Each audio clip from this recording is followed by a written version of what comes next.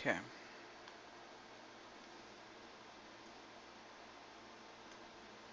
All right, let me. Oh, hey, what's up, Atticus? Let me just share this with the rest of Discord really quickly.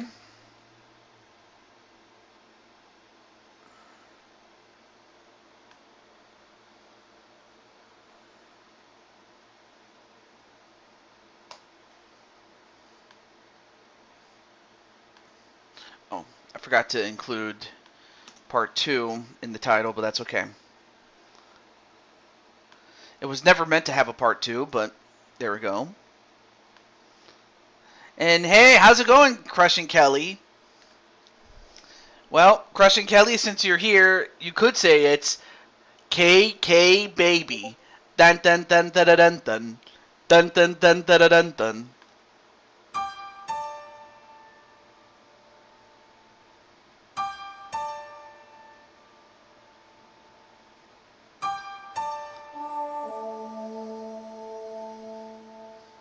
Of course, now that we're doing this on OBS, we can do things like that again. Okay. Alright, so let me just let the likes of Jose know that, and as well as Jamar, since this was their fight. There we go.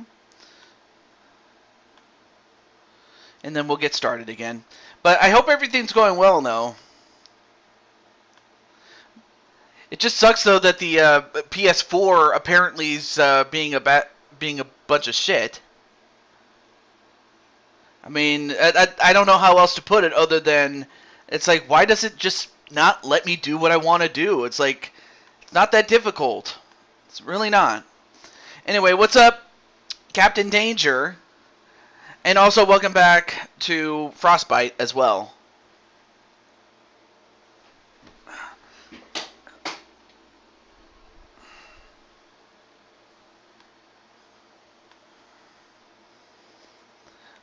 Well, I'm happy that it is, although I heard that LA Knight didn't win, or did he? I don't know.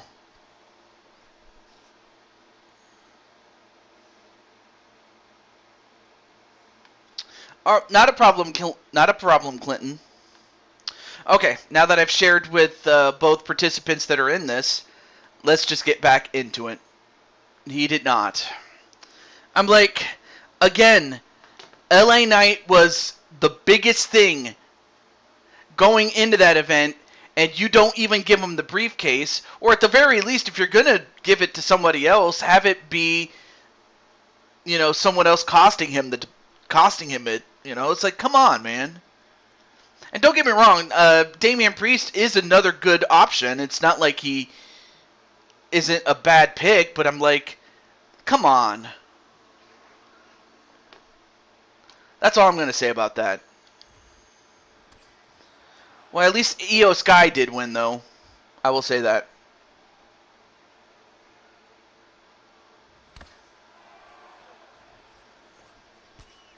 Okay. Now that we got that off the... Whoa! Wait a minute! Jose just knocked out Jamar! I mean, I was so busy talking with you guys about this. Jose knocked out Jamar!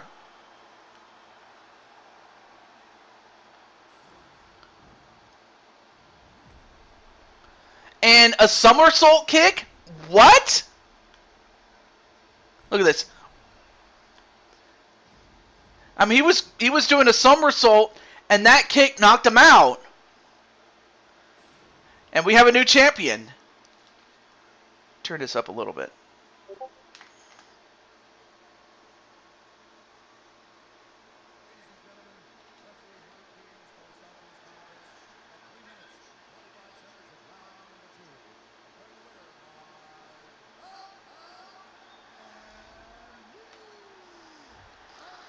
So Jose is once again the featherweight champion of the world in the UFC. Yeah.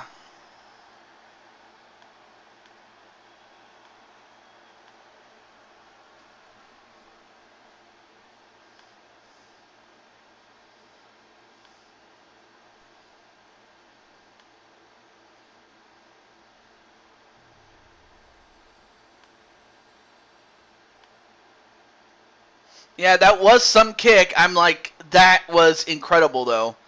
Well, I'm happy that Logan did do well in his first ladder match, so that's one positive I can take away from that. But that was a kick that just came out of nowhere. Like I said, I was talking with you guys about what was happening on the show, but I'm like, wow. I mean, that pretty much trumped any bad decision that was made on the show, although that's not really saying much. All right, so it's going to be Patty and Jen Corso. So let me back out and come back in. So Patty's here. Let me just let Jen's manager know. Well, Jen Corso, to be more specific.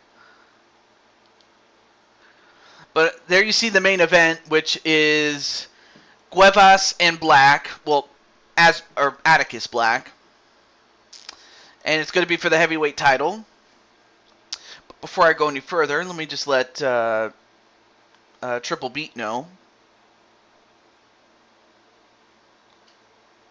If I can find him, that is. Oh, there he is.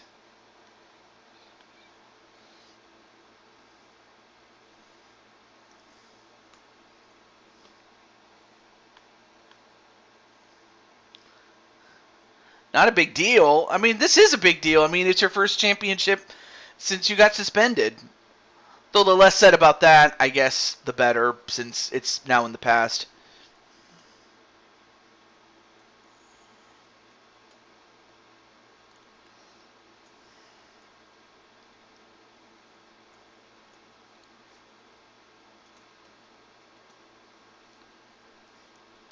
Okay, let me get her.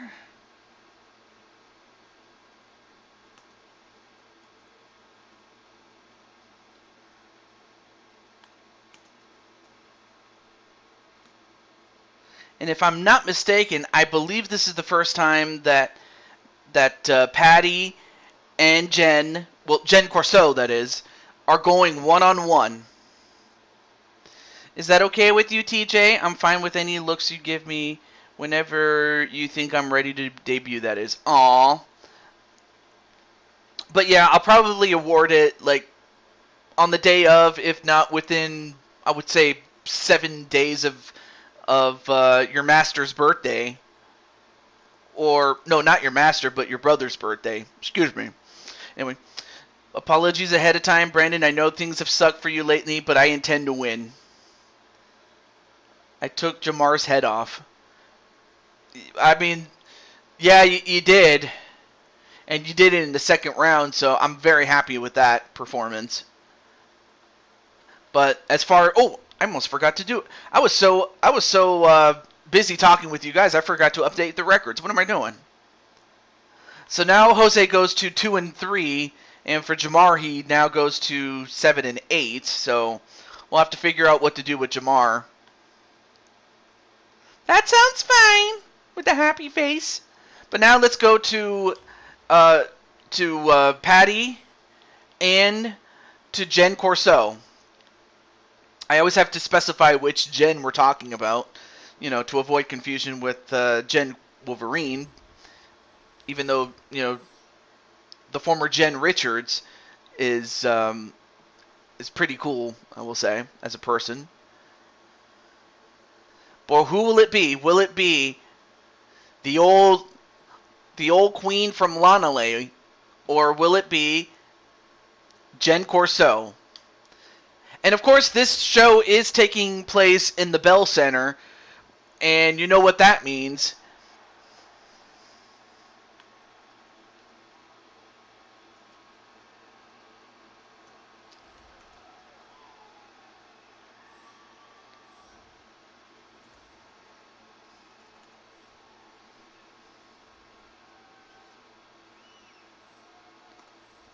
I'm gonna have to look for it.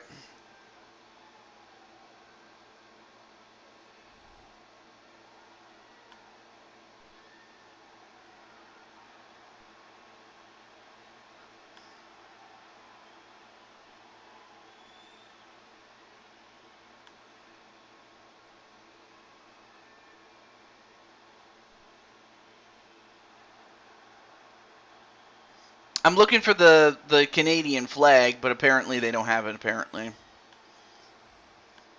All right, so happy Canada Day. No, it's not to check for lice. It's to make sure that, like, what it's supposed to do is to avoid friction when it comes to the punches. Without the Vaseline or without the without the Vaseline, uh, it would make cuts above. It would make the cuts on the face exacerbate, or it would make it much worse than it would be without it. I'm just gonna go with that. All right, so Patty, or her character, is younger, and for Jen, she has the slight height, the slight reach, and the slight weight advantage. And now on to Bruce Buffer.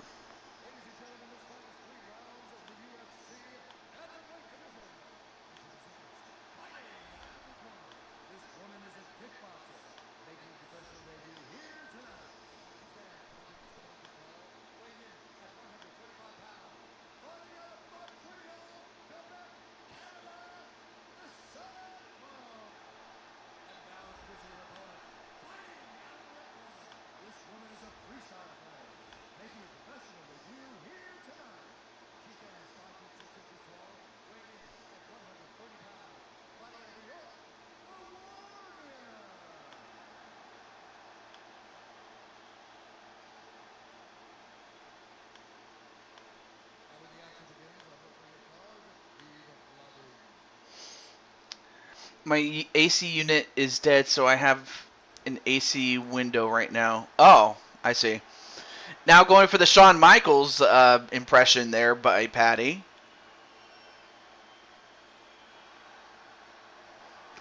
And for Jen, she's pointing to the man upstairs. All right, match underway. Fight underway. Here we go.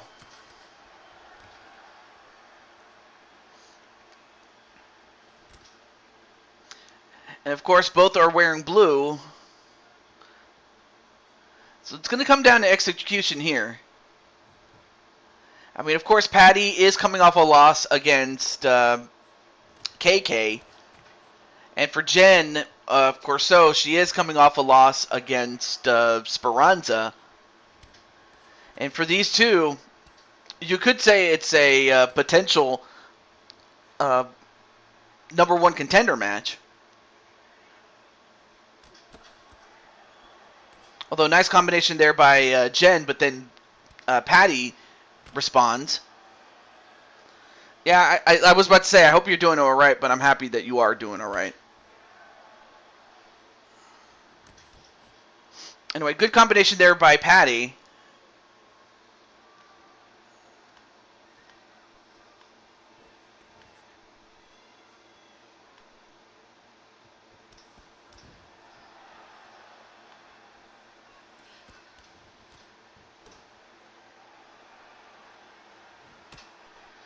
Ooh, good kick there by Patty.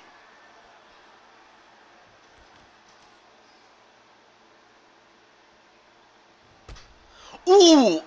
And then a kick right to the head of Jen Corso. And Jen, with a punch, now goes down. No, not AC/DC. Although that is a good band, by the way. I mean, some people like the Bon Scott era, and then some like post Bon Scott, even though it was unfortunate that Bon Scott died. And I have to imagine that, that's a band with a big what if. I'm like, what if he doesn't pass away? Like, how different is their music?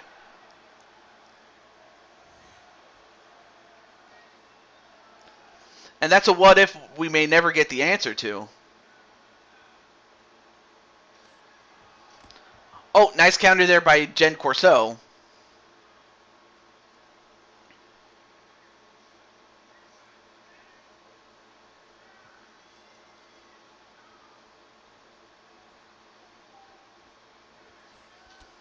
Then a kick to the leg.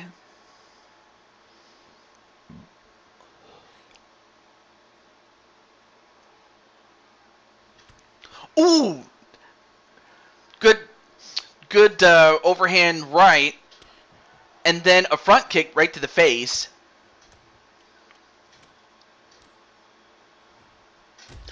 Whoa! And then a jumping kick, and that got Patty. Another punch to Patty. Oh, and then Patty with the high kick of her own.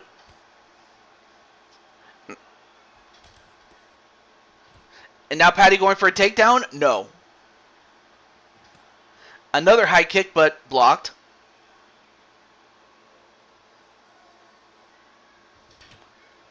And then a high kick again.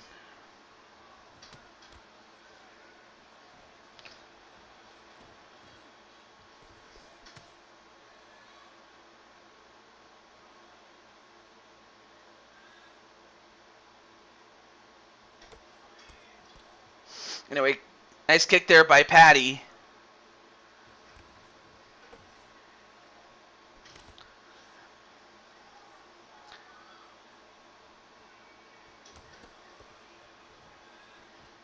And then, well, now grabs her, and now a couple of knees right to the legs, or the close to the buttocks a little bit.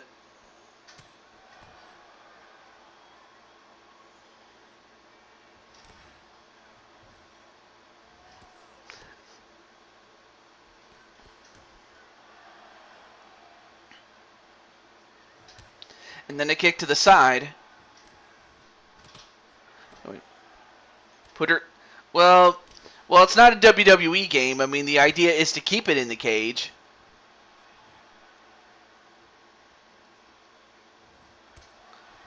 And then... Whoa! Oh, that could have been a foul.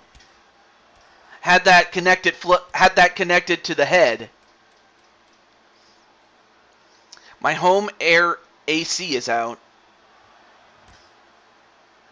Now, because had that low kick connected to the head, but it didn't result in the knockout, I probably would have had to deduct a point as far as Patty was concerned. But because it didn't, we'll let it slide. AC, that would be air conditioner.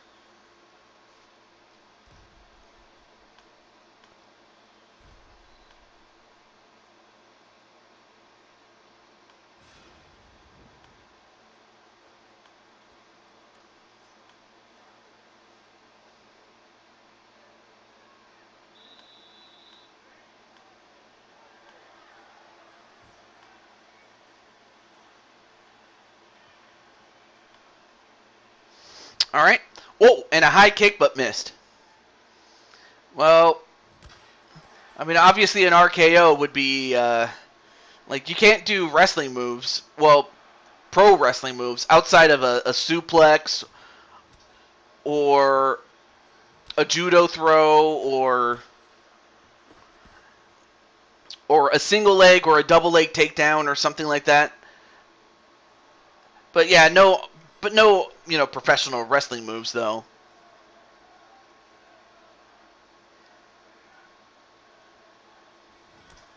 And then a kick that takes down Patty. And then, of course, Jen follows up with an uppercut to the body.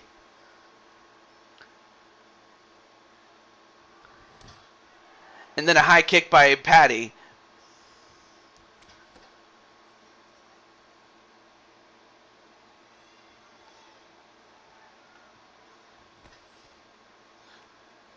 I mean, but of course, like, two of those are, one is a side kick and then one is a spinning kick.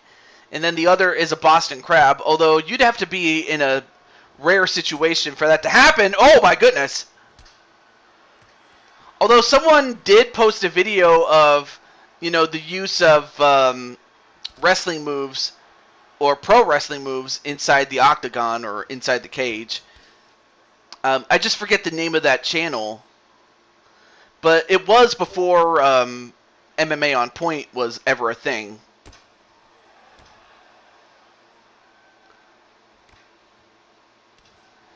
And Roman took the first pin in 3.5 years. Wow.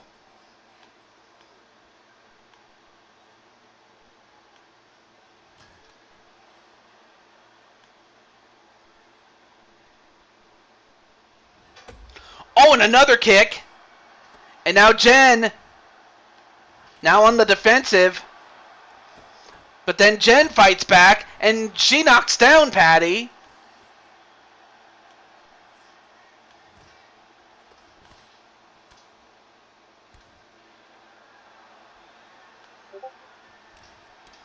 Alright, I might have to turn down my notifications there. Alright, there we go.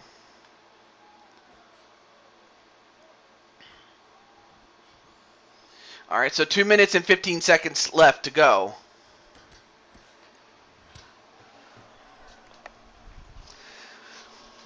And another high kick, and Patty staggering a little bit.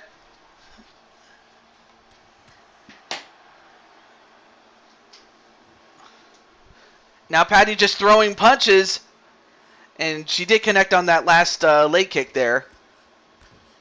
Oh, she got her good with that front punch. I mean, both these ladies have done a great job fighting on the feet. But we haven't seen these two on the ground for an extensive amount of time.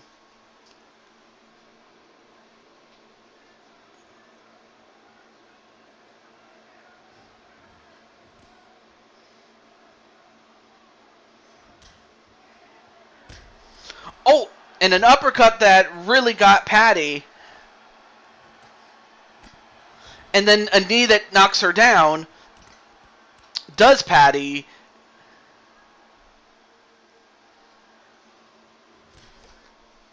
Nice exchange there. Come on, really? A pile driver?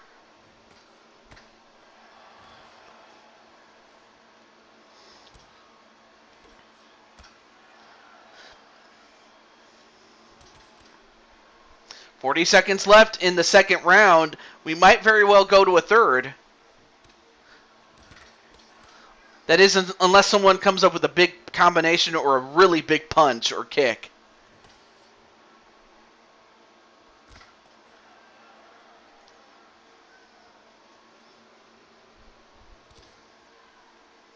Anyway, going for some leg kicks at the same time. Yeah, well, if that happens, then whoever did it was banned from the sport forever.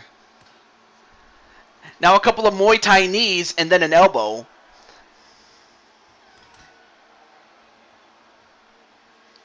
And welcome back, Wally.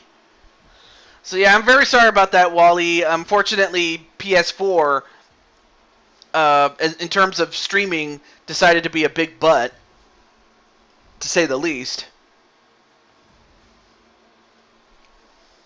But we are going to round 3. UFC, it's in the game.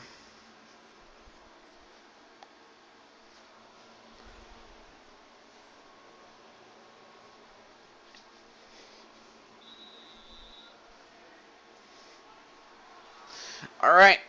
Fight continuing. Oh! And a huge high kick onto Jen Corso. Jen trying to fight back.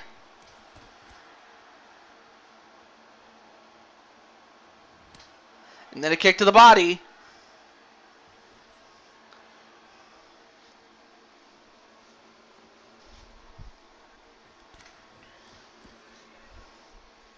And then Wally's going to go for Patty to win. All right. But not one woman has had a distinct advantage to where I could say, oh yeah, unless this person can finish off the fight, it's over. But no, it's been very closely contested.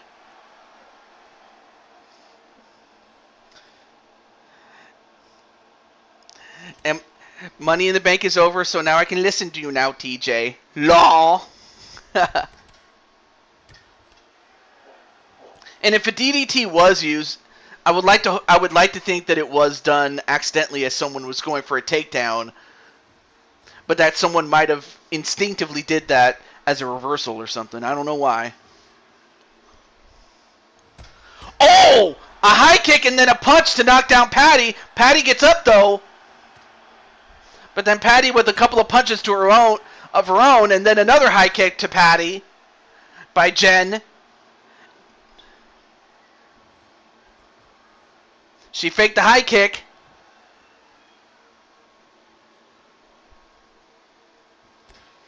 Then a kick to the leg.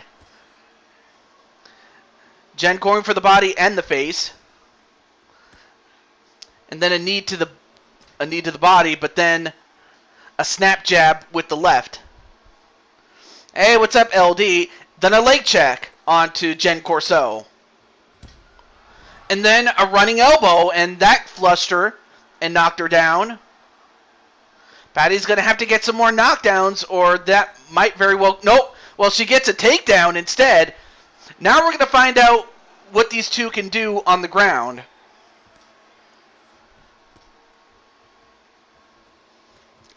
On Kat Zingano. Well, that I did see a powerbomb used. It was used in Pride by Rampage Jackson. I can't even talk. But I do remember that fight, though. And by remember, I remember watching it on Fight Pass.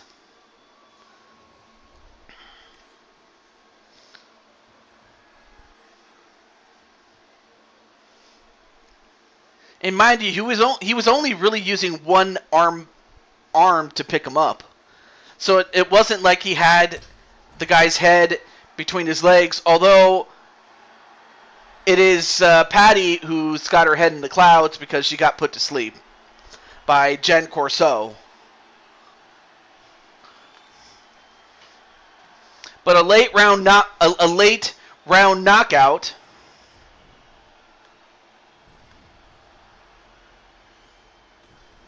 Oh! Got her flush. And for Patty, she now goes to 4-6. And for Jen Corso, she now goes to 2-1. Yep. Hey, what's up, Peter Griffin?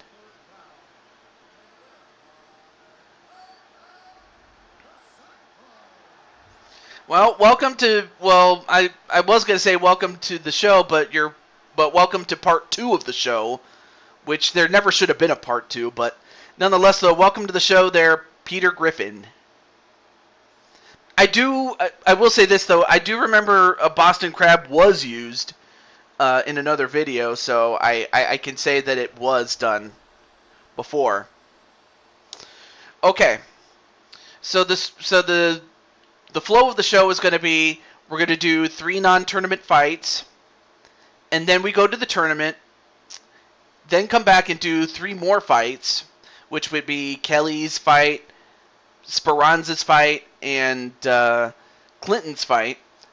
Go back to the tournament, do the semifinals, and then do the next 3 title fights, and then follow it up, and then end off the show with the finals. So that's how it's going to be. My computer wasn't working earlier. I don't know why. Oh. But anyway, Patty's okay. All right. But still, that had to hurt. It had to.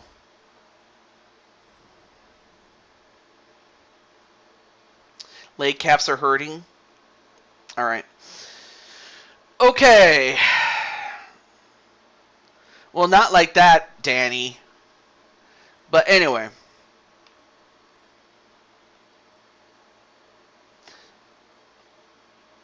Mm-hmm. We're only doing the quarterfinals, and then we go back to the next non-tournament fights, though. Well, I'm happy that you enjoyed it, though, Peter. Although, again, a lot of people still wanted LA Knight to win. But I'm happy that you enjoyed it, nonetheless. Okay. So, of the people that are in this tournament, the only 2 people I see are Captain Danger and Peter Griffin.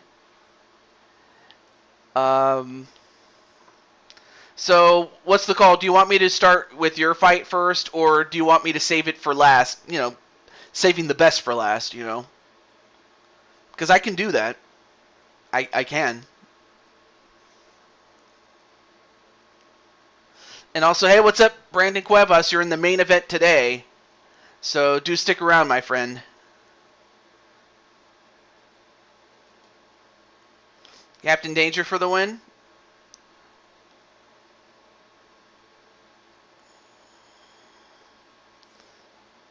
And obviously, whoever wins gets to stay and continue into the tournament, obviously, until the tournament's over.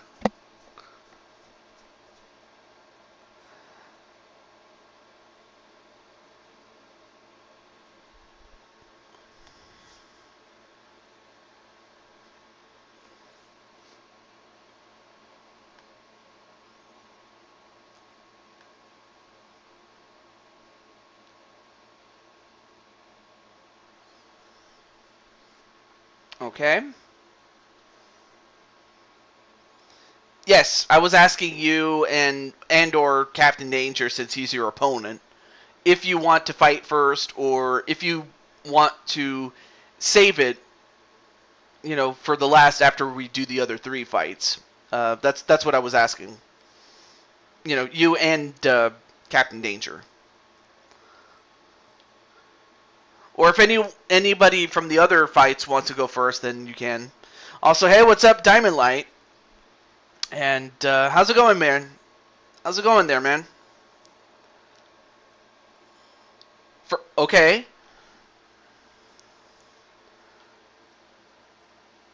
And then, I guess, I'd ask Captain Danger, but I guess he probably doesn't care if he wants to go first. Okay, you want to go first. All right. Then we can do that. But yeah, how's it going there, Diamond Light? Tired and bored, lol. Alright, so our first fight is Captain Danger and Peter Griffin in their first ever meeting against one another. So Wally, of course, naturally going to go for his Shield World Order teammate, Captain Danger, for the win.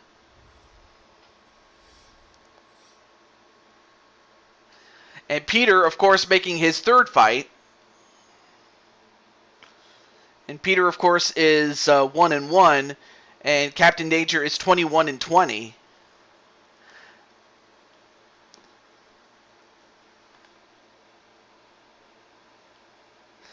Oh, so main event Jay is now a thing again. I mean, I was cool with Jey Uso when he had his first main event run.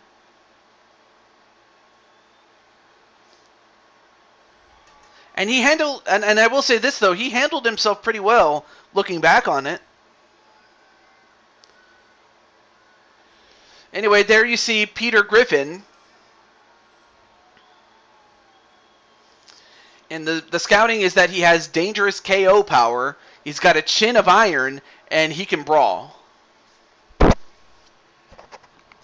And the way this tournament works is that it's not just to get past your opponent if you can, but it's, how efficient you can do it, because the damage does get retained in the later rounds, so that's something to keep in mind as we move forward. So it kind of works just like those old UFC tournaments back in the day. I mean, Clinton, you remember, dude, back in the day, they used to have one-night tournaments. Which, anyway, impeccable blocking, and says they'll take the UFC by storm, which he already has, by the way. I mean, he is a former open-weight champion. In fact, this tournament is to crown a new open-weight champion, as the previous champion was Jinku Gekoga, and unfortunately, because he no-showed 10 times, he unfortunately had to vacate the title, but he will go down as one of the greatest that has ever held that belt.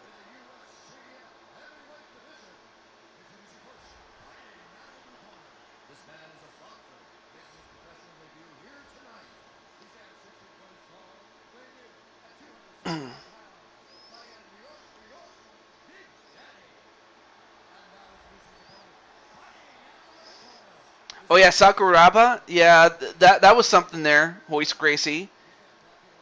In Pride. But a lot of people said that. What was his name? But a lot of people, objectively thought that Sakuraba should not have won that tournament fight.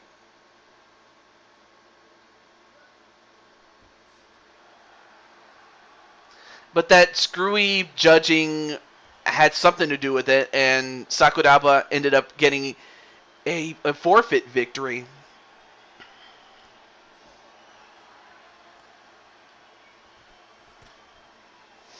Anyway, nice leg kick there by Captain Danger. So you have a really big guy, and then you have a guy that is shredded.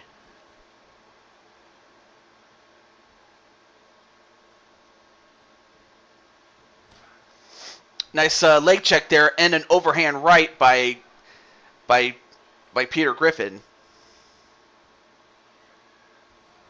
Spoiled because my stream of Money in the Bank crashed, but it's good to see that pin happened.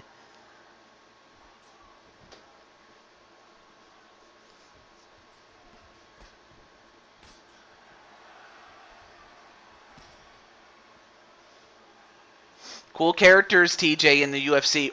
Whoa, nice ducking of a high kick, I should say. I can't even talk. I'm just here eating dinner right now. And I should also mention that Captain Danger is a wrestler, and Peter Griffin is, I believe he's a boxer. So if you're Peter Griffin, you don't want to end up on the ground, as Captain Danger can finish you off right here. Or at the very least, he can just bludgeon you. So he's got to find a way to get out from this situation.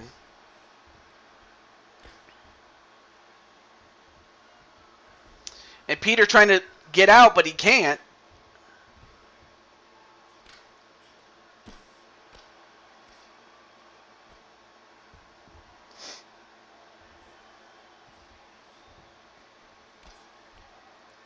Now Peter. Now in the half guard. I was a shoot wrestler. Oh. Anyway, now in the full mount again.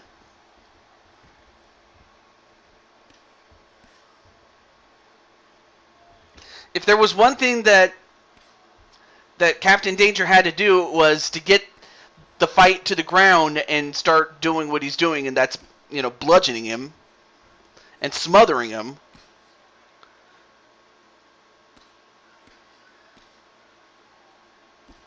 And then Peter's like, I need to get up.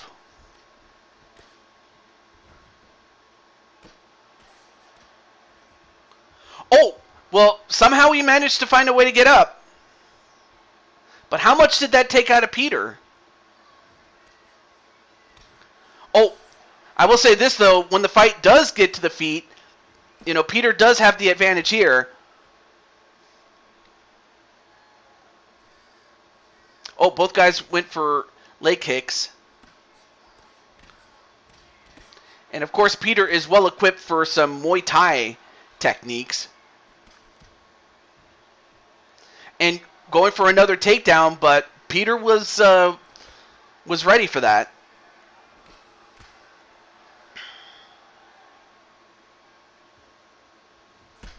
Oh, and a huge kick right to the head, and that hurt Peter. I mean, this would be amazing if Peter actually goes on to win the whole thing. But to do that, he has to get past, Captain Danger, and then he would have to win in the semis and the finals to win. And another takedown, but Peter Griffin not going to let him do it. Oh, well-placed punch, though, by Captain Danger.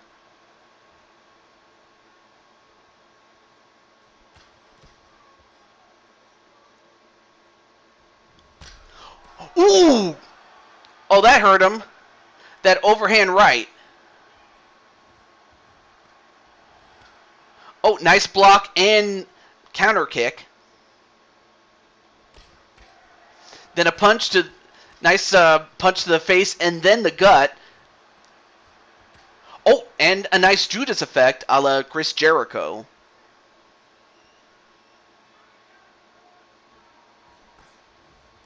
If I can always win a fight against a giant chicken, then I can win this. Nice combination there by Captain Danger. Captain Danger does... I should also mention, I forgot to look at the tail of the tape there. But Peter Griffin does have the height and weight advantage to his to his advantage, though. Although because Woody is younger than Peter, that might be a thing.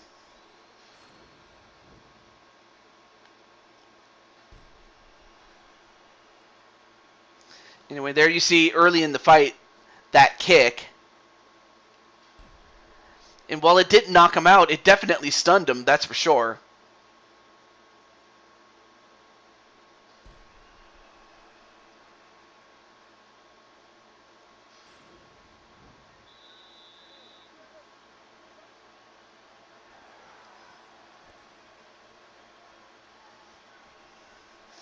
Alright, so round 3 upcoming.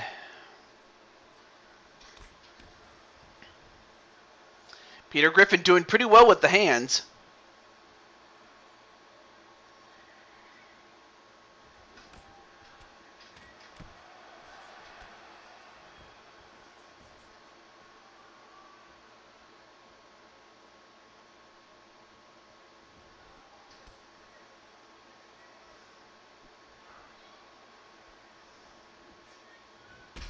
Oh, nice high kick though. Anyway, I went back in time once and kept throwing blows against the giant chicken.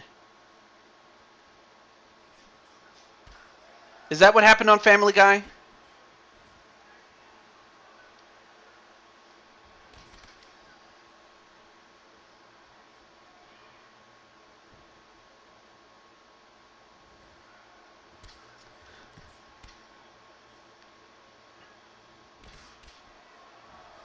Oh, it did. Okay.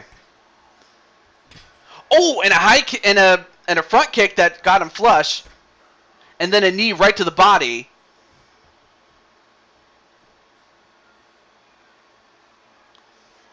Captain in danger. Can you see with the mask on? And sweet. Blaze is now live. Wonder what Blaze is doing. Oh.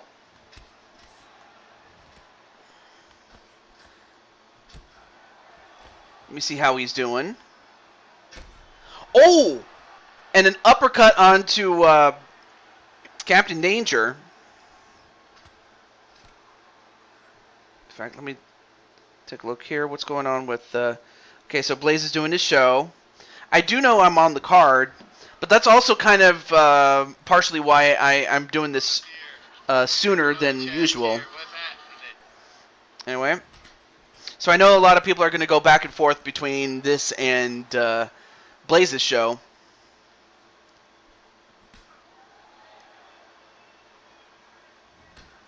Oh, and a kick right to the leg. I mean, you have to think that... Oh, and another kick to the leg.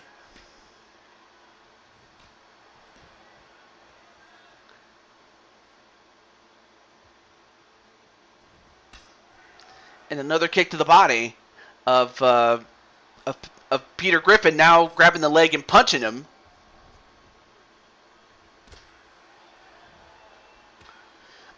Now going for some Muay Thai knees and going for a takedown, but Peter Griffin not going to let him do it.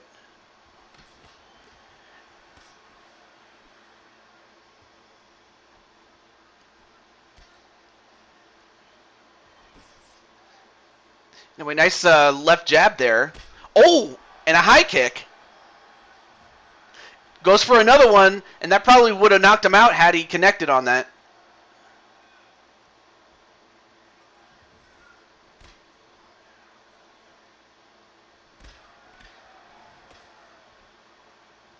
And this may very well go to a third round here. Unless one of these guys can get a knockout right here.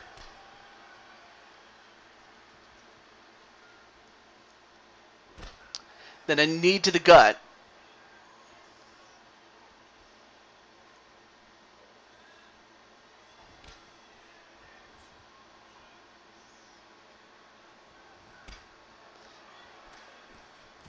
Anyway, nice counter punch in there by Peter. Oh! And a right hand that got him flush. And then a kick to the body.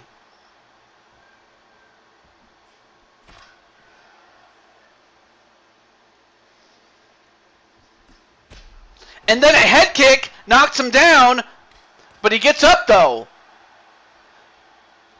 30 seconds left in the second round.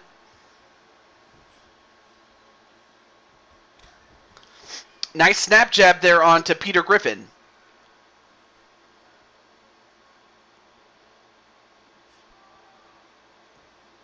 And Peter's like, come and get me. Now 5 seconds.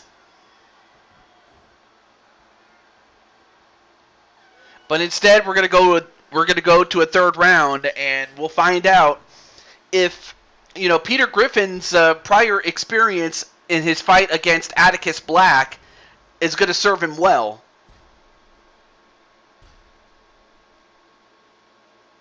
The outside. But I have to think that Peter Griffin may have won the second round based on that head kick that knocked down Captain Danger. And I have to think that Captain Danger may have won the first round by the fact that he had, top control when the fight went to the ground. But that second round, I have to think that Peter Griffin may have won that one. But then again, it is anybody's game to win. And they have a little less than 5 minutes to get a knockout or a submission or a decisive finish.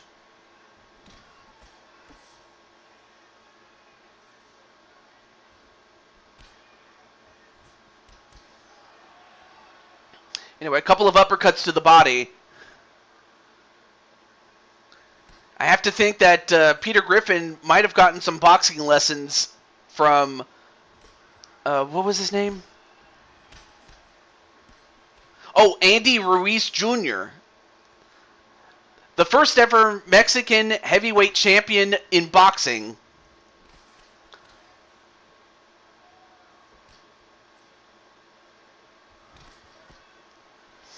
However, I will say that Captain Danger's doing a great job with the leg kicks. I have to think that might take its toll on Peter Griffin, and it might just chop down the cherry tree that is Peter Griffin's leg. Oh, going for a roundhouse right. Had that connected, that might have knocked him out. And again, he's trying to kill him. He's trying to go for the knockout, but you got to hit him, though. That's the thing. No, it's not the longest fight in the UFC. The longest fight actually made it to a 5th round and was just mere seconds away, from... It was mere seconds away from going to the judges in after the 5th round, but never in the entire history that we've done this game has it ever made it to the judges after 5 rounds. So no, it's not the longest match. Oh! And a left hook, and now going for the finish, but that might be a mistake. And I'll say this though. If you're Peter Griffin, you don't want to stay down there for too long. Yeah, because now he can just... Now Captain Danger could, from this point onward, bludgeon him if he wishes, or go for a submission here.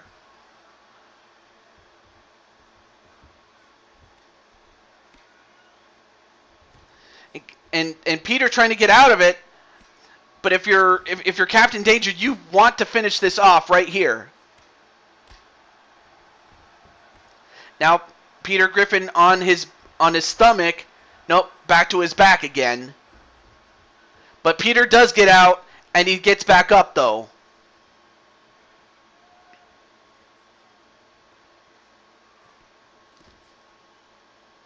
Anyway, TJ, may I disclose something to you in the chat in regards to BMWF? By all means, you have my permission, though.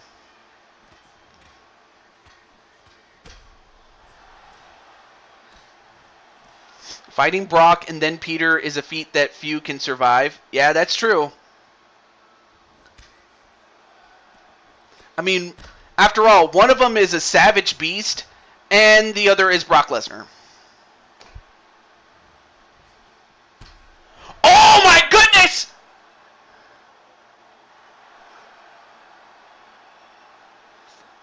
A 3-9 elbow onto Captain Danger, and he's knocked out.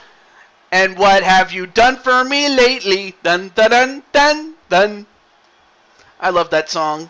As much as I love Ice baby. Dun dun dun dun dun dun dun. Dun dun dun dun dun dun dun.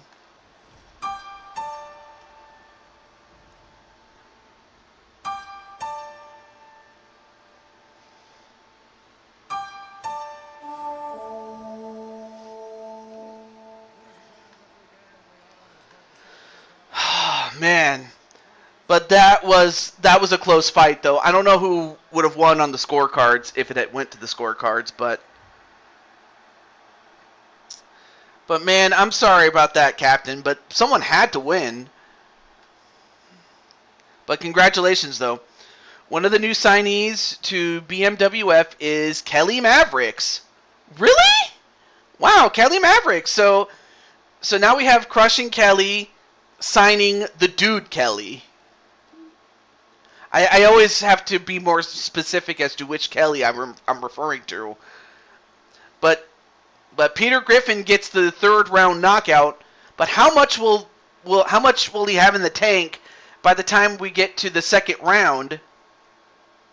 I'm covered in blood. Yeah, it pretty much was. Okay. So before I go any further, she said one of. Oh, one of. Okay, so he's not the only one. Well, I'll be interested to see who the other signees are. But Kelly Maverick is already a good start. I'm gonna guess it's a girl that brings diamonds from the sky.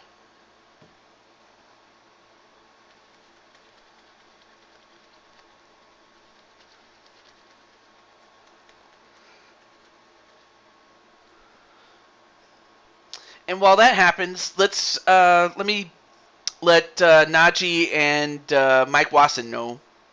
Oh, really? The misogynist dinosaur. The misogynist dinosaur who is nothing more than a relic of the Cold War. That's who Radio Rex Rapolsky is. All right, let me just let Najee and what's this? Okay. Just checking my messages in case someone's tried to message me or anything like that. All right. Let me just get Najee signed.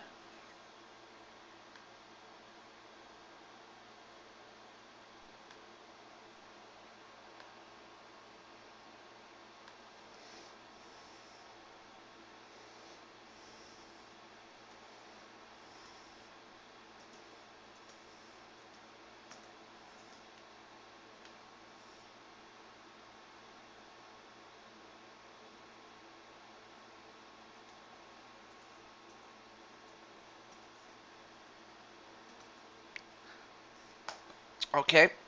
And then let me let Mr. Mike Wasson know that he's also up next, if I can find him.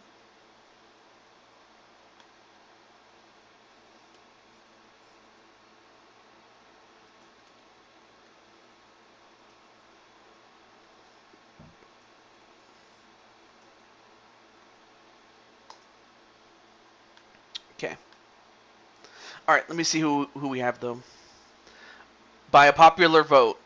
We took a poll and he was voted in. Oh, I see.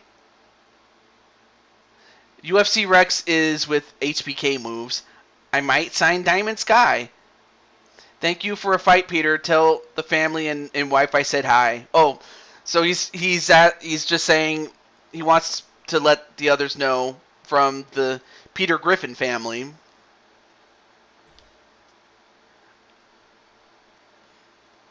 that he said hi. Absolutely. Hopefully we'll get a word from Peter Griffin, but up next, it is Najee Firefox against Mike Wasson.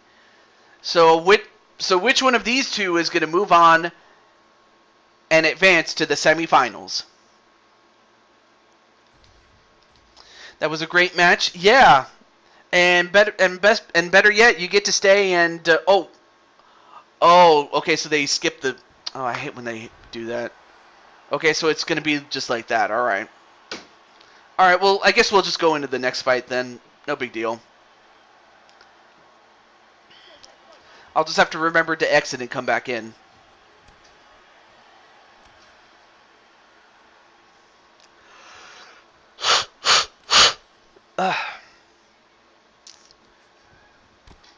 But I'll be interested to see what happens when the opposition from the other side of the equation does, because if they struggle as much as you did, you might have a fighting chance, but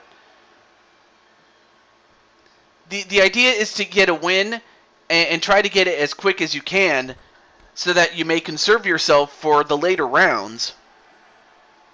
If not, have an outright advantage against whoever your opponents are left by that point. And Brian Happy Meal Hertzberger, there you are.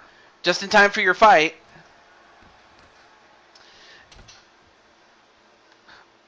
Oh yeah, I forgot to update the record. So now Captain Danger is at 21-21, and Peter Griffin is at 2-1.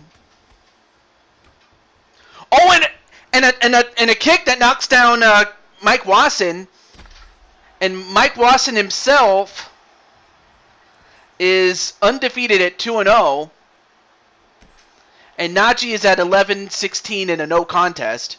I forgot to mention the records, but so far Najee's taking the fight right to Mike Wasson.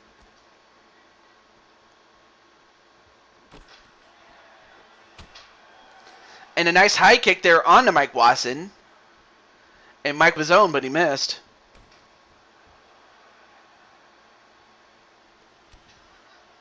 And then a kick inside the leg, but then a high kick.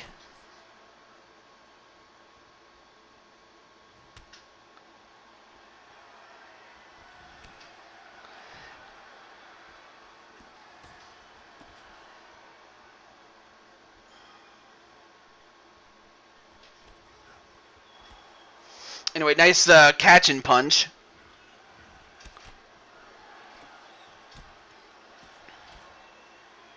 Nice counter punching there by Mike Wasson.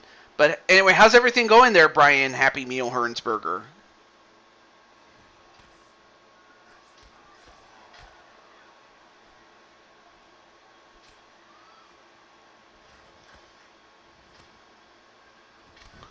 Oh, nice catching punch there onto Najee. Got him flush with that front punch, or that straight right hand.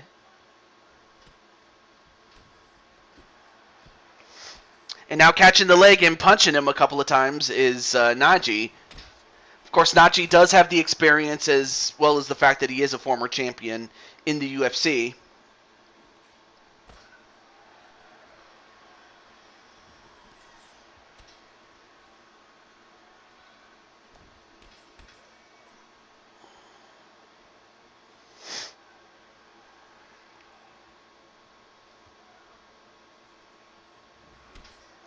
And then another kick.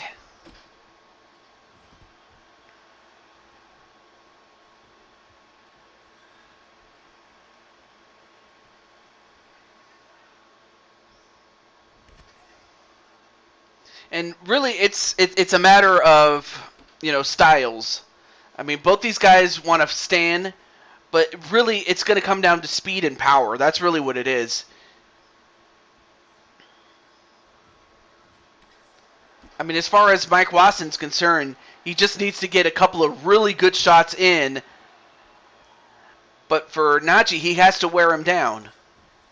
Make him miss. And hope that he gets tired long enough to go for the finish.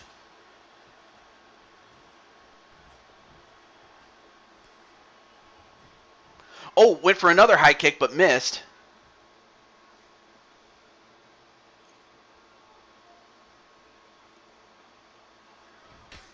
And then a high kick that connects. Although that uppercut really got him, did Najee.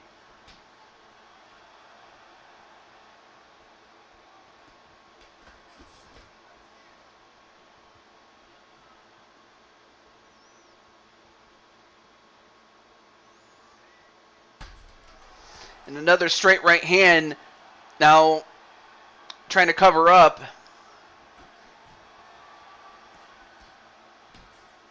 Nice snap jab, and that's the end of round 1. So early in the round, a jumping kick really got him flush.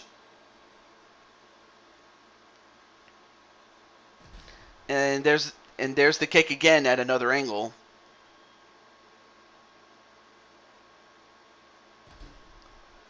Although I don't know if that in itself is going to give him the round. I have no idea who might have won that second round.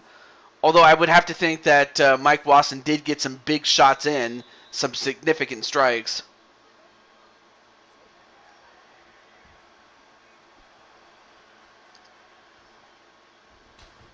Oh, got him flush with that straight right hand, did Najee, but Wasson...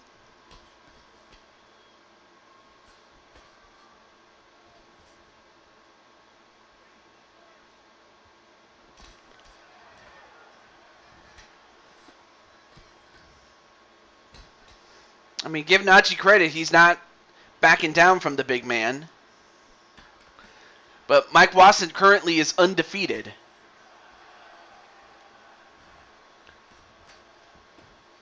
And it's possible that we could be looking at the next open weight champion.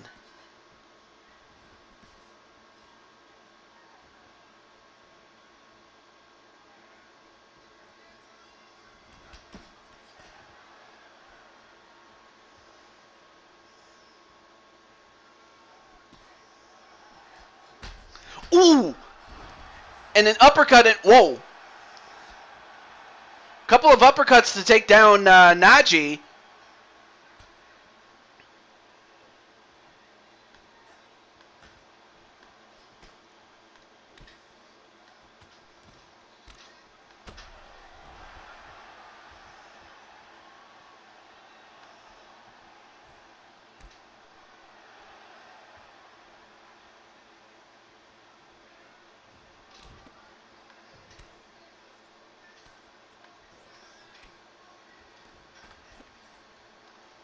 Alright, I had to check my messages really quick.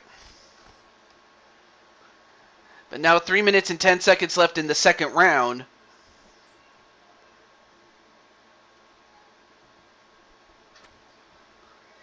And Najee approaching this very carefully, though.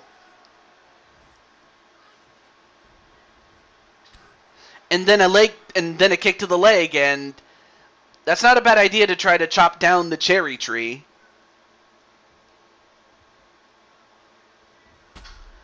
Although now the cherry tree is kicking back. And now going for the finish. And for a moment, I thought that the fight might stay on the ground for a little bit, but no.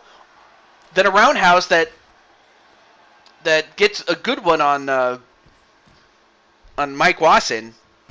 Oh, and a jumping kick! And that stunned him. And then another kick, and that took him down.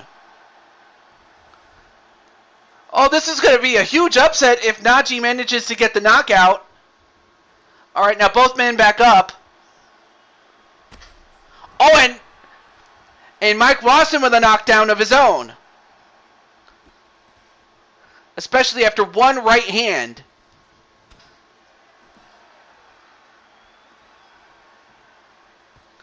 Now going for a takedown. Nope, stuffed it.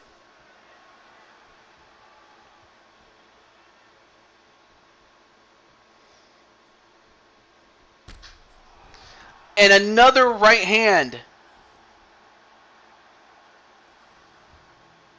All right, now let's see what these two guys can do on the ground.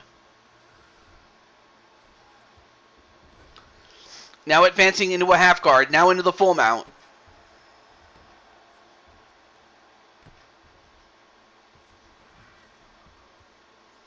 And this is not where you want to be if you're Najee, although he gets out of it.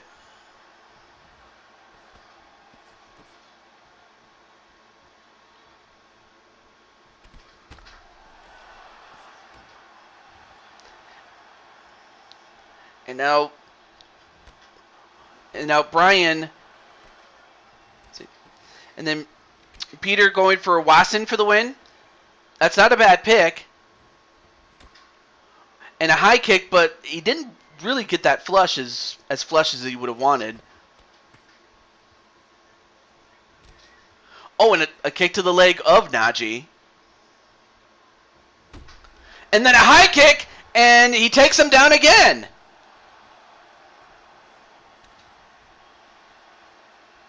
I'll tell you one thing, Naji is proving himself to be a giant killer, but can he take down the giant? Hey, what's up, Zach Walker? How you doing, man? And by the way, Zach, you're going to be defending the middleweight championship later in the show, so do stick around, my friend. And we're going to go to a round 3. Incredible. That's 2 round 3, or 2 fights that go to a 3rd round.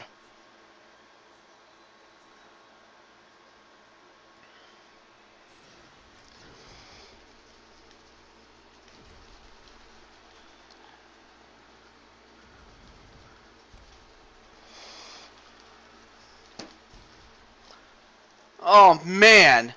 I'm surprised that Naji was able to get a couple of good knockdowns himself, as did Wasson.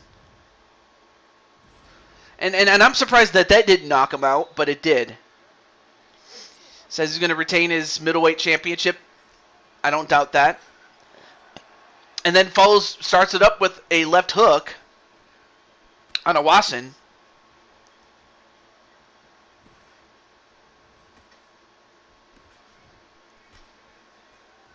Anyway, a punch right to the stomach. Oh, went for a high kick. And that probably would have knocked him out had it connected. Nice block there by Wasson.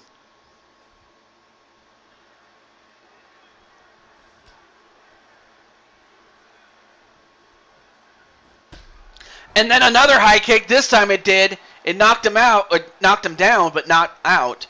Now a couple of body shots to Naji. Although now Naji, he's got him in a rear naked choke.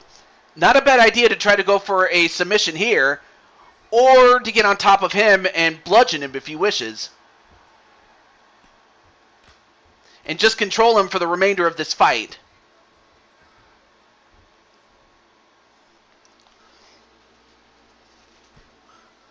Yep, anyway, just got permission to download Diamond Sky. Oh, awesome!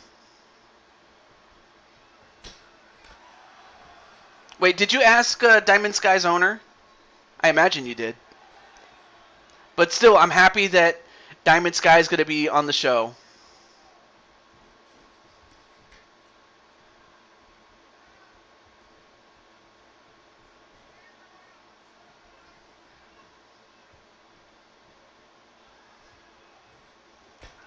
Oh, nice left hook of his own by Mike Wasson. And then an overhand right to take down Naji, but I'm surprised Naji has not been taken out himself. He's got one hell of a chin. Message to them on Discord. All right.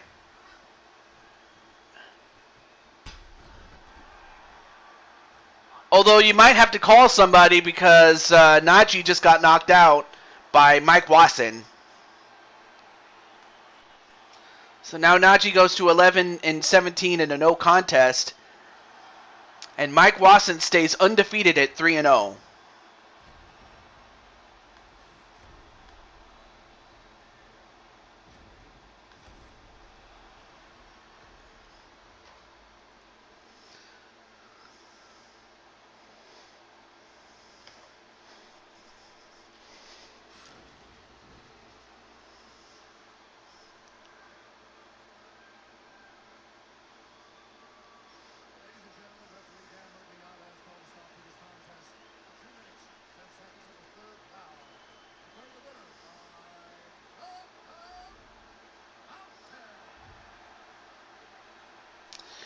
Well, congratulations to Mike Wasson, and hopefully we'll get a word from him or his owner, Brian Happy Meal Hernsberger, though.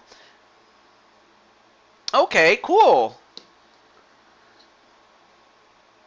Although I think you mean AJ, which is Diamond Sky's owner, but still, I get what you mean. But anyway, congratulations to Mike Wasson as he moves on to the to the semifinals, and he'll await the winner of Joker and Insane One. And in fact, that's the next fight we're going to go to right now. All right, so let me exit and come back in so we can do the intros and all that stuff. Okay.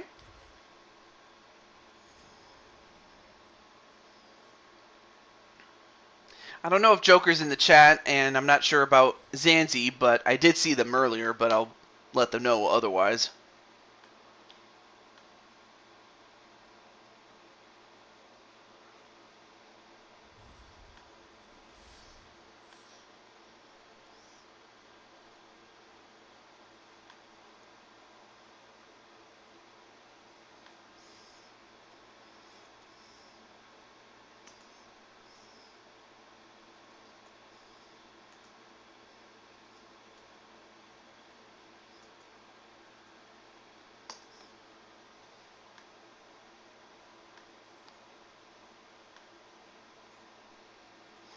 And then to Gabriel, so let me get him.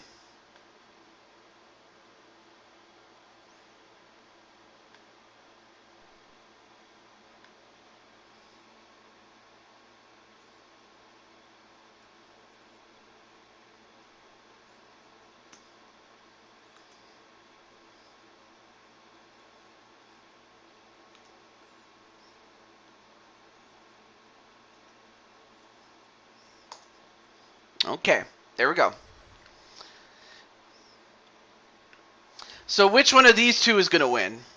Will it be the Insane One, aka Zanzi, or will it be the Brooklyn Joker? Well, there's Insane One right there.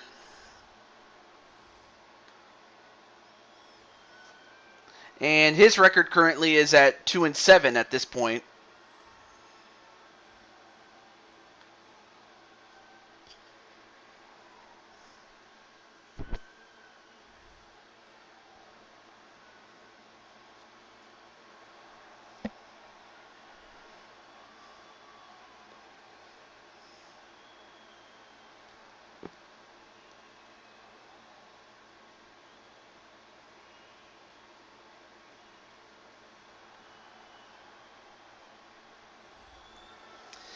And then there's Brooklyn Joker.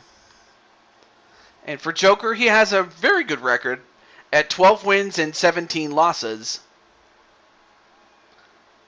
And we'll see how he does after he bounces back from his fight against Brandon Cuevas.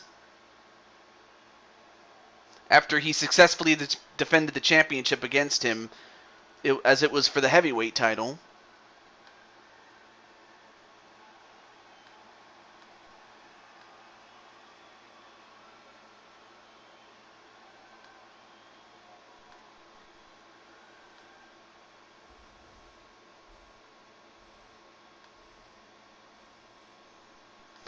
All right, so Insane One is younger, but the height, the weight, and the reach go to Brooklyn Joker. So we'll find out what he does. Just a moment.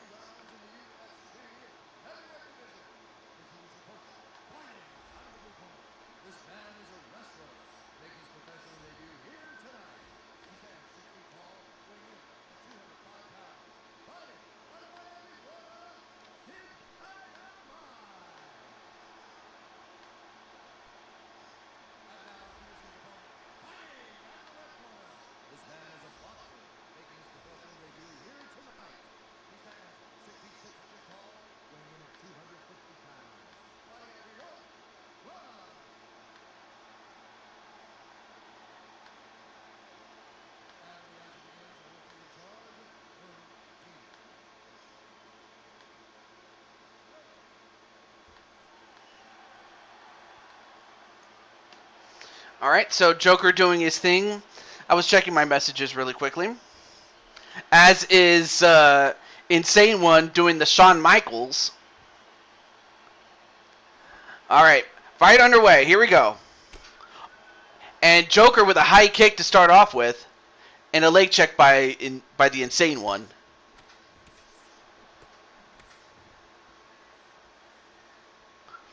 And if I'm not mistaken, I believe Joker is a boxer and Insane One is a wrestler. Correct me if I'm wrong. Although he's doing pretty well against Joker, though.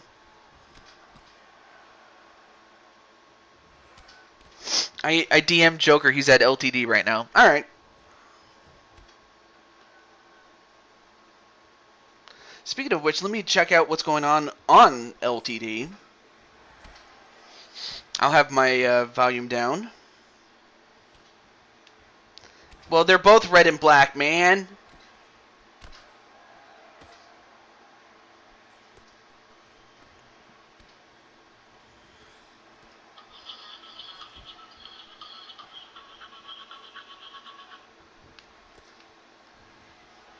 Turn that down. Anyway, back to the fight, though.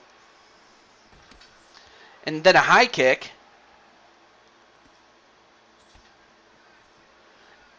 Both guys kicking each other and backing each other away with those kicks.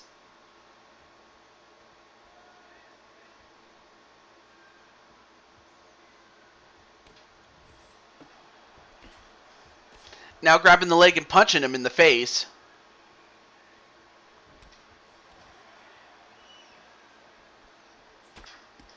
And LD's like, hi, Danny.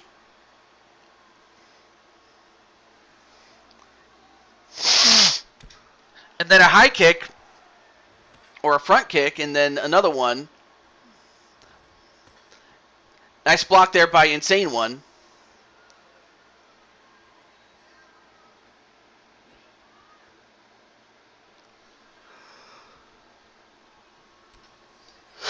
Oh, excuse me.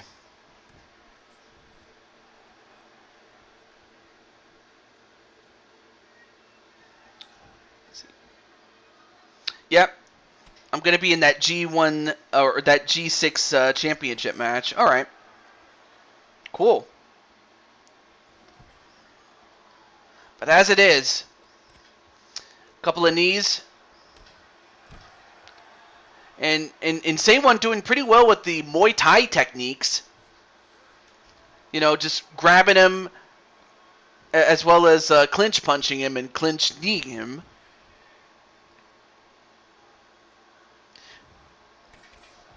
Oh! And an uppercut that knocks him down. Oh! Oh, that hurt. Both guys have the punch to knock each other out. But can they?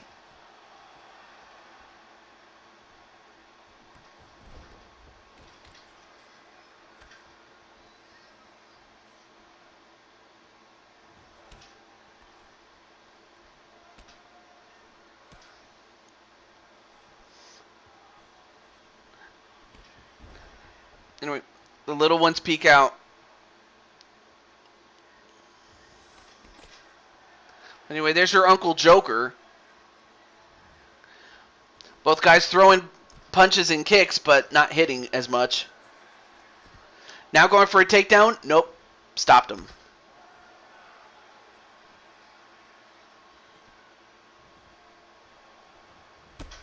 Oh, and that overhand right did connect, and that had to hurt.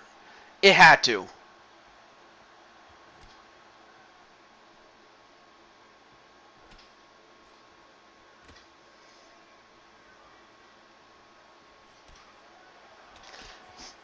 Now going for the body as well as the face is Joker. All four of them are here.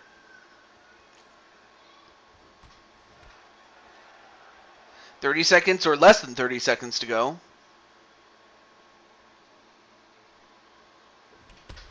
And then another overhand right.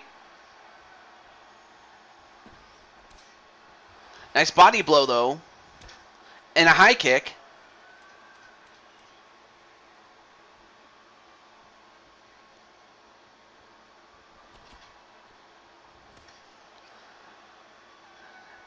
Okay. Not a bad first round.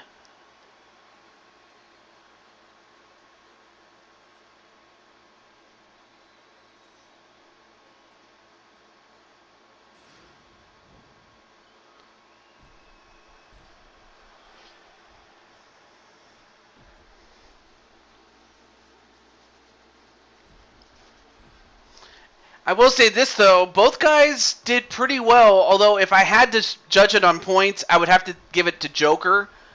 But, but that decision would be very razor thin. So it could go to either man, really.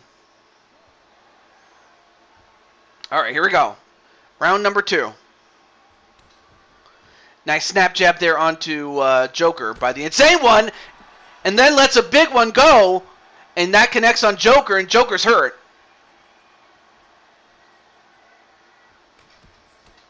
Insane One pushing the pressure, but then Joker, with one punch, backs him off.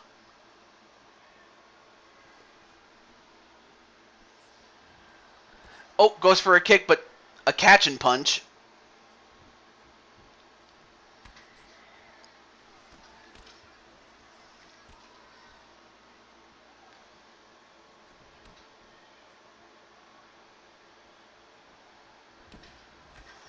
Nice snap jab there onto Insane One.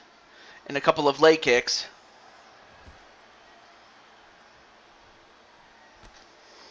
And Peter says Insane One could win. Yeah, of course. Insane One, even though he's never been a champion, he has been a top contender in the past, so it could happen.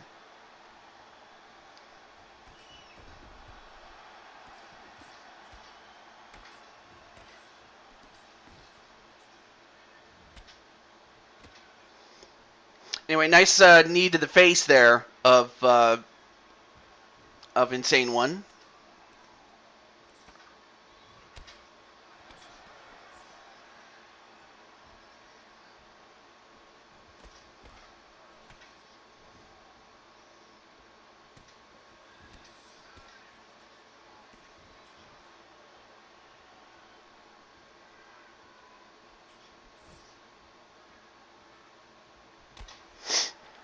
And of course, we have the first inductee into the UFC Hall of Fame, and that man is Feck.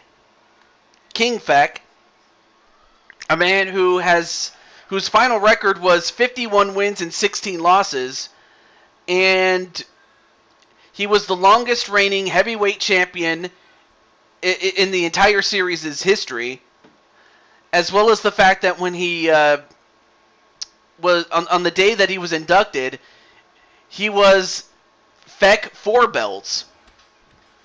Of course, he retired after that, but at least he has the distinction of all those records, all those wins, everything. But it's great to see you, though. The Hall of Famer. Anyway, 2 minutes and 10 seconds left to go.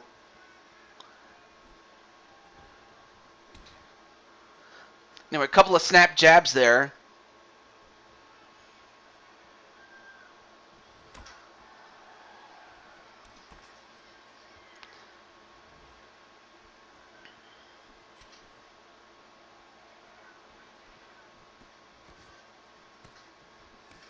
Thanks, man. Not a problem. Oh, and a high kick. Oh, that got him good. And a kick thrown by Joker, but that didn't hit. And then Insane One with... He's doing pretty well with counter kicking. But also knowing when to, go for a hard punch and also when to go for a jab or a light kick or something.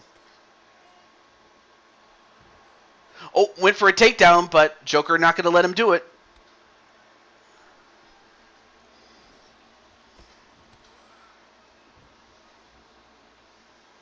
Now less than a minute to go.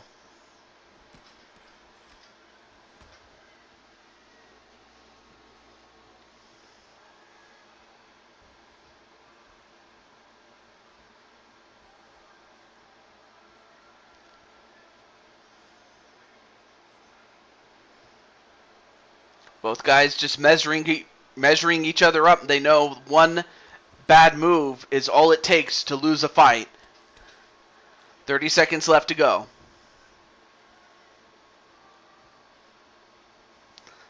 The top 3 people for the longest heavyweight championship reigns. let's see. I would probably go with like IRL or within the series.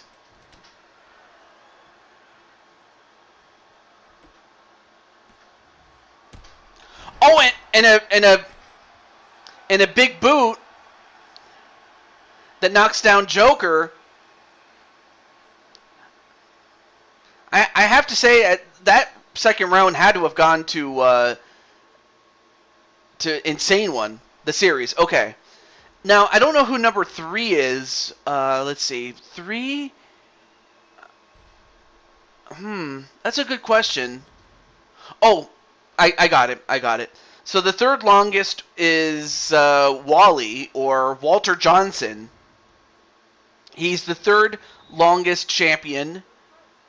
I don't have the exact amount, but I just know that he's the third longest. The second longest, of course, is the current champion, Brandon Cuevas. Or wait.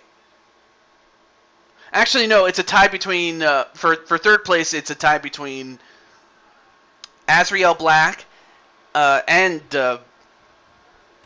Walter the Hulk Johnson. But yeah, second place definitely goes to Brandon, the current champion. But of course, the longest, as mentioned before, is Feck. And his, I can definitely remember. His was 3 years and a month. And he reigned as champion from 2019 all the way to 2022.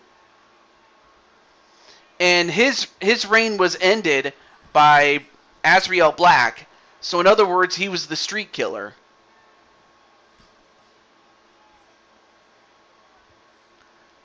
So I hope that answers the question as to who the 3 greatest champions or longest reigning were.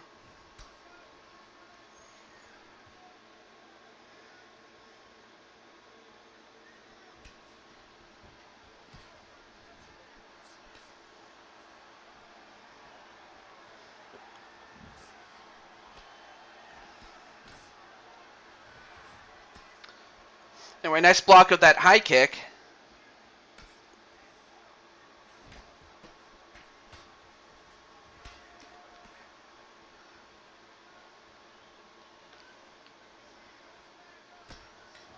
And a couple of punches that knocks down Joker.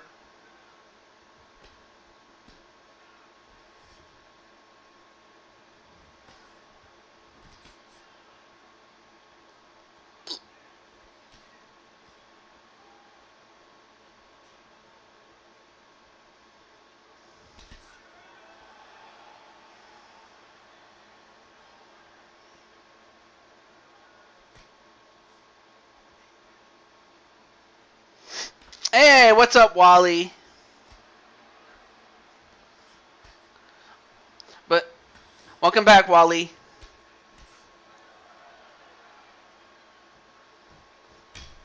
Ooh, and a huge kick to the leg, and oh yeah, now Insane One's now lipping.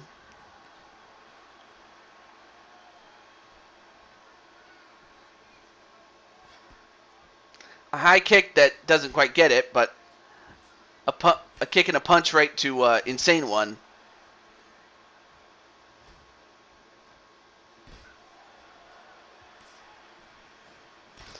Now clinched up against the fence.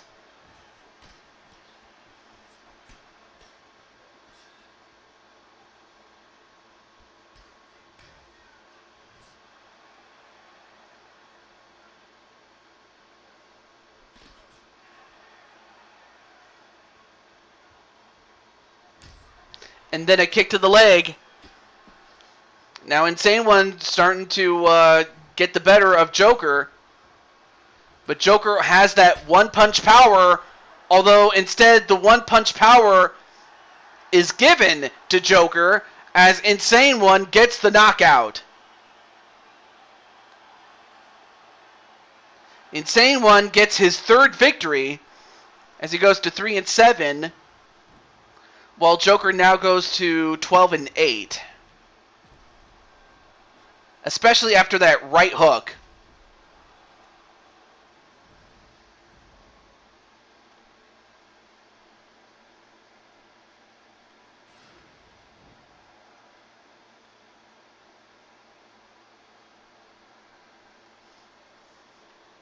My bets are coming true. But I will say this, though. That was a very closely contested fight. I mean, that could have gone either way had it gone to the judges. But instead, Insane One got a definitive win.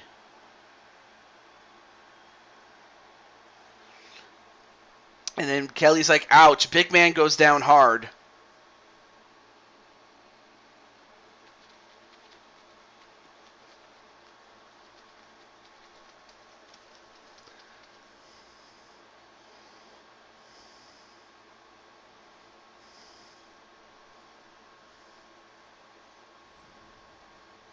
And then Brandon's like, hey, Kelly. All right, up next, it's time for your big bro, your bro, Azrael Black, to take on Kyan Reynolds, a.k.a. Arkham 500. So let me just get him in the chat. Get them both.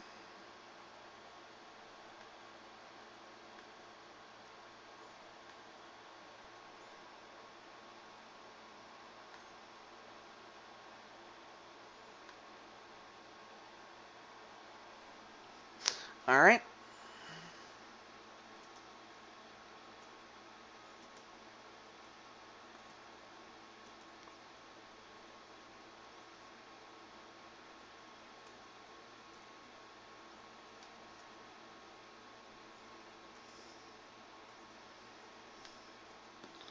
And then let me get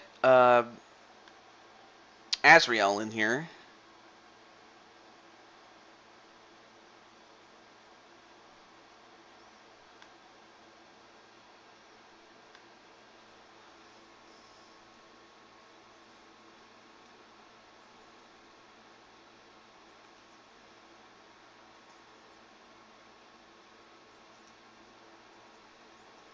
Okay, there we go. Phone got too hot. Oh, yeah. And then Wally's going to go for Azrael Black to win. All right, so let me exit and then come back in so we can do the intro.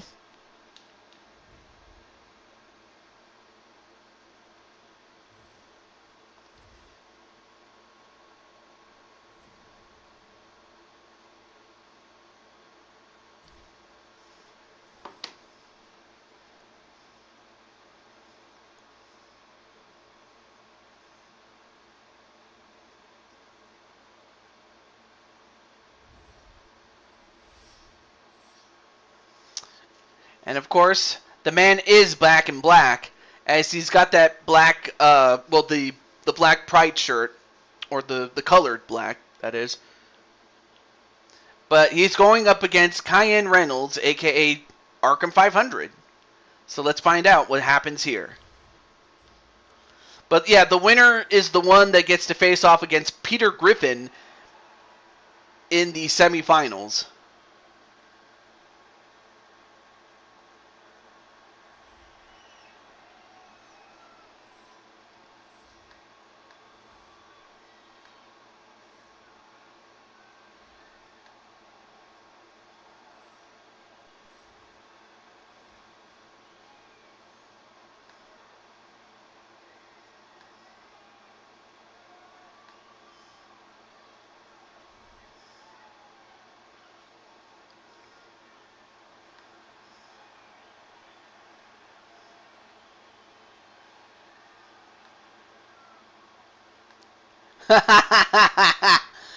Anyway, I was looking at my Twitter and I saw a picture of Blaze at a baseball game. That was pretty fun. It's not for lice, I will say. Anyway, I should mention that as far as Arkham is concerned, currently he stands at 5 wins and 11 losses. And as for Azrael, he's at 9 wins, 12 losses, and a no contest.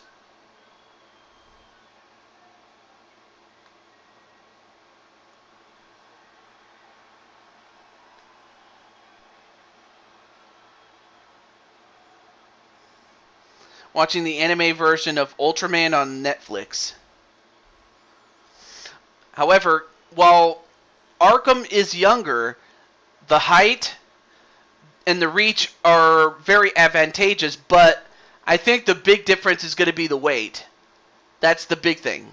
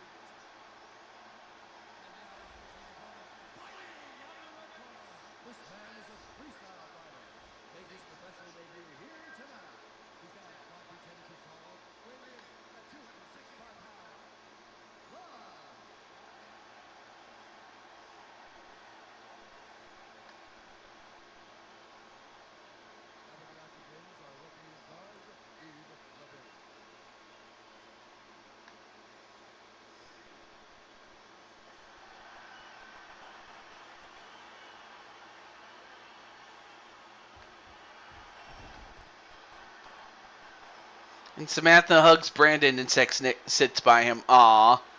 Alright, here we go. Fight underway. I mean, if you're Arkham, the big thing you got to do is you got to try to wear down Atticus, or not Atticus, sorry, Azrael.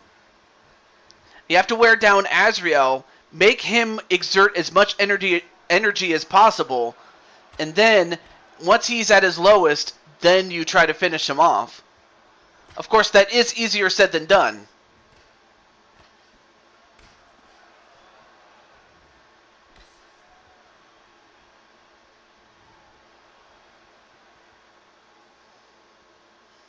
Kicked right to the body.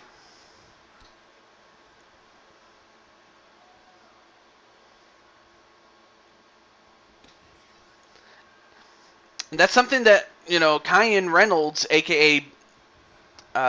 Arkham, has to do, is to outstrike him and to strike first before he gets struck himself.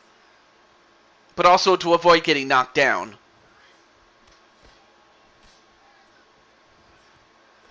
Oh, nice catching the leg and getting punches in.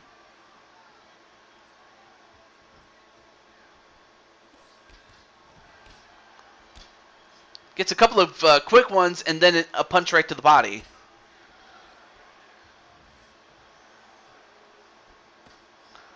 Anyway, nice spinning kick.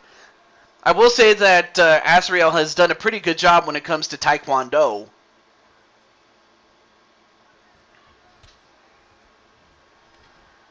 Although, really, though, if you're, as far as Peter Griffin is concerned, I mean, who would you want to fight? Would you want to fight Arkham 500 or fight a man who was the man that ended Vec's undefeated streak, or not undefeated streak, but rather his title reign? Although right now Arkham is blitzing him, but he's also got to be careful not to leave himself open as far as Azrael is concerned. So yeah, I mean, if you go up against Atticus Black, you're going up against a former champion.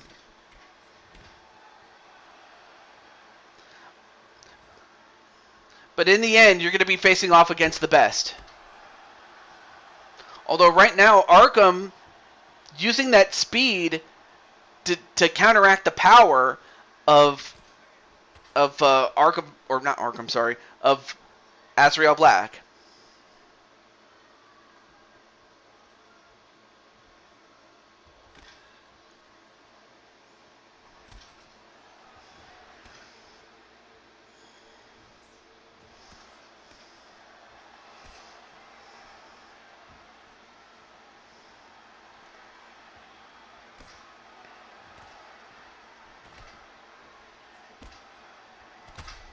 Ooh! And a left uppercut right to the face. That has to hurt, because like I said, Azrael has the punching power. He's got the knockout power to put him away with a punch or two. And that's something that, like I said, Arkham has got to avoid as much as he can.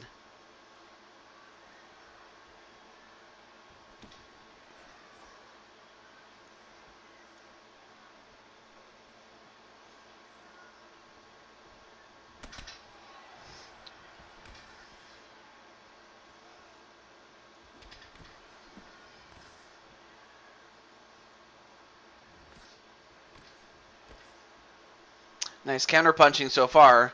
Then a spinning kick.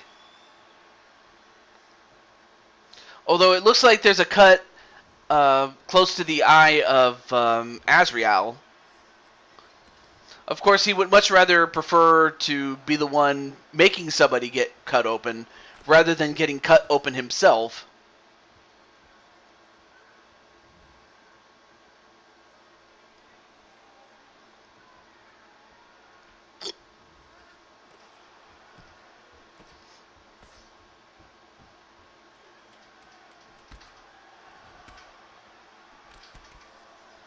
All right, now in a clinch.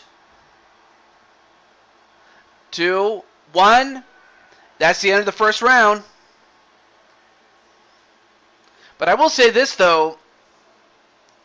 You know, Arkham did a pretty good job, you know, getting as many strikes as he possibly could. However, he still has to avoid getting hit by that one punch that could put him away. And he got a little too close going for the body, and he paid for it.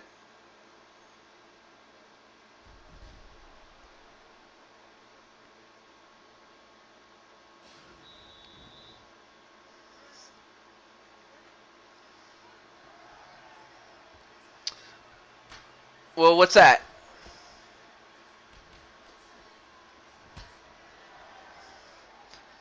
Arkham? Oh, you mean Arkham, but still, I knew what you meant. But yeah, Arkham doing pretty well.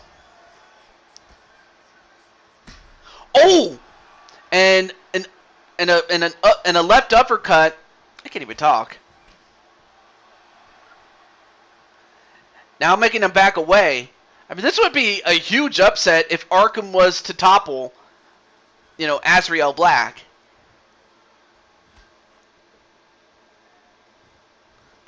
Oh, and the jumping knee, and that caught him flush. He's backing away now. And as a matter of fact, Arkham is outlanding him 60 to 44 and counting.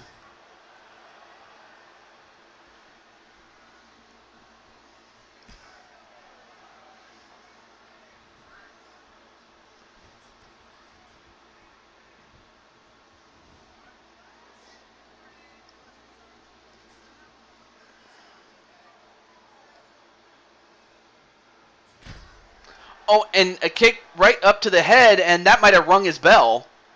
Speaking of which, I might get some Taco Bell after this. Oh! And speaking of getting their bell rung, that was Arkham. Anyway, after this fight, we will now go back to our non-tournament fights. And among those tournament fights, or non-tournament fights, sorry, you'll be seeing the likes of Crushing Kelly and Clinton Flippin', among others.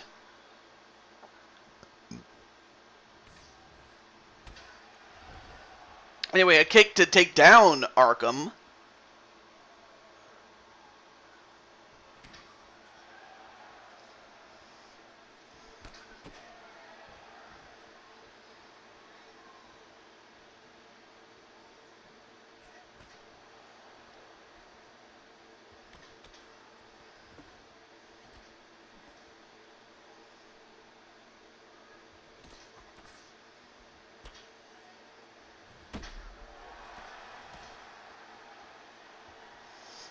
Anyway, I was just typing a message over at LTD, but wow! I will say this, though. Arkham is by far putting on his best performance, and he's going to have to. Anything short of that, and Arkham will be peeling himself off the canvas when Azrael is through with him. Anyway, a kick to take down Arkham.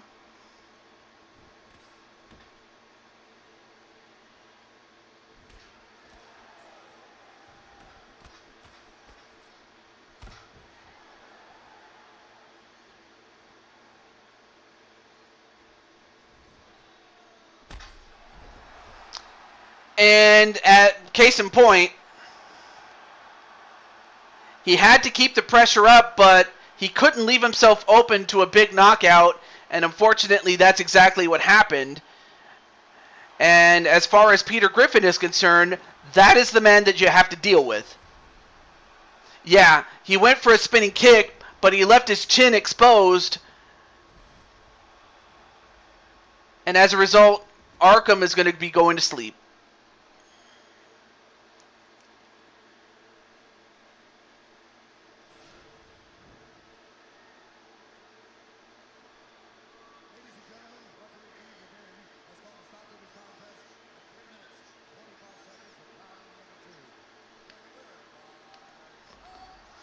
And of course, Crushing Kelly is very happy because that's her brother-in-law.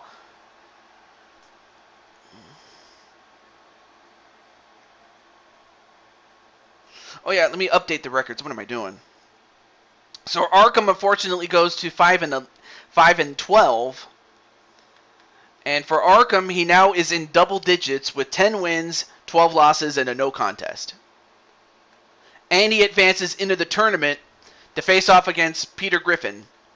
And in the other semifinal, it is Mike Wasson and Insane One.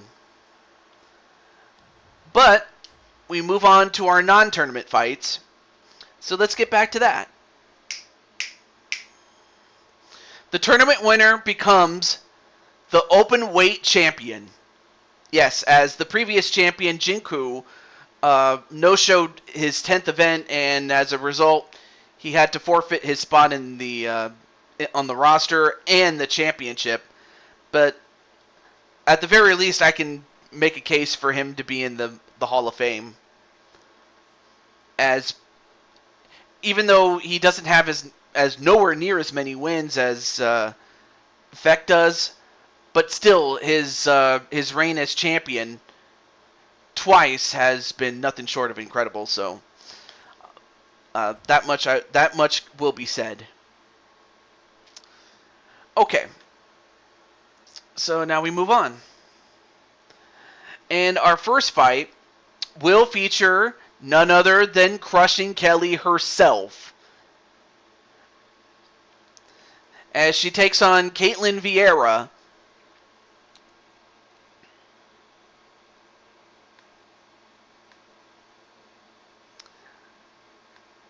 And it will be for the women's bantamweight champion, as Crushing Kelly is the challenger. So, yep, Crushing Kelly Baker, Kelly Black, whatever you want to call her. I don't really think it's even a contest as to who the fans want to see win. But let's continue. And then Crushing Kelly's like, time to get my title back.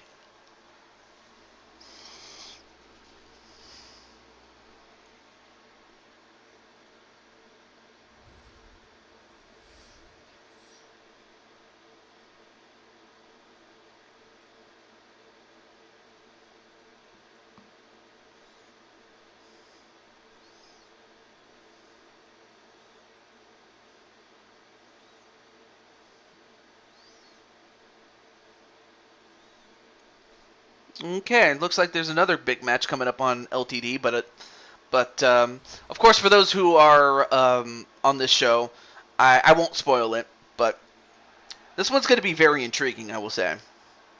Okay, now back to this fight. As this match is for the Women's Bantamweight Championship. And up first is Crushing Kelly. Milwaukee, Wisconsin. Born and raised. On the playground is where she spent most of her days. Chilling out, maxing out.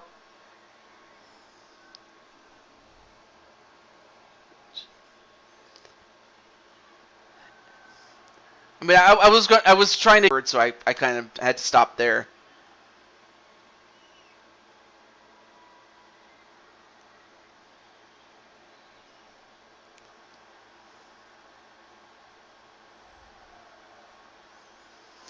And now you have the reigning champion, Caitlin Vieira, as she is from Brazil.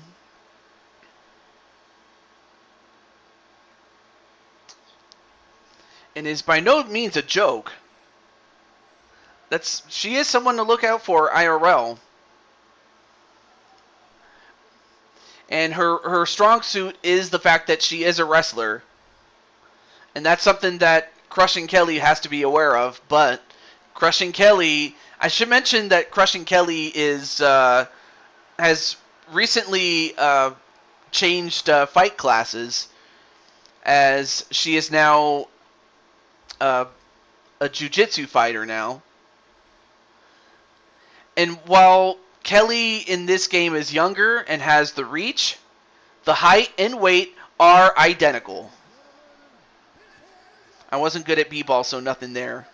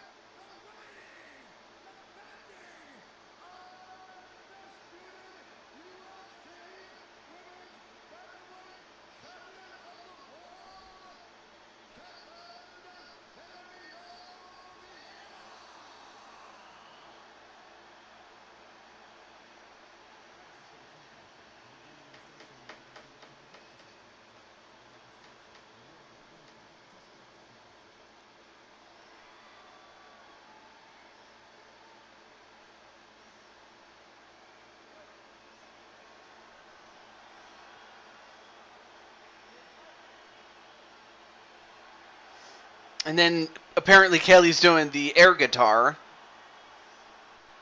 Thanks, Wally. All right, match underway. Now, both these ladies like to have both these ladies would like to go to the ground, but I would have to think that it's going to come down to. I would have to think between the two of them, Caitlyn would want to keep the fight on the feet, and Crushing Kelly would like to get the fight on the ground. Oh, what? Wait, what? Okay, that was kind of weird. Anyway, now in a guillotine is Vieira, and we'll find out if she can escape.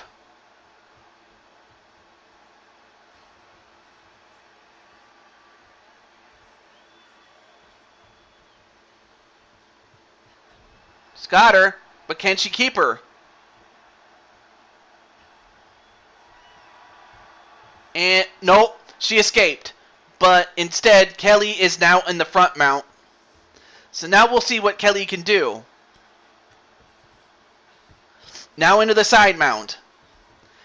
Now into the north-south position. And yes, that's exactly what it's called. I'm not going to say what other people would think. Bastards. Oh, now going to... Well, it looks like she's going to try to knock her out while on the ground, which is not a bad idea.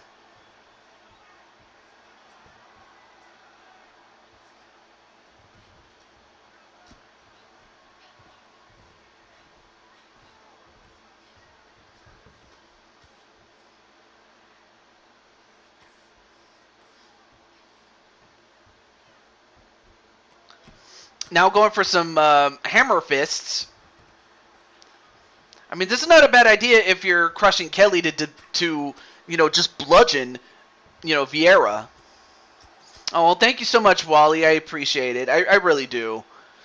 All right, now in the half guard. Nope, now in a full guard.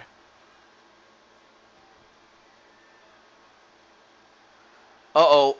Now it's Kelly that's in the... oh, no, wait, that's a...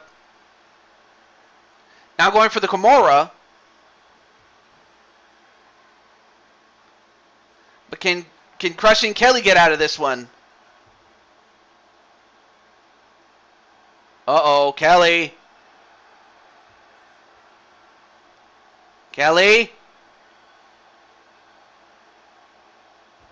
And, Kelly had to tap out. Oh, that's gotta hurt. And Caitlin Vieira gets the win, and in fact, we haven't had a first round victory in a while, but there we go. And right here, I honestly thought right here that it would have. Of course, you would say that. Of course, you would say that, Atticus.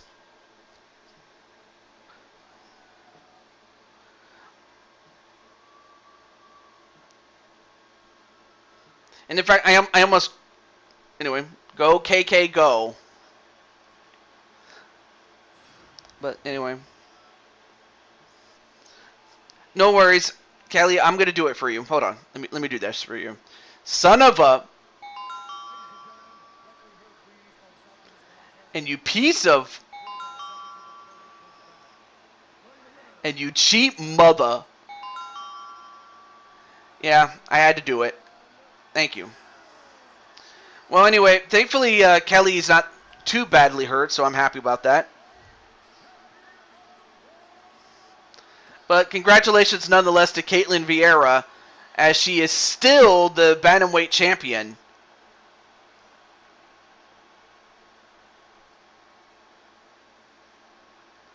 But give her credit. But this is the person that someone's going to have to beat at some point.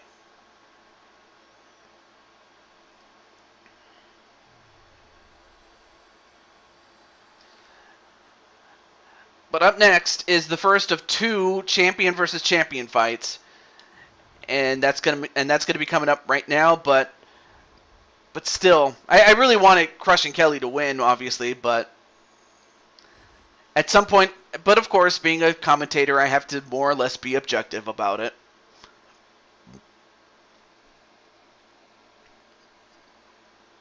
But up next is going to be Jessica Andrade and Speranza Danzi. I mean, obviously, you guys know who I'm going to go for, but who's everybody else going for?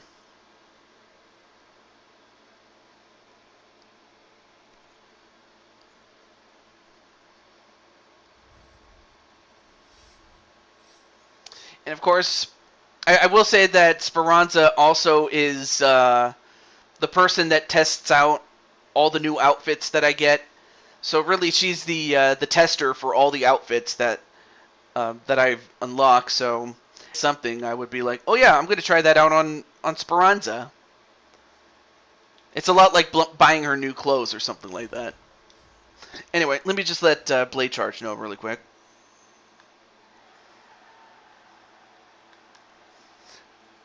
Okay.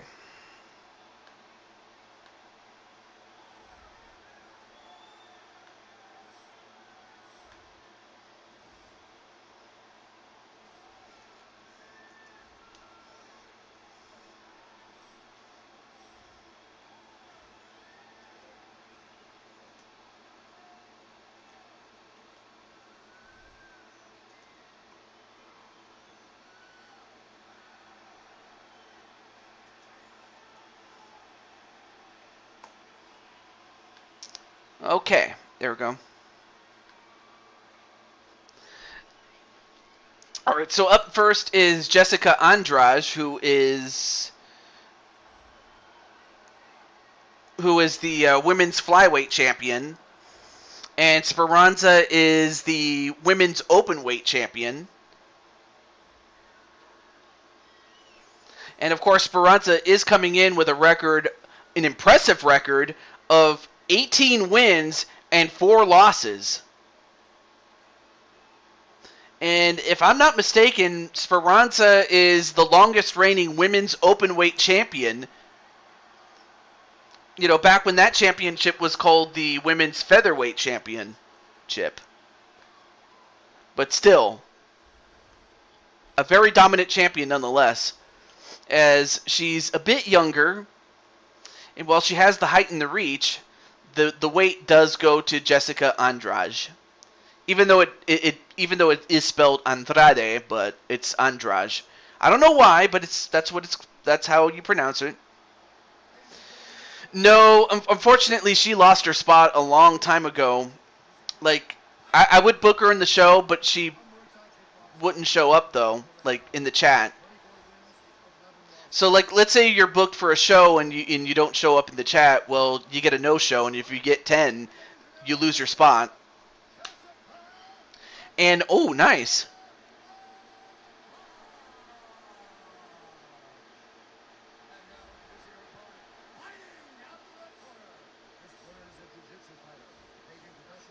And it looks like my best friend won. I'm not going to say who.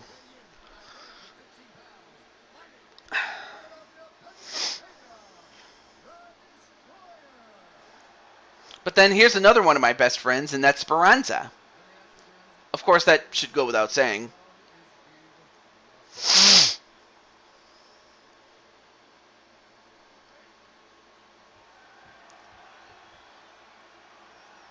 Smoking.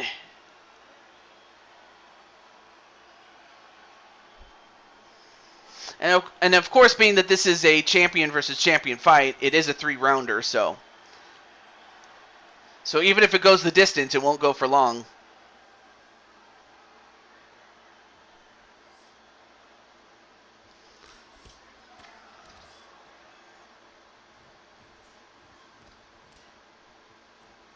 And now Andrade trying to go for a takedown on Speranza.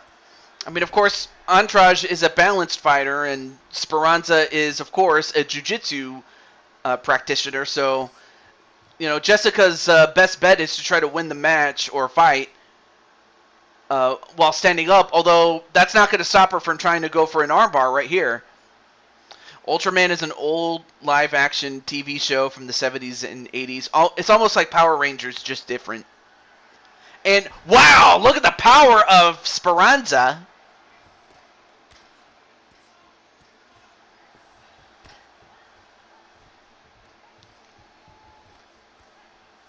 And Speranza doing pretty well with the ground and pound.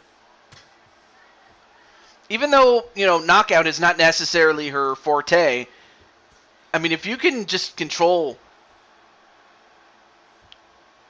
you know, the ground game, you pretty much have a great chance to win.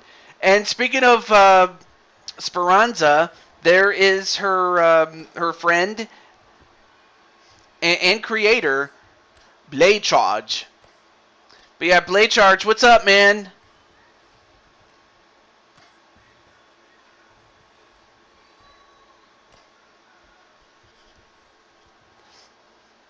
Anyway, how's everything going there in Blade Land?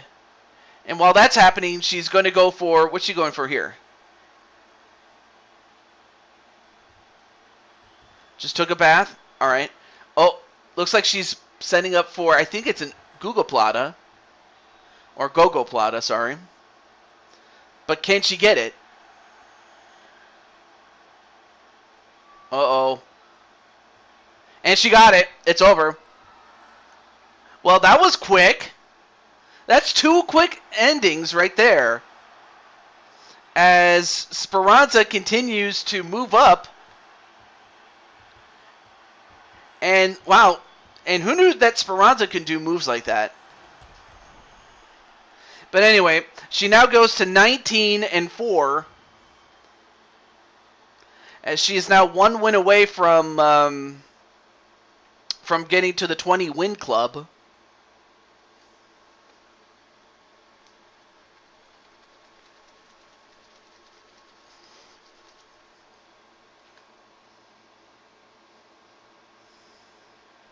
She be flex. Well, in more ways than one, I suppose. Not really. I mean, the thing about submission specialists is that if they can't get their opponents to the ground and they're forced to stand on the feet, then supposedly you're able to beat them, and that has happened before.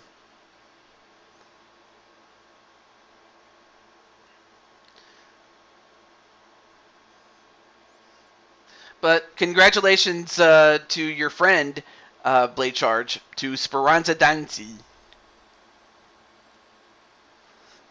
Awesome. All right, now we move over to our next fight. Let me just back out and shit.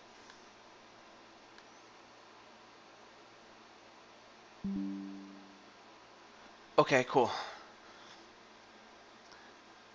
My OBS disconnected and then reconnected. I don't know why it does that, but I'm just thankful that it didn't kill the whole show.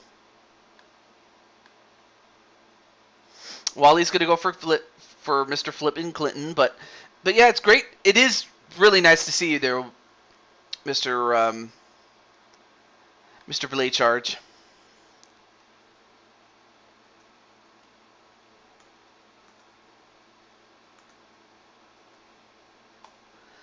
There we go.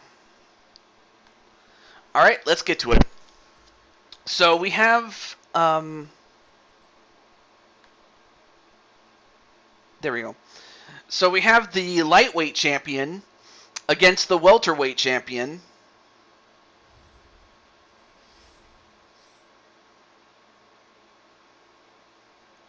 So it's, again, a battle of the champions right here.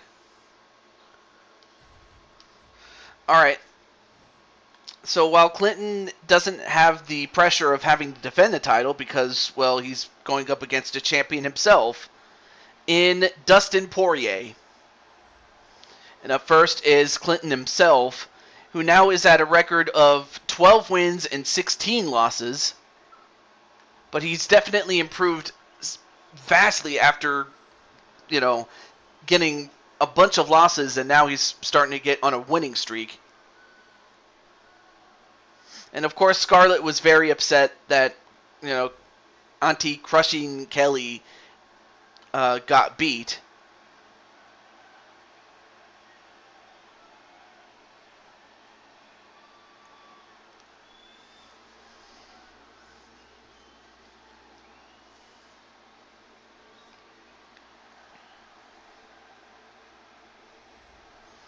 All right, here we go. Dustin Poirier. And then after this, we will go to our semi-final matches, in which there will be 2 of them. And then we will have our final 3 non-tournament fights, and then finally the finale.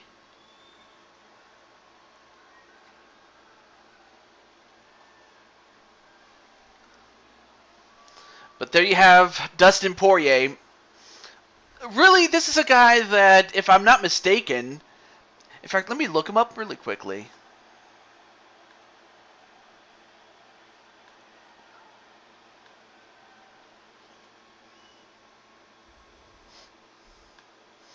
And as that happens, Clinton's character is younger. He's got the slight height advantage. The reach is the same, but the weight is to his advantage as well.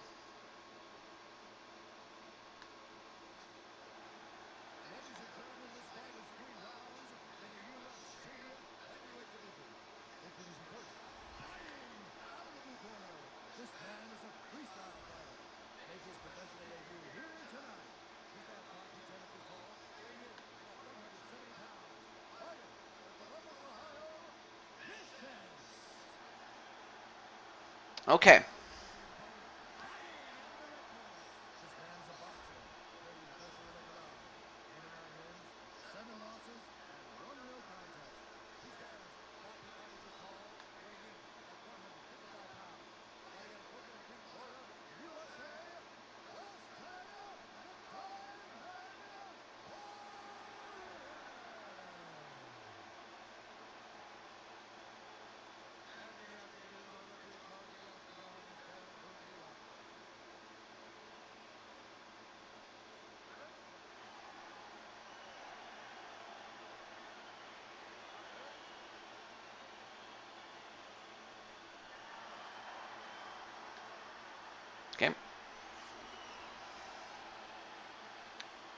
Wait, you can't hear him? Oh, shit. Alright, let me increase the volume a little bit. There we go. Okay, hopefully that helps. At least volume-wise, it does. Okay. So as far as Clinton is concerned, he is a balanced fighter. And I have to imagine Dustin Poirier is a lot like that, too. So it really will just come down to execution, really.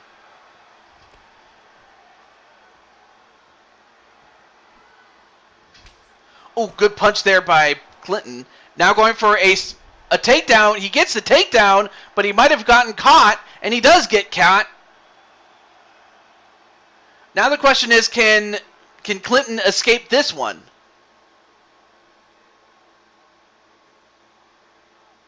Clinton. And Clinton does escape and gets into the north-south position. Now goes into the side mount. Now what's he doing here? Now he's got a submission of his own. Kind of hard to make out what he's doing right here in this position.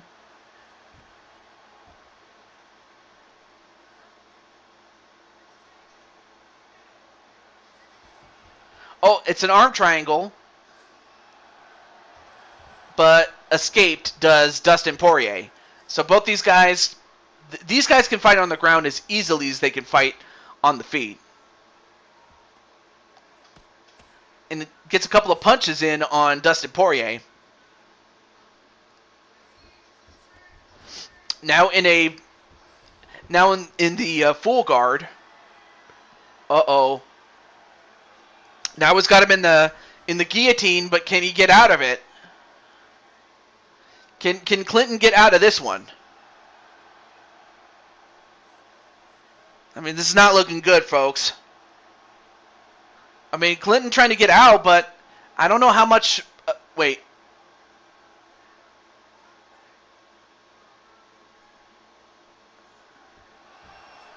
Okay, so he escaped. But still.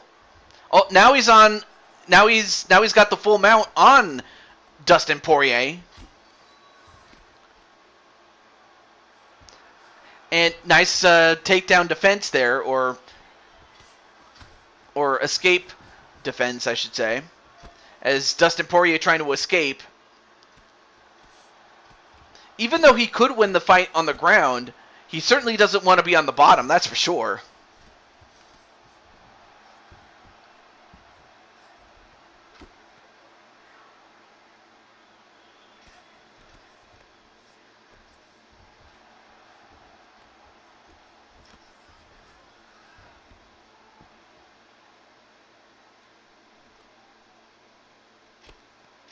There we go. Just wanted to leave a comment on Blaze's stream. And while that's happening, now Clinton, what's he doing here? Well, he had him in a Kimura lock, but now is going for an armbar instead. But can he get it?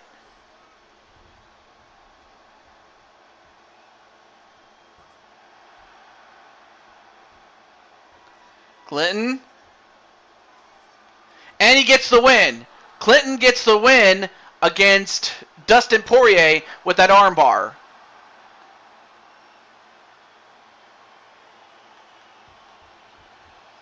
And now Clinton now goes to 13 wins and 16 losses now.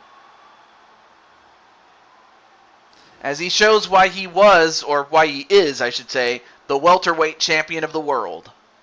Welcome back, Peter. You're just in time for the semifinals.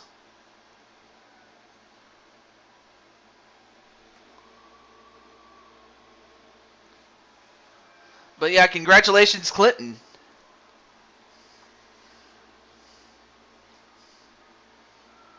Well, I don't think Bruce tried to rig the fight. I really don't.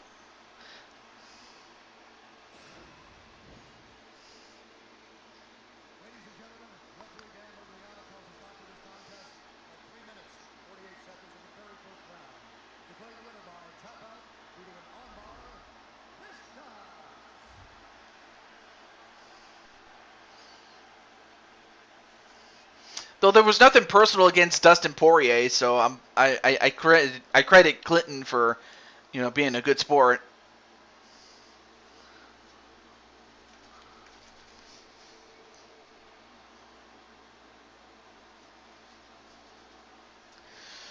Okay, so while Wally will have to wait just a little bit longer, we now go over to our semifinals. So let's continue. And you know what, Peter? I'm going to save your fight for second, because you know what they say, save the best for last.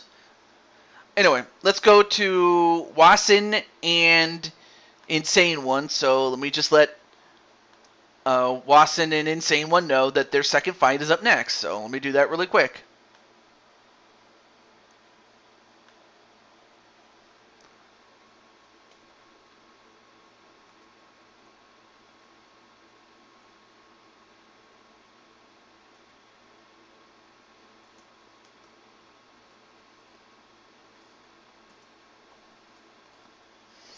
Okay, and then let me get Mr. Zanzi.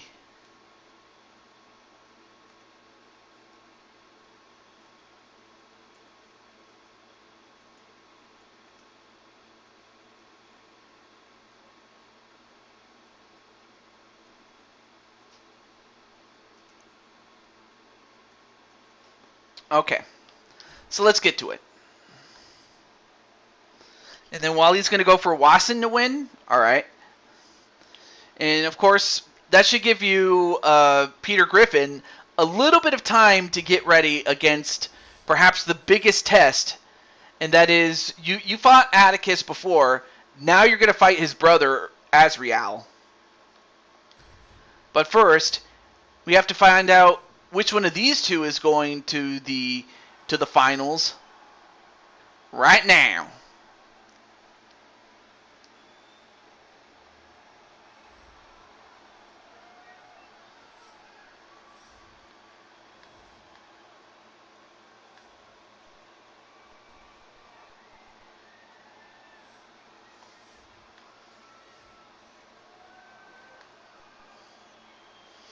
So anyway, Insane One had a really good fight, and as you can see, he still has the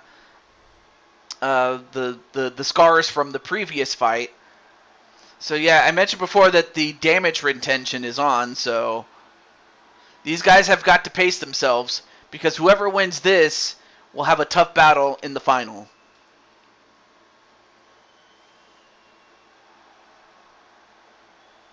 In fact, both these guys won their fight in the third round, so whether they can make the third round again is another story.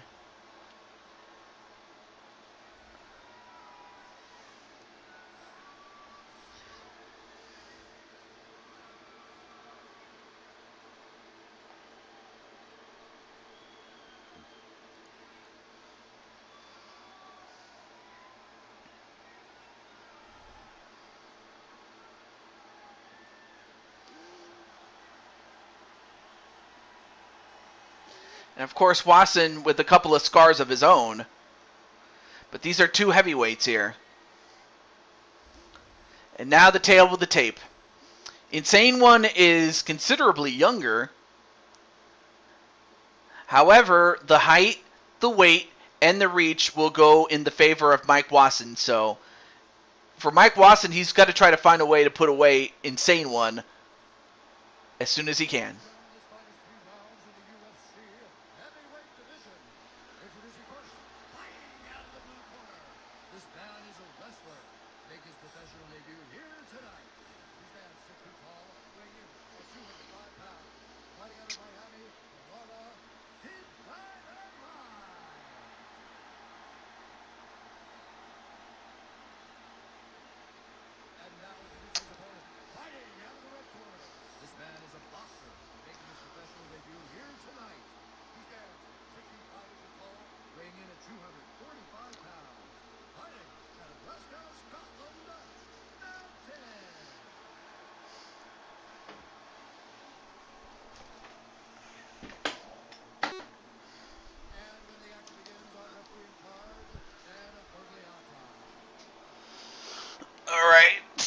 Dan Murgliata is the referee for this. I had to stretch, folks.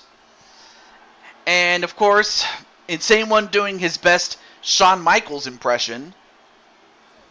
All right, fight underway. Here we go. And Insane One picking up where he left off when he had his fight with Joker.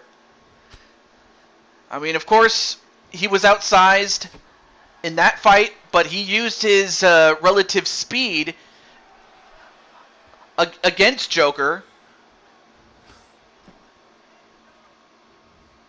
And that... What the hell?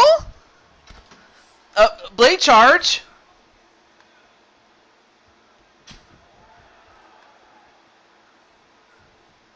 Unhide. Blade charge, you accident... I don't know if that was an accident or not, but you hit Wally. Come on, man.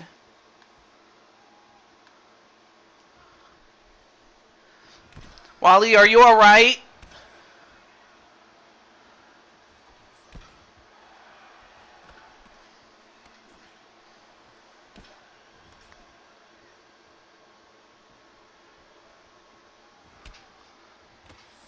Me stretching the luck. Okay, there's Wally, but... Oh, man.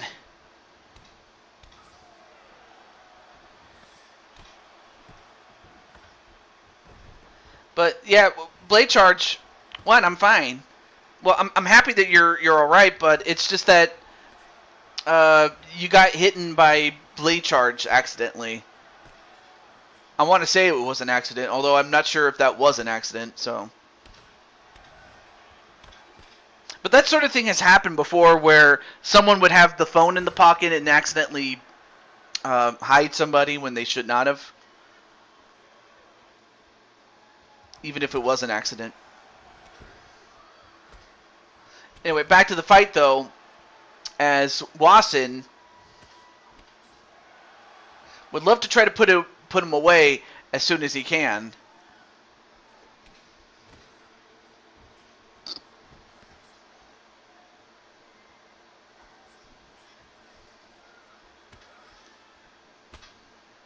But I'm happy that you are doing all right.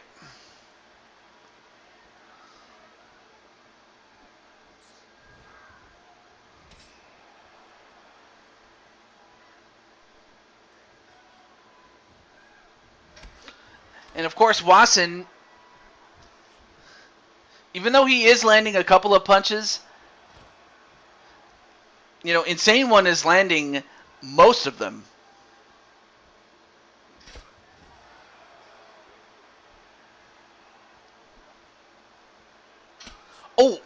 Oh, he got him really good with that front kick, though.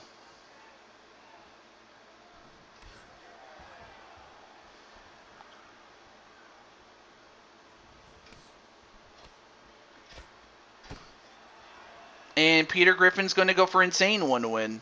It's not a bad pick either.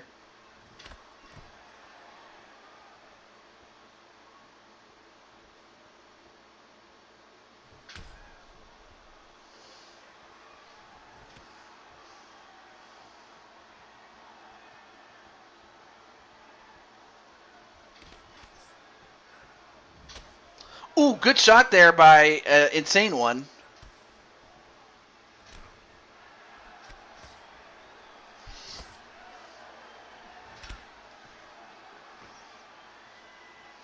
Anyway, a minute and 10 seconds left to go in the first round.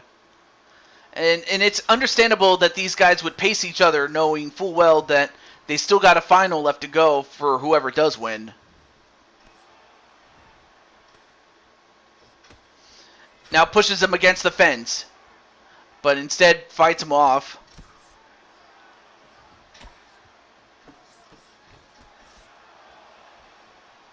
Nice combination there by Wasson.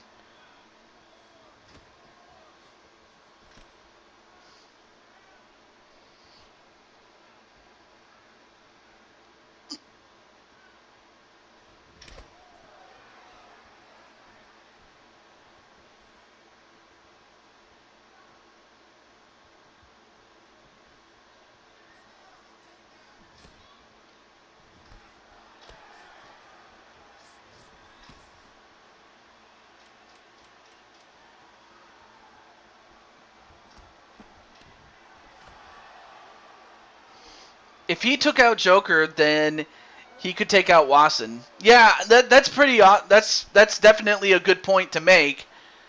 Both guys are still hurt from their previous rounds, but I have to think that Insane One might have won it for the most part on points.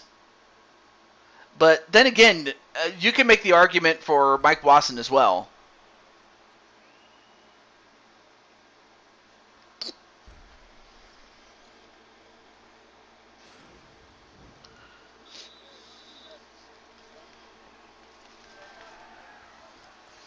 Okay.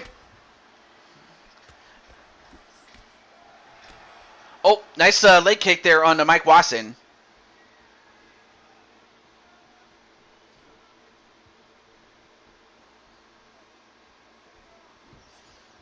Oh, nice counter kick there onto Mike Wasson. And he hit it flush on Mike Wasson. And if you're Mike Wasson, you can't take too many of those kicks and expect to survive. Although now going for the legs of Insane One, not a bad idea to try to take out the cherry tree legs of Insane One. And in fact, that's exactly what he's doing.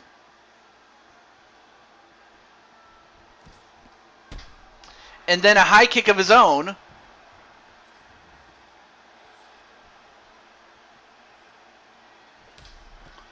And another kick to the legs, and he's limping.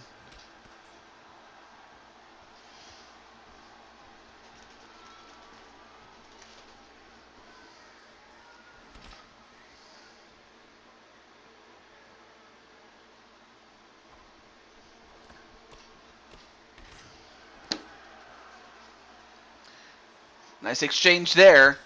Then a kick to the body. And a takedown, and he's got him. Well, now the fight is on the ground, so these two are, strikers. I mean, these guys like to fight on the feet. So now we're going to find out if these guys can fight on the ground. Ooh, gets a couple of good ones. Does Insane One. And, wait. Mike Wasson trying to use the cage to flip him over, but he can't.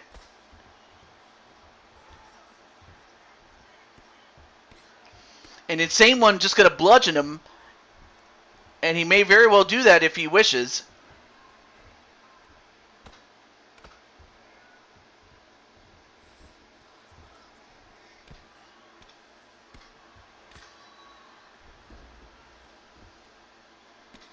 And now Insane One trying to go for the knockout. But doing the smart thing by not just trying to go for the knockout exclusively and waste his gas. However, Mike Wasson manages to escape and nice punching though by Insane One.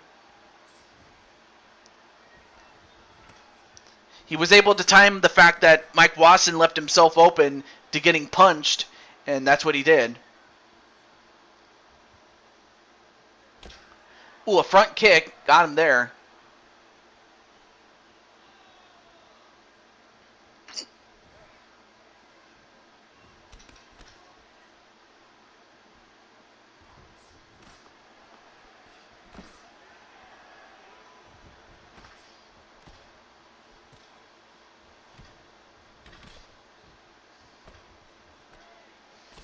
Anyway, nice clinch work by both men.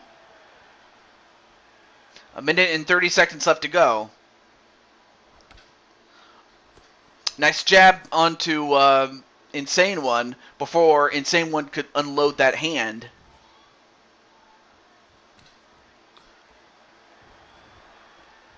Goes for yet another takedown, but this time Mike Wasson stopped it.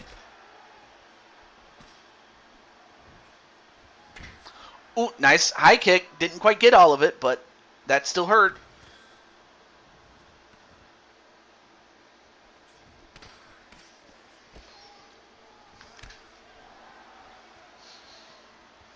Now 50 seconds left to go before the end of the second round.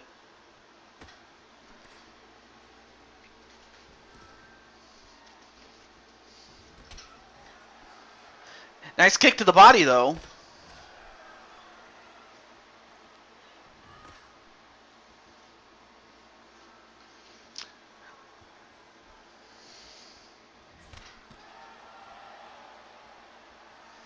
Now 20 seconds left.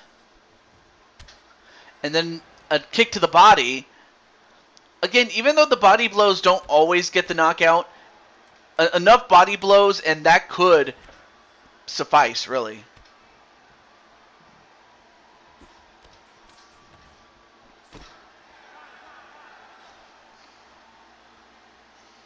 It very well could. It very well could. I mean, and not one guy has dominated enough to where I would think, well, if someone might have won the round, it may have well been Insane One, because he had that takedown and was in control on the ground when it was there.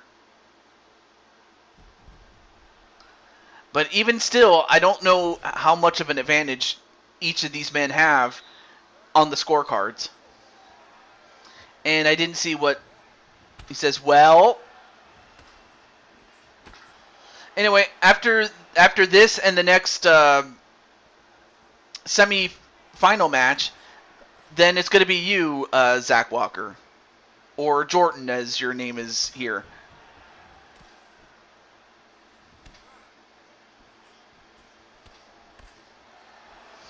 He's like, hello, everybody.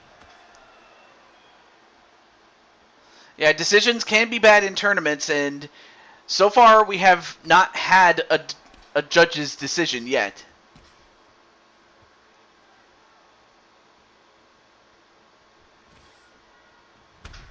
Ooh! Ooh, we got him really good with that knee, as Insane One was trying to go and lean in to the punch.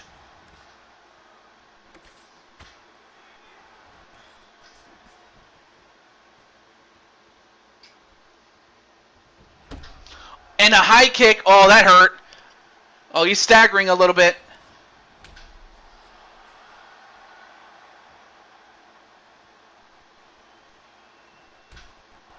And then a kick to the and then a kick to the leg, and that took him down. I had to go watch and eat. I was just watching Digimon. And then a takedown a la a spear from Edge. But now he's on top with that half guard. Now going for a couple of body shots is Insane One. But Wasson manages to get back up.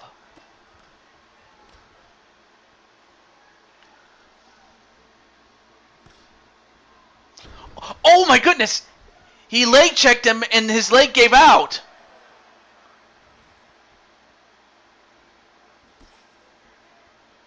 Did Insane One. Although Insane One did get a big punch in on him. I mean, these guys may very well tear each other apart here. And then Peter Griffin's like, hey, AJ.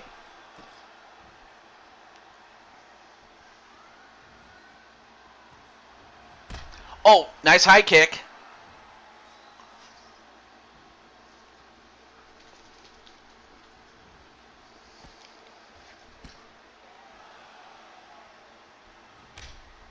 And then another kick to the legs. It's pretty obvious to me that the kicks to the legs are really starting to do its toll, or take its toll, rather, on Insane One.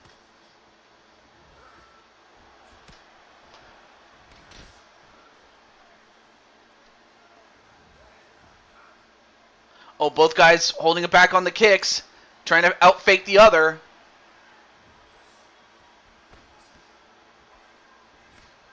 Oh, went for a takedown, but got uppercutted a little bit.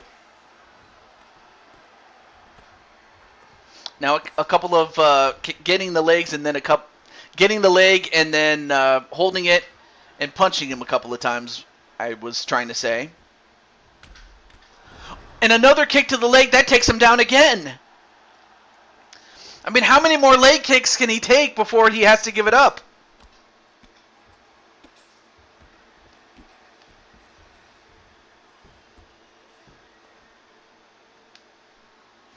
All right. Now in the half guard. Now in a full guard. Back to the half guard again. But Insane One gets out. Oh, Insane One just got knocked out. But he gets up, though. And then another punch to take him down. How much more can he take? There's 45 seconds left. If Insane One is going to win this fight, I would have to think he's going to have to find a way to get a finish, like a submission or something. But can he do it? No.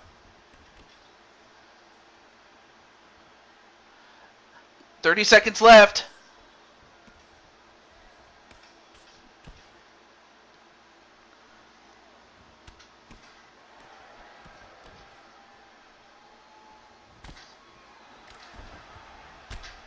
Oh, and a knee.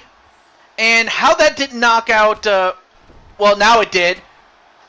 Oh, and the referee had to step in before taking any more unnecessary punishment. But he gets it done with 9 seconds left. And folks, here's another scary thought. Mike Wasson is undefeated at 4-0.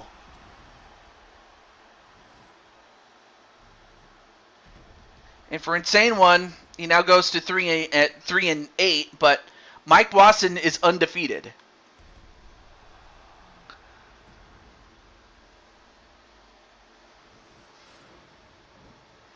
Yeah, he may have won the last round, but he made sure to end it and leave no doubt.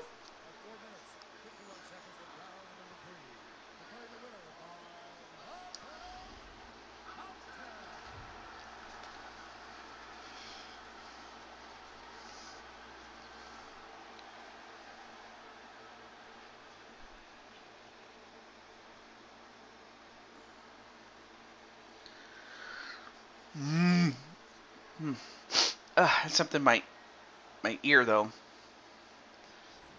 Oh, I'll let you know what your record is in just a moment. I mean, right now it's 15 wins, 14 losses, and a no contest. But now we get to Peter Griffin's biggest fight to date. I mean, he was able to get past Captain Danger, but now, can he get past Azrael Black? I believe Peter is in the chat, but I'll let Azrael know that his second fight is up next.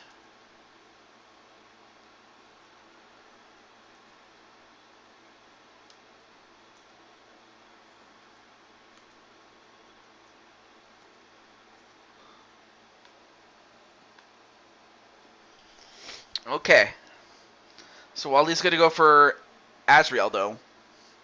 Yeah, but just because you lost to Atticus doesn't necessarily mean you'll lose to Azrael. Or do you? I don't know. We'll see.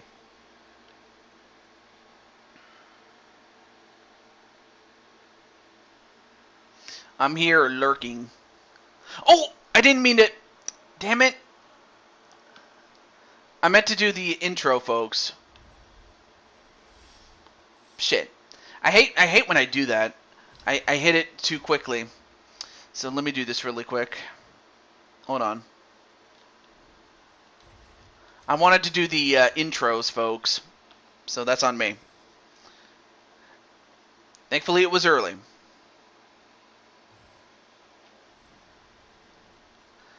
Okay. Yes, progress will be saved. All right. I have to exit and then come back in, so as to show off the entrances. So that's on me. All right. Now let's get to it.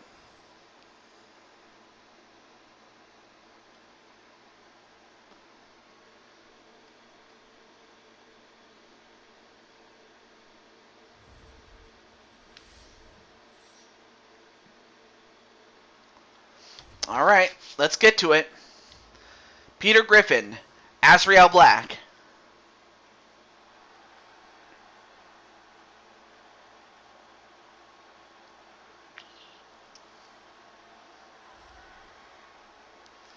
And of course, Azrael certainly did not get out of his fight unscathed.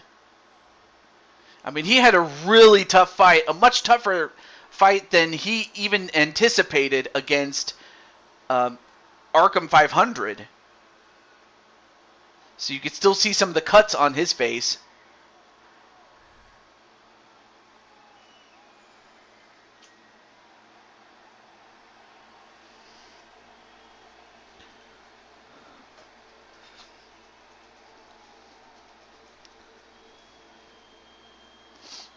Yes, you already fought there, Mr. Joker.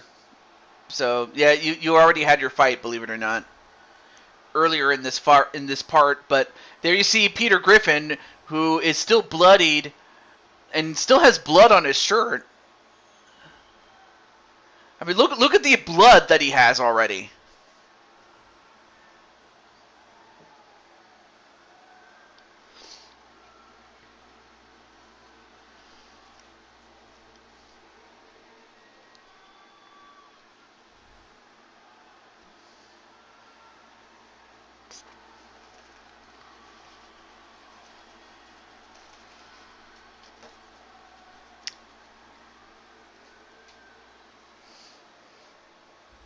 Oh, of course you would say that. Anyway, Azrael is much younger. However, the height, the reach, and the weight advantage, or actually no, the weight advantage is even, but it's the height and the reach that's in the favor of Peter Griffin. I mean, look at the blood that's already on the canvas, folks.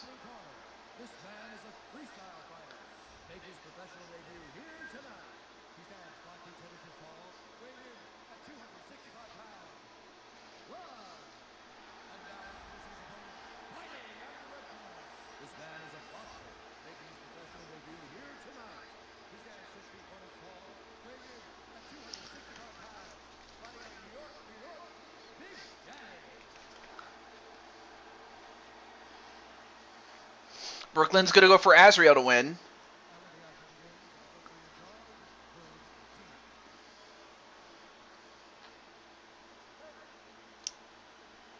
And he's like, just bring it. And Azrael? 1-1-1. All right, here we go. I have blood on my pants also. Well, yeah, so does Azrael on his shorts. And Peter Griffin doing what he had to do against Captain Danger, and that's he has to know how to counterpunch against Azrael.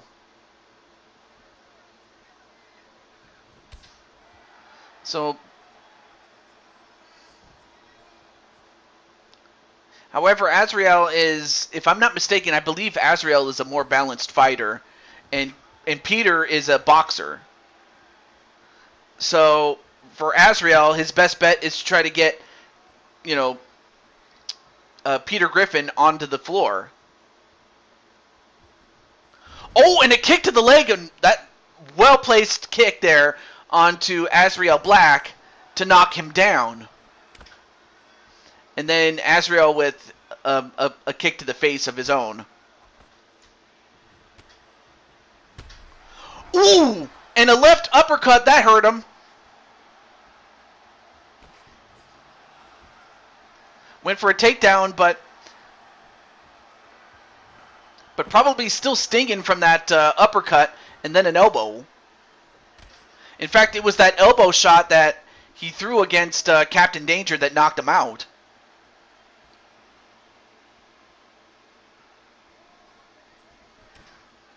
And then another kick to the leg. Yeah, you have blood on your gloves, but so does he. And then a kick to the body. A couple of punches right to the face. Can't take too many of those, though.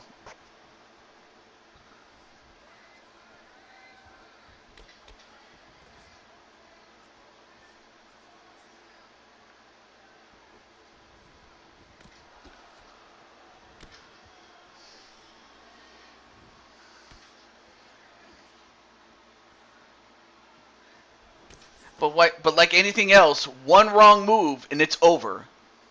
That's what both these guys have to realize. And both these guys have the knockout power to do it. Oh, nice dodge there by. Oh, nice leg check there by Azrael Black.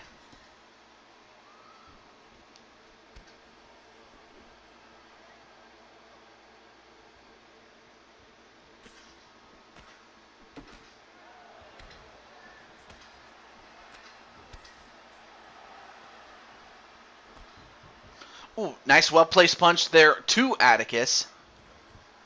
Atticus going for a takedown, but Peter Griffin not going to let him do it.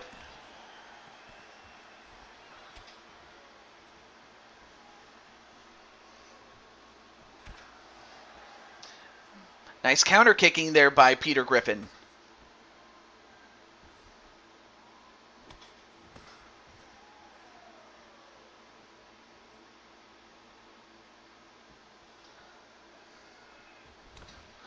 Nice snap jab.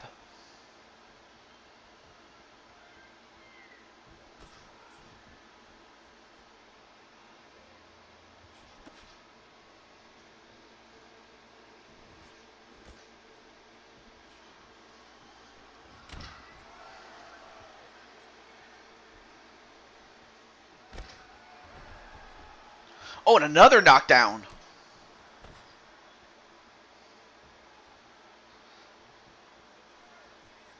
Now 50 seconds left to go. And a well-placed kick that knocks down Peter Griffin, but Peter gets up, though, before Atticus could finish him. Or, sorry, Azrael could finish him. Atticus is his brother, who we will see later in the show tonight.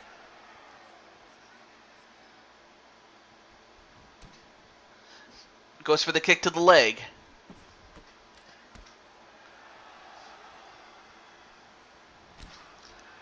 Another kick to the leg.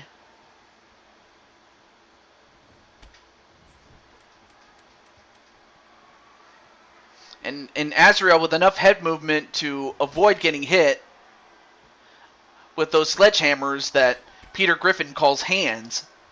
But that's the end of the first round.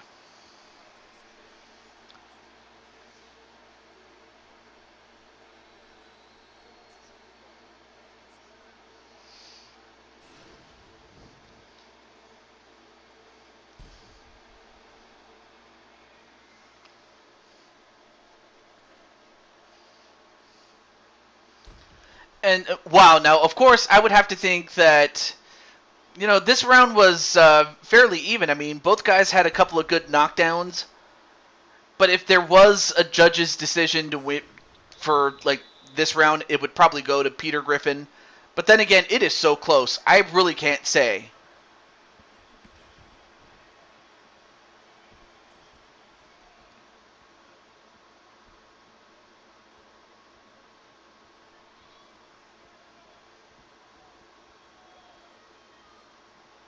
A front kick by Peter, but that misses. But the one from Azrael got it. Ooh! Oh, that hurt. That had to hurt. Azrael felt that one.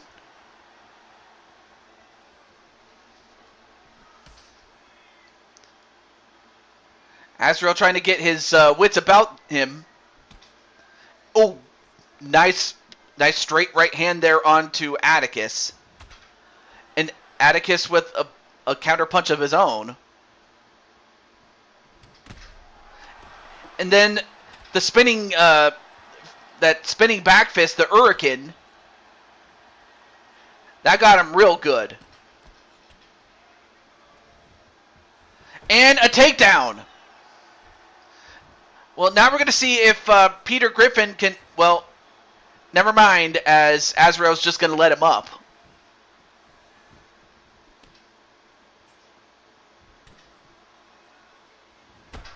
Oh, and a kick right to Peter Griffin. And can Peter Griffin survive this? Now both men on the ground. I have to give the slight advantage as far as the ground game to Azrael.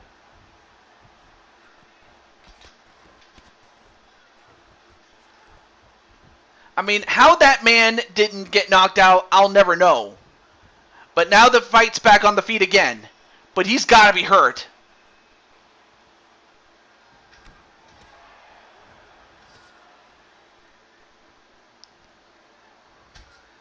Maybe, but then again, it's never over until it is over. Now trying to go for the knockout here. Now working on the body.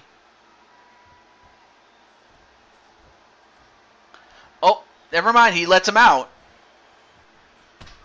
Oh, and he left himself open to get an axe kick. And if he wasn't winning the fight before, he may very well be losing the second round here. Now he's in the full mount. No.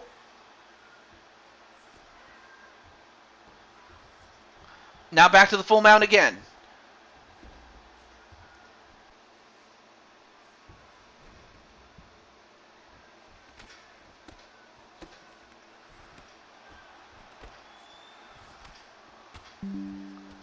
Okay, we're back. Sorry about that. But Atticus still trying to find a way to finish it. And Peter gets up though. I don't know how.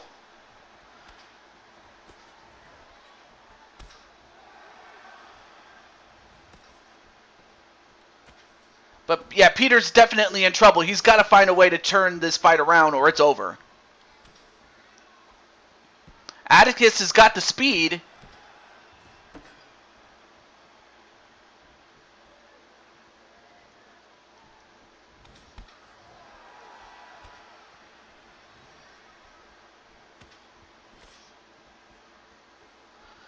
Anyway, 25 seconds left to go.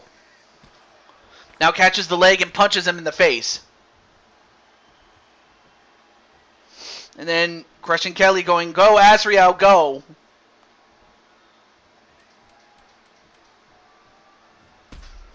And then a kick to the head. Now trying to finish him off. But is unable to do so as the horn goes out. And he might have been saved by the horn was at Azrael because Peter was about to probably, lay the hammer down, but was saved by the horn. But oh, that kick to the head. You probably could have. It probably would have happened though.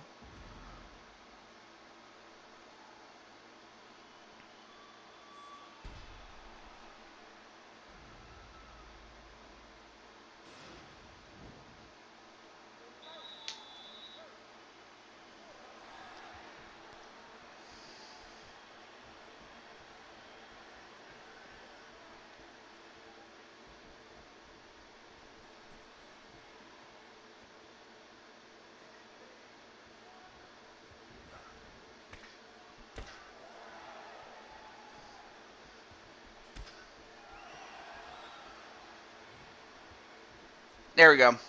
Sorry, I was just commenting on what happened on LTD, and also no spoilers, though, for those who are not watching it, but want to watch the replay when it comes out. But look at all the blood. I'll say this, though. Whoever wins this will truly earn it. These fights have been nothing short of amazing. Kick to the body.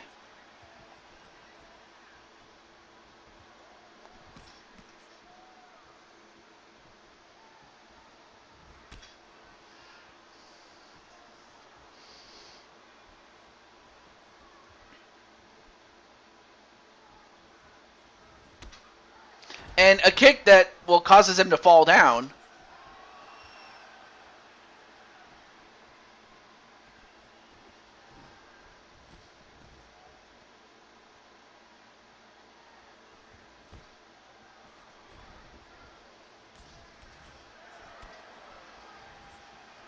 Oh, went for a roundhouse, but left himself open, and a couple of kicks. The second one knocked him down. And now he can go to sleep. I mean, Peter was taken to the limit not once, but twice. And Azrael finishes him off. Blaze Raid, hey, how's it going? Odds. By the way, Odds, your girl, Taipan, competed in, what turned out to be part 1. So if you want to go check that out, you can. But great to see you, though. Well, hey, I mean, you could have just as easily pulled out the win. You could have. But also, great to see Blaze Radio, and I did watch the show as I was streaming as well, and I was so happy with what happened on the show. But I'm not going to spoil it anything beyond that. But it is great to see you though, Blaze. And you're just in time to see. I saw the replay of the match. Awesome. And Triple B, your girl, Jen Corso, also had a fight. And it was earlier in this video. But Azrael Black beats Peter Griffin.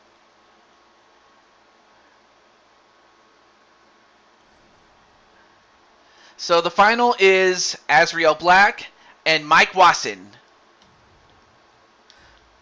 But first, we have our last 3 non-tournament matches, or fights. But it is great to see the Blaze Raid here.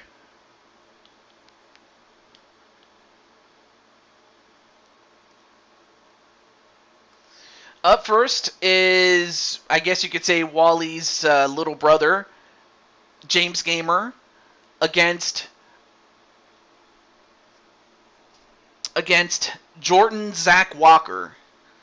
And since I don't have a way to contact either one of these two, I'll just get right into it.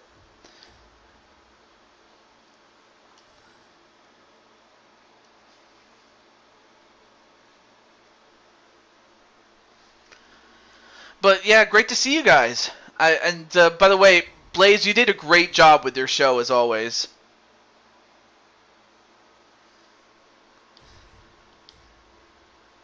I mean, the show was nothing more than was I don't want to say it was nothing. It was a rousing success, is what I was trying to say. I can't talk. Uh-oh, my dad's here. So here we have James Gamer from Phoenix, Arizona. Thank you, TJ. By the way, Blaze, I did see a picture of you at the Pirates game. I will say this though, the Pirates have something going. They definitely have put up a season to remember thus far.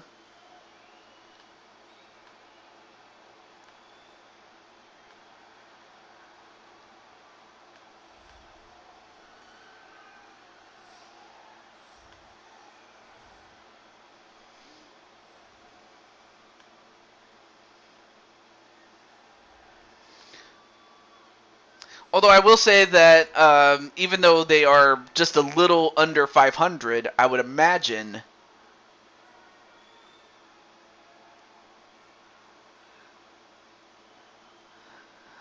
I do imagine that that the Pirates are making a push. Anyway. Yep, after this fight, you'll be next. Yep, absolutely. So this fight is for the middleweight championship as James Gamer, who is younger, has the height and the reach, although the weight is identical.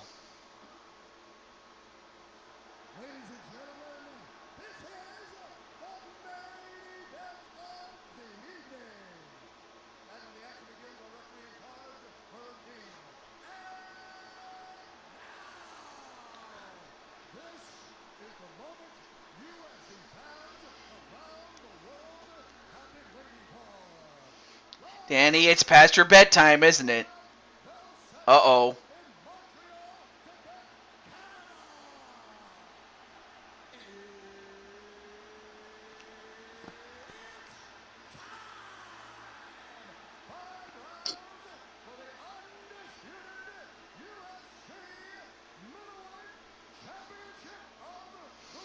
And then Wally jokingly saying, Danny, time for bed. Making his professional debut here tonight. And welcome back, Captain Danger.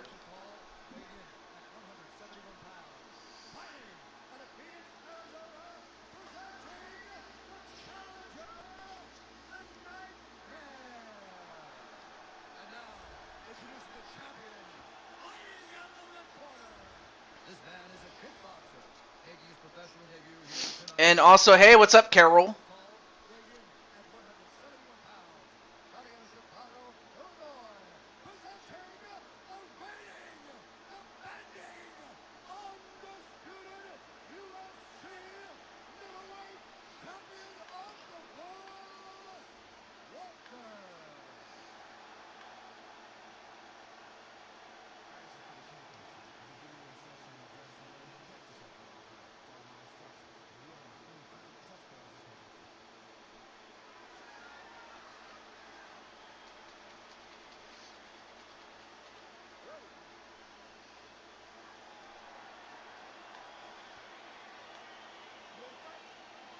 And everybody saying hello to each other. Not a problem, Wally. What's up, Carlo? Oh, Carol. Oh.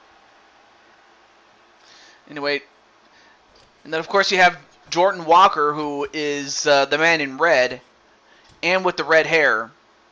And of course you have James Gamer, who is the man in green hair, with the green shorts.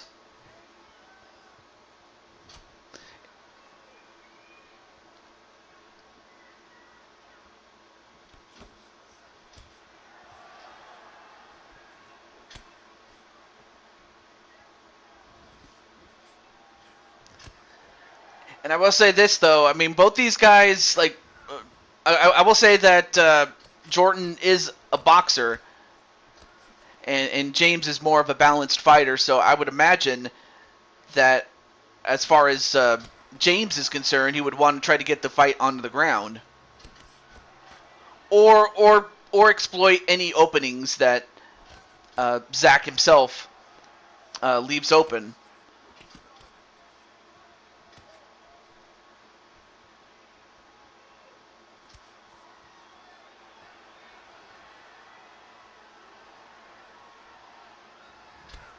And then a kick to the body.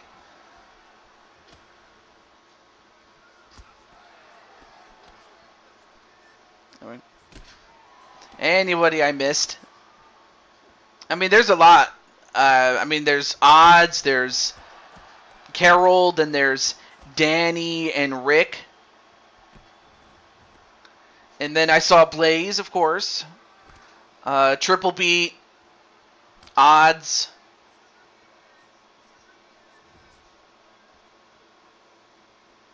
And so far, that's who we have.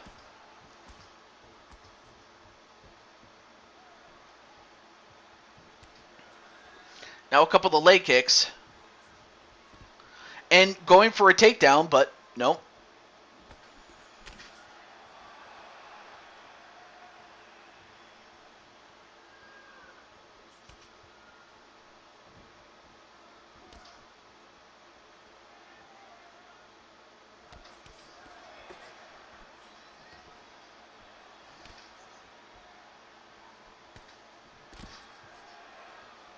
I don't know the rest of the song, lol. I'm just a figment of your imagination. Well, you still got one more fight left to go, man.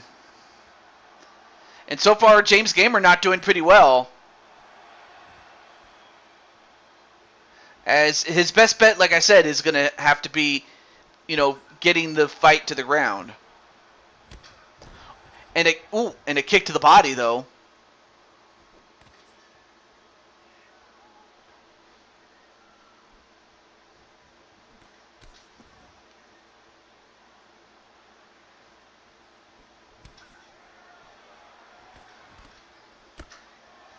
Dad, you're drunk. Go to bed. Now clinched up against the fence.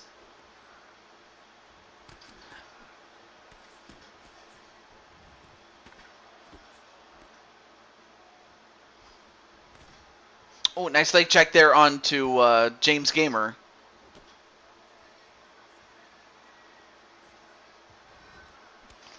And of course, these non-title or these non-tournament fights, I should say, is taking place at the Bell Center in Montreal, Canada, or Montreal, Quebec, Canada. Nice leg kick, but then every time he gets a leg kick, he leaves himself open. Does James Gamer. Anyway, nice Superman punch there. You tell him, Danny.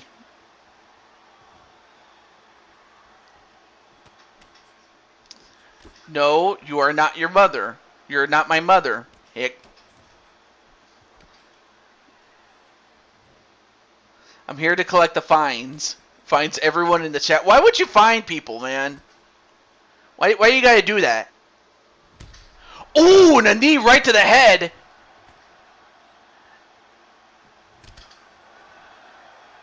And he kicks the inside part of the leg. Thankfully, he didn't kick the you-know-what. Although, wait a minute. It looks like Jordan Walker's now been busted open. He's got a cut next to the right eye. So he drew blood.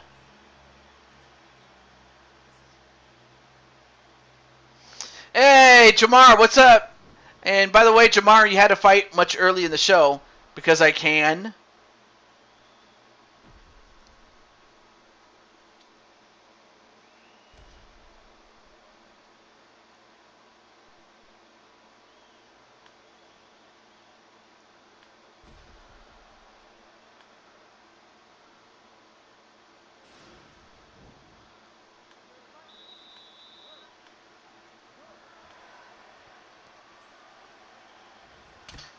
Oh, and James Gamer got another big kick onto Jordan Walker.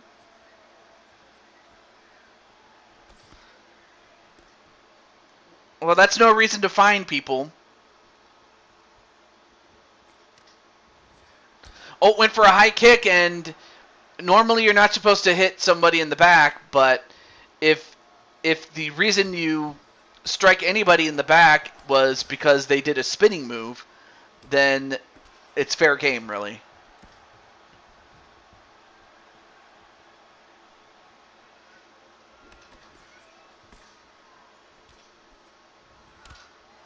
And then a kick to the head again.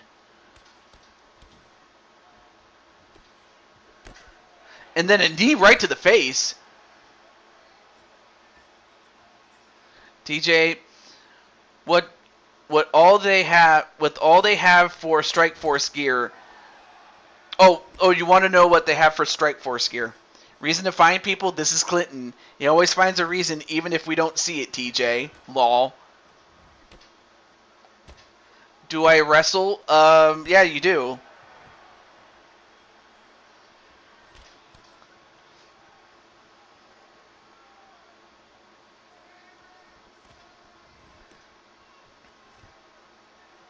I mean, I definitely enjoyed Pride when it was still around, as did Strike Force.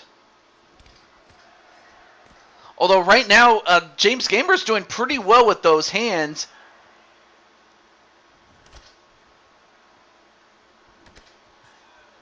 And we could very well see a new champion. Although I might have spoken too soon, as Jordan Walker gets a big karate kick onto him. A Karate Kid kick. The crane kick.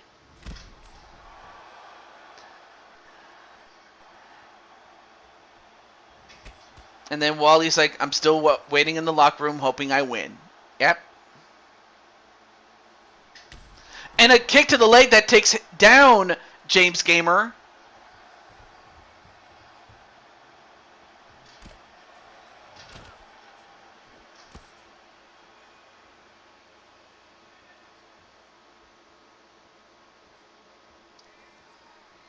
Well, like I said, you already had a fight, by the way.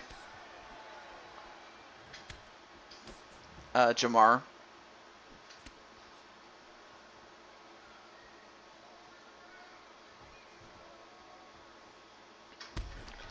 Oh, nice counter punching there by Jordan Walker.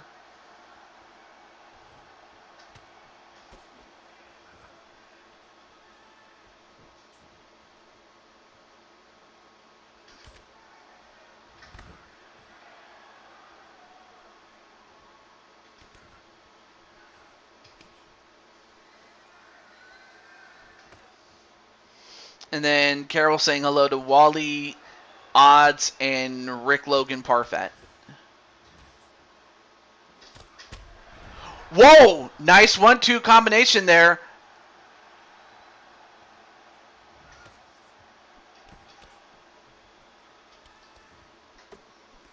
However, I will donate funds to the Feed Ladybug Foundation so she can eat. Anyway, now trying to go for a takedown, but well defended by Jordan Walker.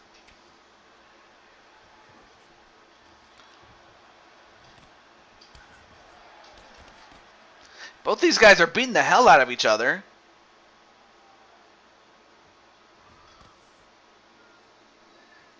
Oh, wait a second. I got a phone call. Hold on a moment.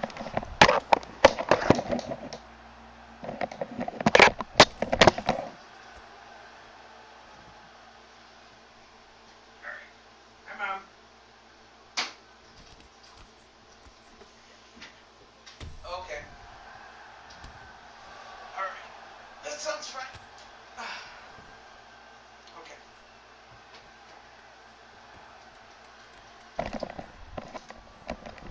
Okay.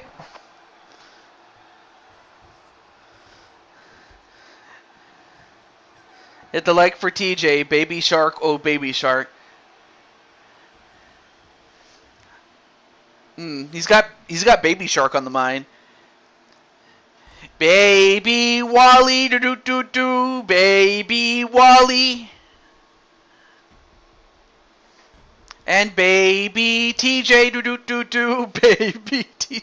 I don't know why, I just like that song. Although that big kick, that crane kick, definitely might have given him the round. As we now go into the third round, there's still 2 other rounds left to go should it get past that point. But so far, a good fight by these 2 men.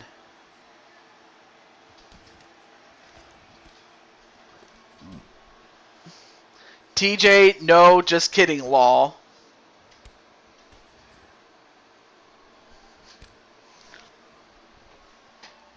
Okay. I see you. Oh, and another straight left hand there onto James Gamer. Oh my goodness, a spinning kick! A la the Black Mass. And that got him real good. What have you done for me lately? Dun dun dun dun dun. Ooh, yeah. Let's take a look at that again. Boom! And it sent him flying, and if the kick didn't get him, the smell did.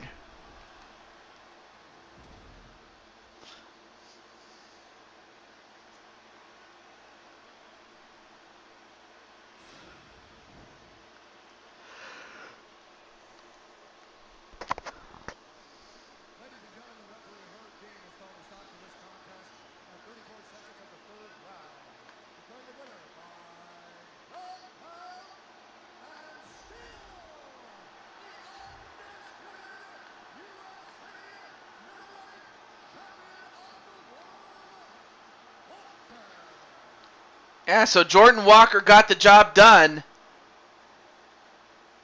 and is still the middleweight champion. But our next couple of fights are going to be some big ones because they involve 2 big stars back to back.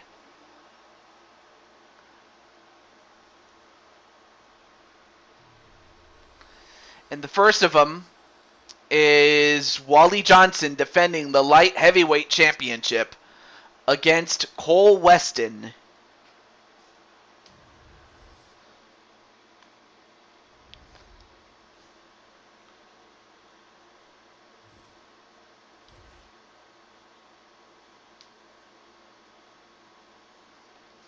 Alright, so Wally's going to go for himself to win. And in the meantime, let me just let Mr. Coltrane or Cole Weston know that he's up next.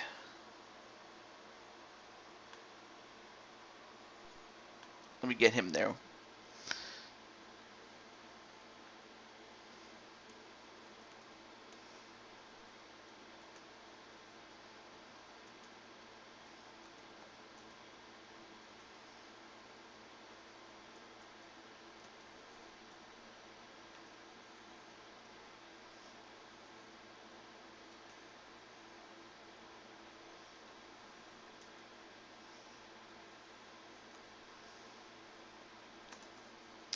Just letting him know. Okay. So now let's get going. So who do you guys think is going to win? Will it be Cole Weston or will it be Walter the Hulk Johnson? Will it be Wally? Okay, so Zach saw his fight. What you think, man? Well, about your fight, that is. But here we go.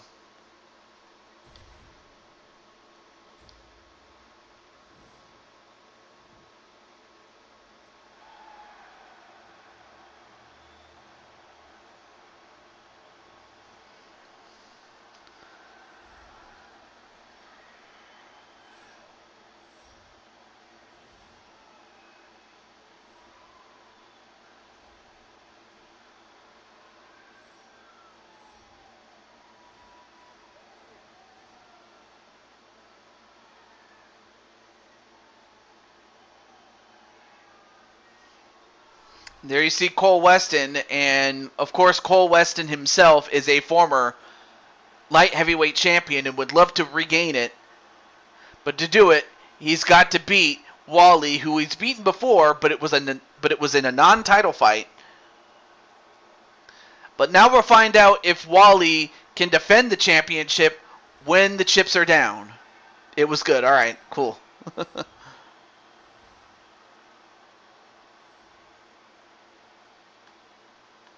Oh yeah, I forgot to update the records of some of the other fights.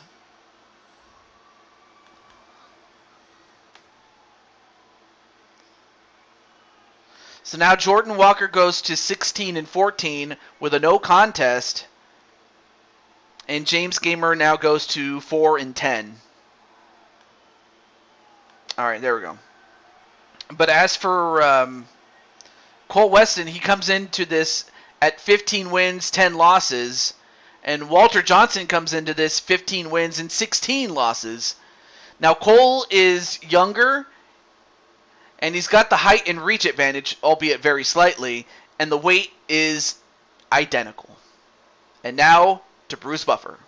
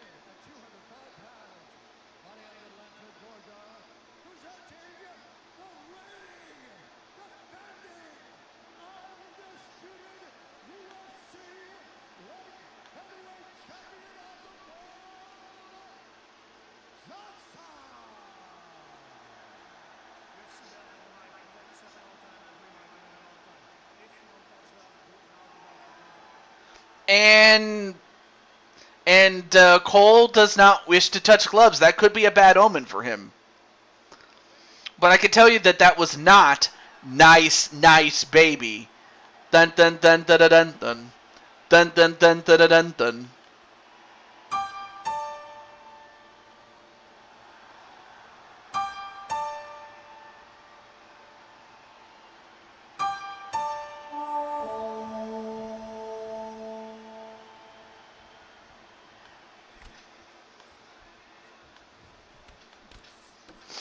And then Wally's like, okay, Hulk, get the win. Now, both these guys are boxers, so it's going to come down to execution. And even if these guys end up on the floor, I mean, they're not that much better than the other, but we'll find out who can execute wherever the fight goes. Oh, nice couple of jabs there by Weston, and then Johnson returns the favor.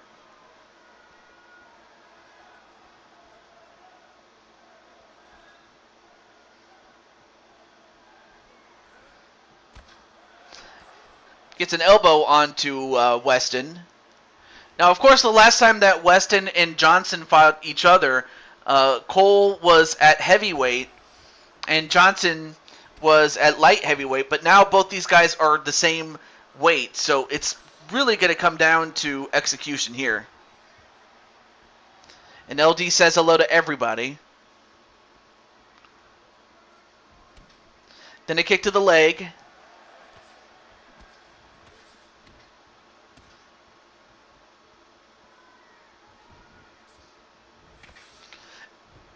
Another kick, but probably didn't get all of it, though.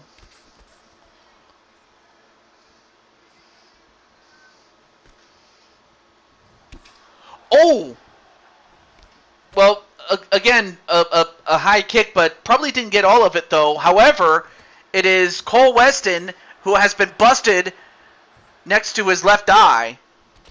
And it started to leak a little bit.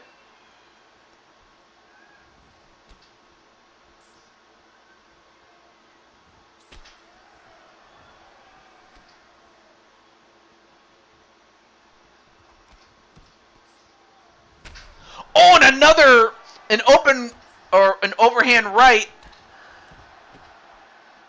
And he got him real good. Then a left hook. And then another high kick. Wally's gotten him hurt, but he knows that if he takes his attention away, he might put himself in a bad spot. So Wally, wanting to learn from his mistake from the last fight that those two had, I imagine he's gets an overhand right of his own. Does Cole Weston? Then another left hook.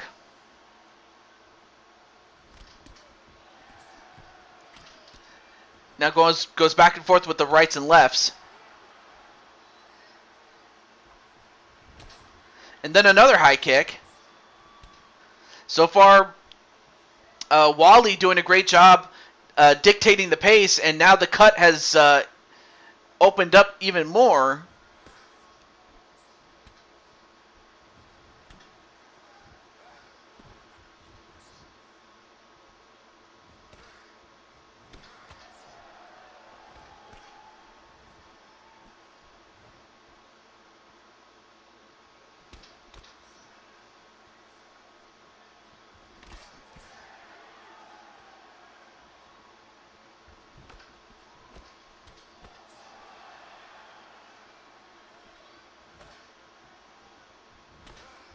Oh, and another kick that takes down Cole Weston. Now working on the legs is Wally, but then Wally gets pushed away a little bit. I mean, right now, if you're Cole Weston, you're going to have to find a way to get a couple of good shots in on Wally, because Wally's got the early advantage here.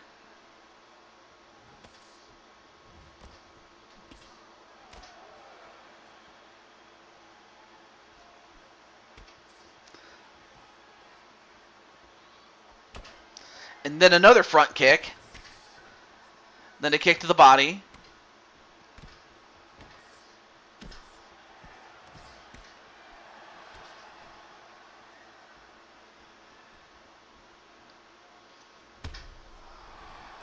Oh, definitely stunned him.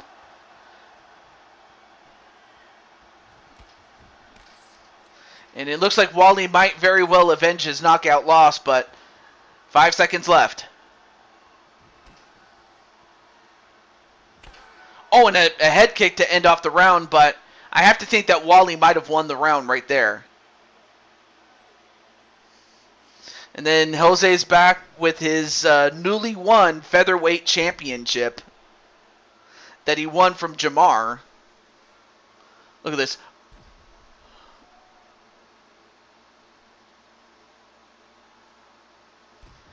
And there's that head kick from early in the round.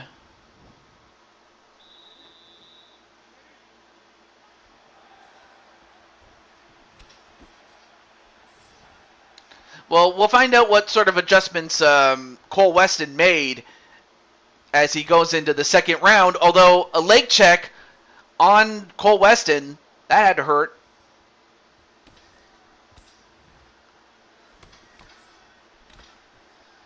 Oh yeah, that reminds me. I almost forgot. How stupid of me. I forgot to update the fact that Jose Blanco is now the featherweight champion.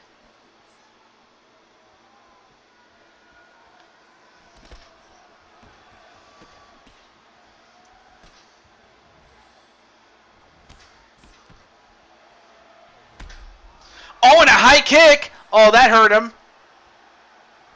That had to hurt.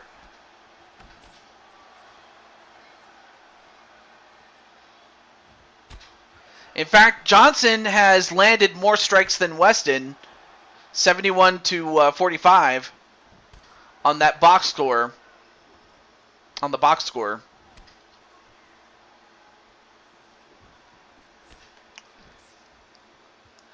All right, Hulk, use kicks more. And flex Andromeda off Jose's head.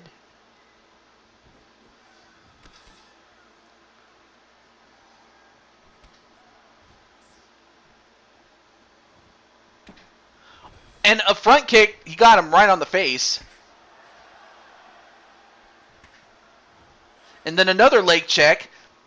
Every time that Cole Weston throws a kick to the leg, and Wally's able to leg check it, that returns the pain onto him. Ooh, nice ducking the high kick though.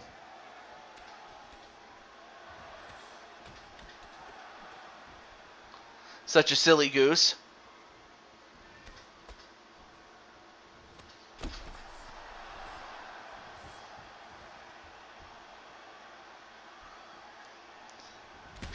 Oh! Oh, wait a minute. Now Cole Weston, he's got Wally hurt now. Wally was in control for the most part. But Wally wanting to slow the pace down a little bit and get it back to his favor. Yep, now going back to the leg of Cole Weston. I mean, if you take out his leg, you pretty much make him a sitting duck.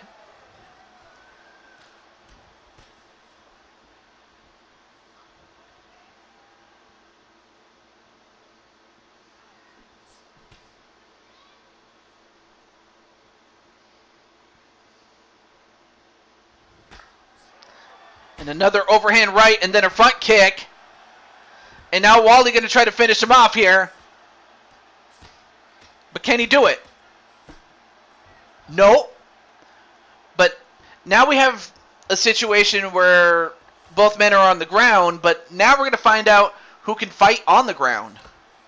Right now, Wally's on top of him. Well, not like that, but you know what I mean.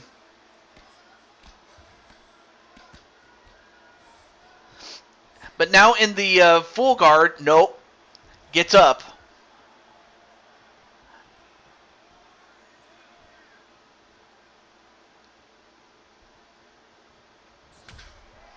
And then another leg kick. And he's still wobbling. He's still hobbling a little bit after that. After so much damage to the leg.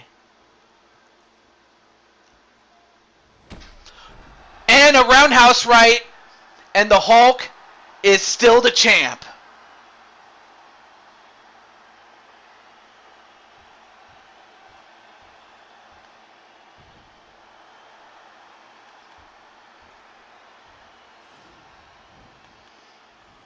Boom!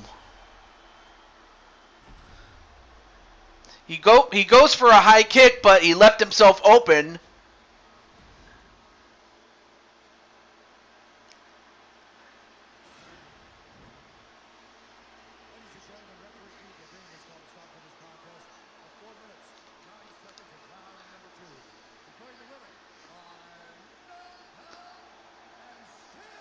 So the winner and still the UFC light heavyweight champion, Walter Johnson. So Wally now goes to Well, first and foremost, Cole Weston now goes to 15-11, whereas Wally is now 16-16.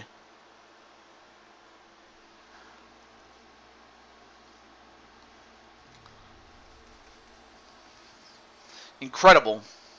But up next is our co-main event, the heavyweight champion, Brandon Cuevas, and the challenger, Atticus Black.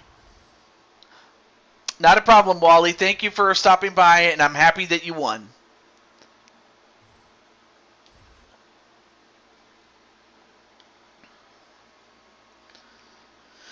Okay. I'm not sure if Brandon is still in there in the chat, as is Atticus.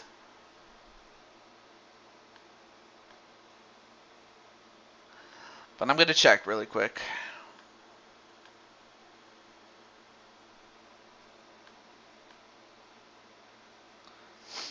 Dropping in for a bit, gotta go quick. Oh, not a problem. But thank you for the fight, man. That was a really good fight between you and Wally. But yeah, Wally got, as you can see, Wally did get his revenge apparently, or actually he did. What am I saying?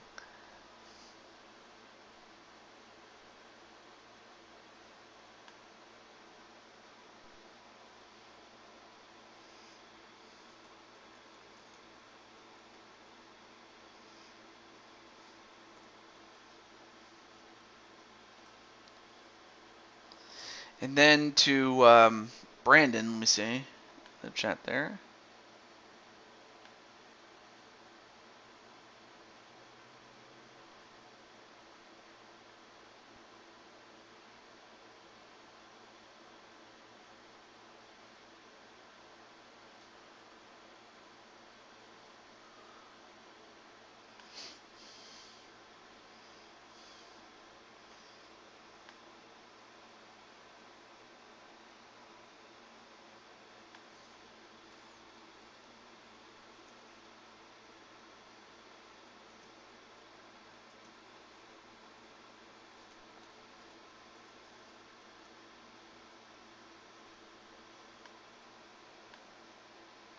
All right, here we go.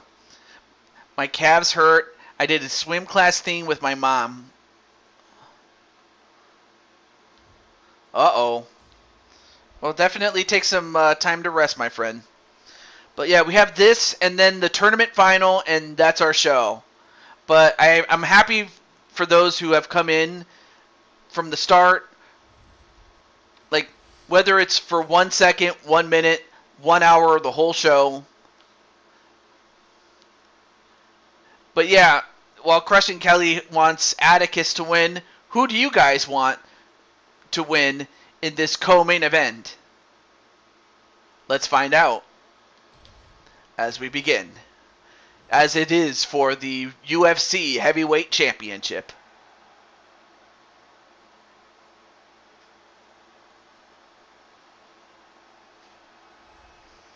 And up first is the challenger, and who could have just as easily faced off against Brooklyn Joker, but instead it is the champion, Brandon Cuevas. But things aren't going well with me. Had to say goodbye to my pet. Oh no, I'm so sorry. Well, but yeah, I'm so sorry, man. I want to wish nothing but the best for your pet, and that he or she is in heaven. But yeah, definitely we give hugs for Cole Weston. But yeah, if you need some time for yourself, man, it's fine. I'm just happy that you're here for as long as you are. But up next is the champion. I forgot to mention that Atticus is at an impressive 18 wins and 9 losses. And Brandon is at 8 wins, 9 losses, and a no contest.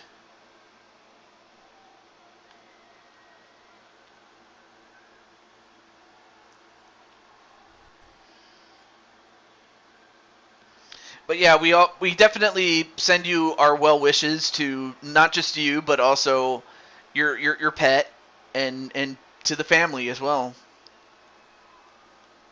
Definitely. So Brandon is younger, but the weight, the height, and the reach go to Atticus. And for Brandon, this is one of his toughest yet.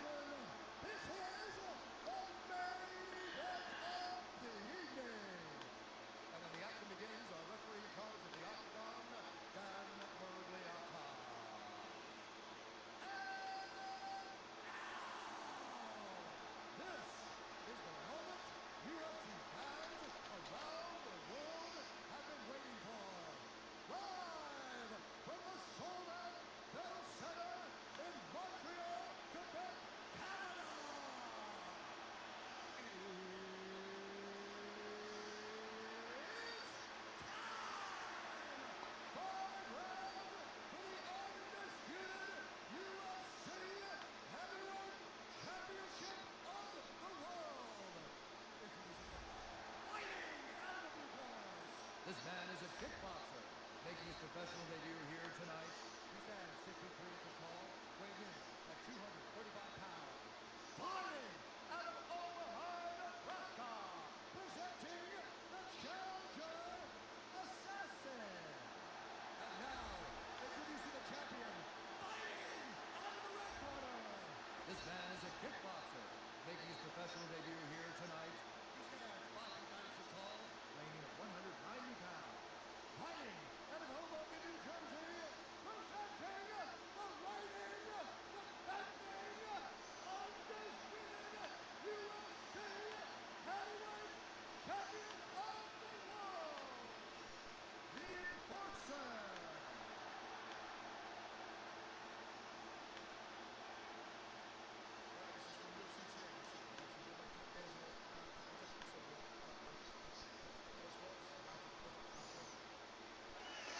And then Kelly's like, "You got this, baby."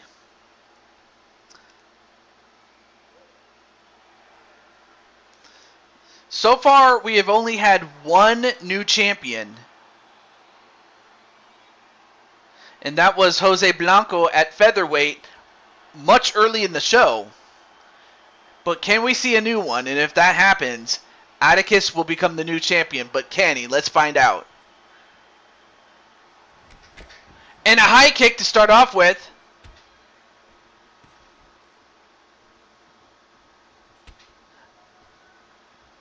Of course, Atticus did have a win in his previous fight. So both these guys are coming off wins.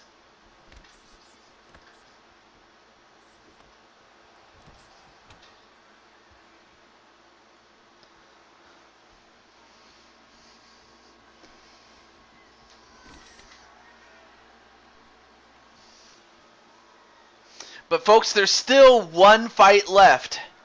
And that fight is Azriel Black against Mike Watson. And well, as great as that fight is going to be, this one is also... I mean, these are two of the best fights, or two of the big ones right here. Actually, what am I saying? All the fights are big, but the stakes are high.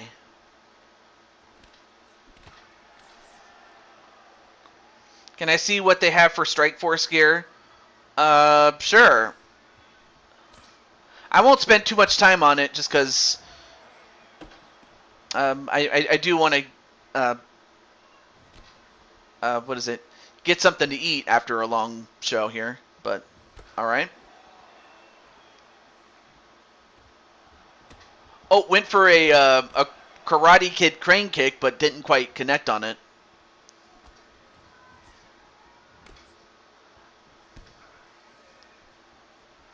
But I'll showcase what they do have.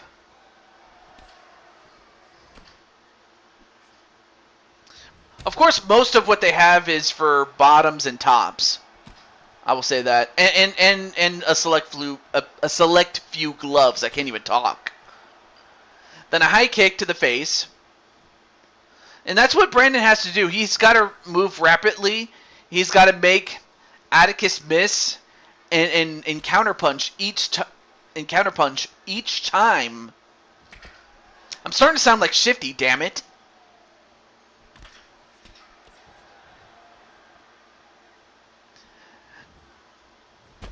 Oh, and a spinning kick. He got him really good. I have to think that Azrael might have taught him that move.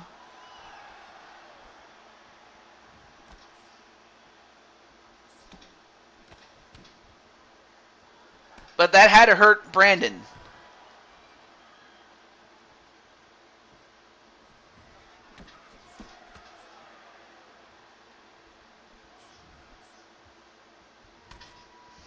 And a kick to the body that takes down Atticus.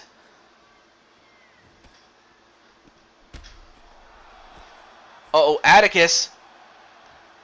He's got Brandon hurt a little bit, but he knows that if he just rushes in and misses, Brandon could turn it around.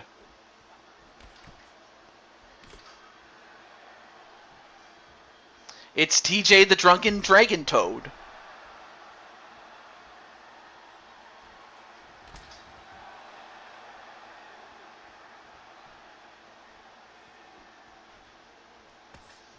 The Anarchist. See, I can't even do it if it's intentional. Really.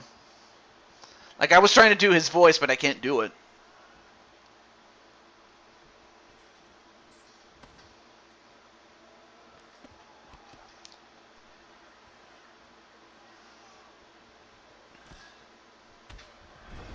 Sorry, I couldn't resist. And another kick that knocked down Azrael. And another spinning kick. Didn't quite get all of it on that one, but he did get that one on the front kick with the left leg.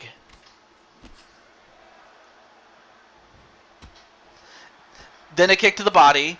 A couple of kicks and punches to the body and to the head.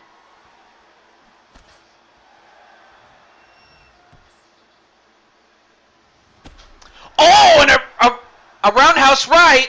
Now both men on the floor. There's only 18 seconds left. And wait, what's this? Now going for a submission, but again, only 10 seconds left.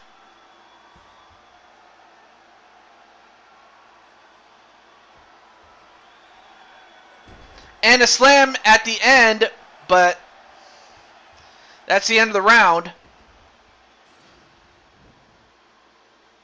Let's take a look here. Boom! And I have to think that that might have won the round if it should go to the judges, but at the rate they're tearing each other apart, that might not be the case here.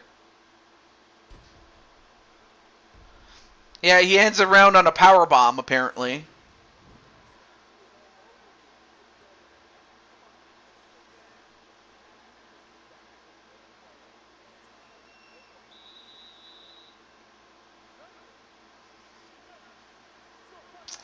All right, round number 2. Here we go.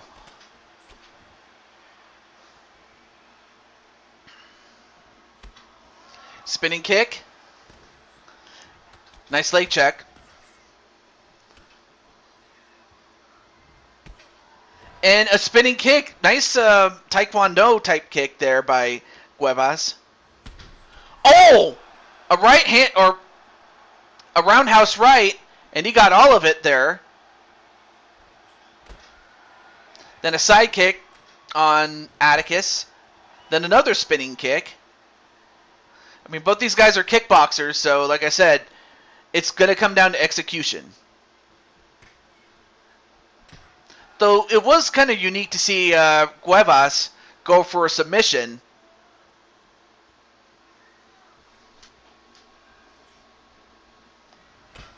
Another high kick. But then Cuevas comes back with a spinning kick of his own.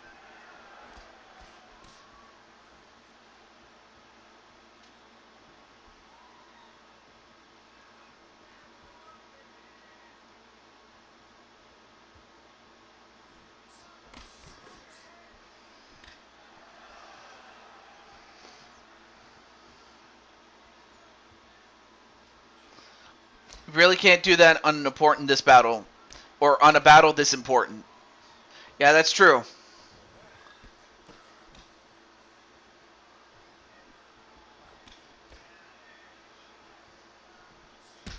Oh! And a Karate Kid crane kick, and he got it, and another straight right hand. Now Brandon in a lot of trouble. But Atticus knows full well that if he just goes in there, guns a-blazing, and misses, Brandon can turn the tide right then and there. But Atticus is on the right track. And for Brandon, oh, Brandon comes back with a high kick of his own and knocking down Atticus. Atticus got to be careful not to get hit like that again. Goes for the spinning kick. Both guys do.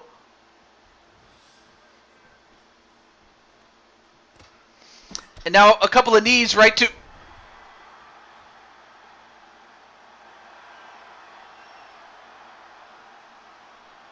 Ladies and gentlemen, we have a new champion.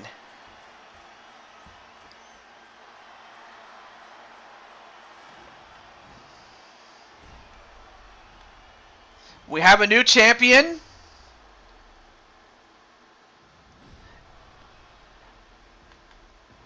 And his name is John Cena.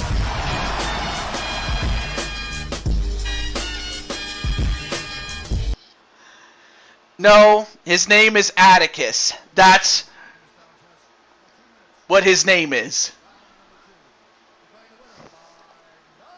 And the winner is Atticus Black. And yes, even though I did the John Cena thing, the man behind Atticus, as well as Atticus himself, for him, it is the happiest day of his life. And for Brandon, it's a tough pill to swallow.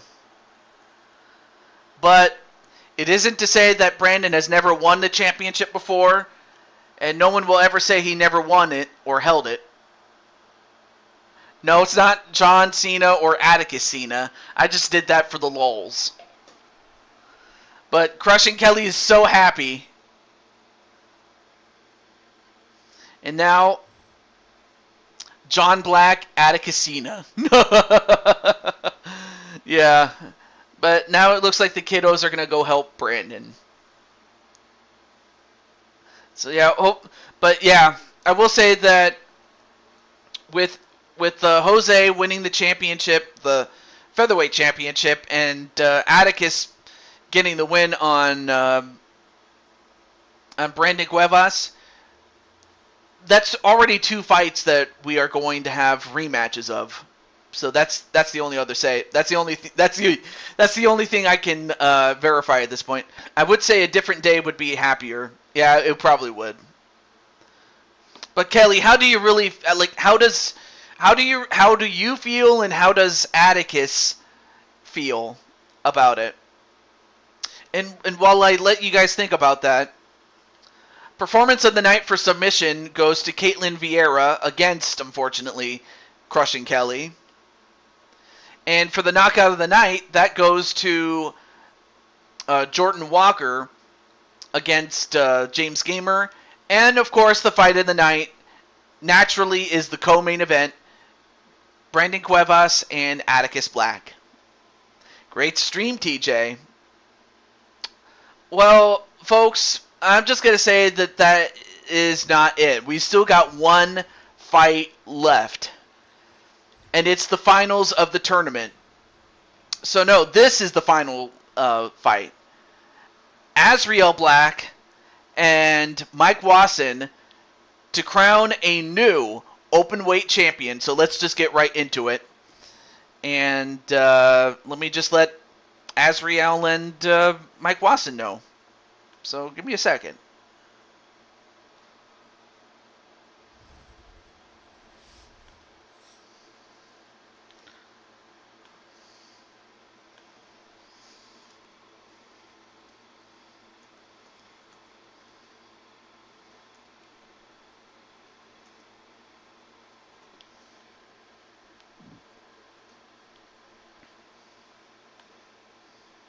Oh, never mind. There's Azrael.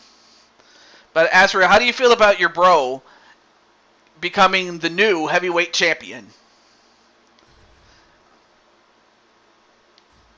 And who do you guys think is going to win this one? Will it be Mike Wasson, who I should point out is undefeated at 4-0? Or will it be Azrael Black, who is currently 11 wins, 12 losses, and a no contest at this point?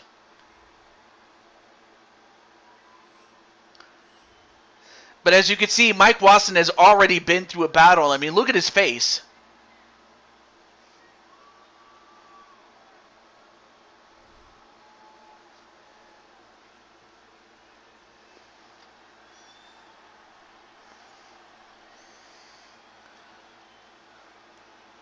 I'm coming for that title, no matter who holds it. Well, you still got to get through. By the way, this is for the openweight championship. This is to crown a new champion. So, and of course, Azrael's face does not look any more better than his, except he has the advantage of having fought in one less round than Mike Wasson, but.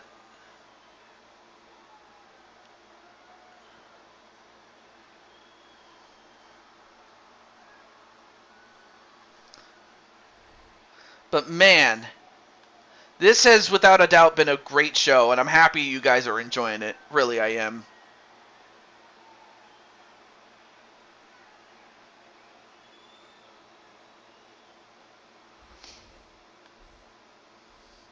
Alright, so Mike Wasson is a bit younger, and he also has the height and the reach advantage, but the weight goes to Azrael Black. Ladies and gentlemen, this is the main event of the evening.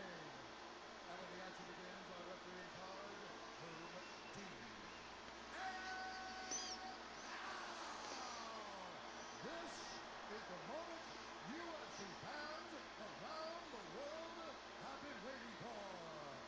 Live from the sold-out Prudential Center in Newark, New Jersey.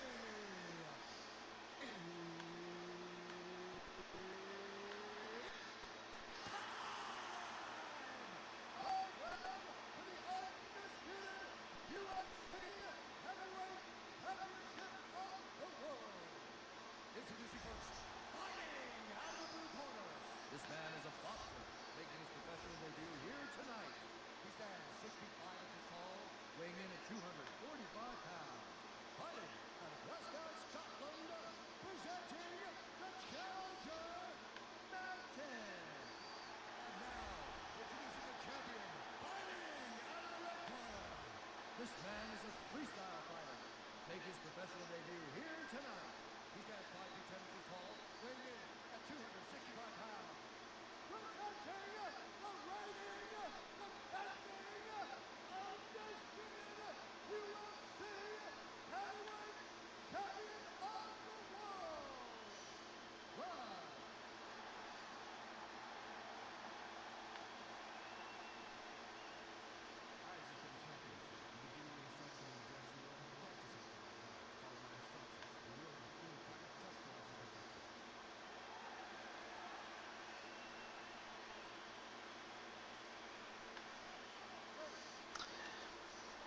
Alright, there's Atticus.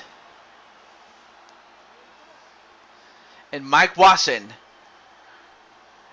Can Azrael do what he had already done before, and that was end a streak? Can he end the undefeated streak of Mike Wasson?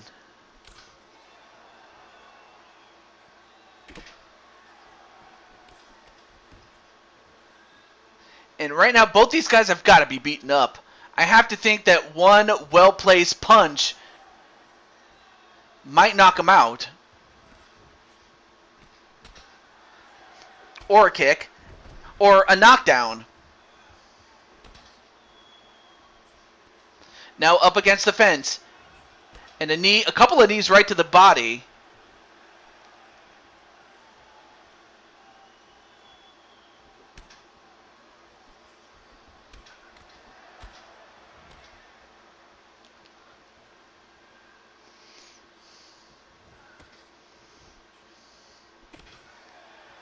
I mean, for both these guys, this is their third fight.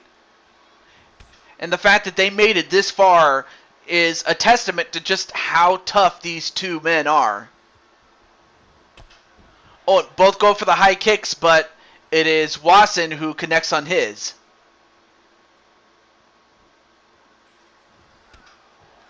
And then now using those tree trunk legs to chop down the cherry tree, known as Azrael Black. I almost called him Atticus, but that would not have been correct. A couple of body shots onto Azrael, though. And then a knee right to the body of Mike Wasson. Anyway, nice jab there by Mike Wasson. Nice clinch work there.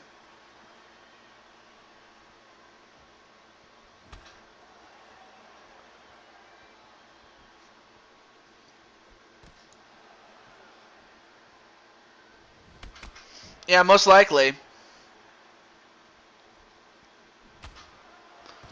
And then another big punch, and then a takedown. All right, well, now we're going to find out, how proficient Azrael is going to be when it's on the ground. Oh, now he's got him in the full mount. He can more or less bludgeon him if he wishes.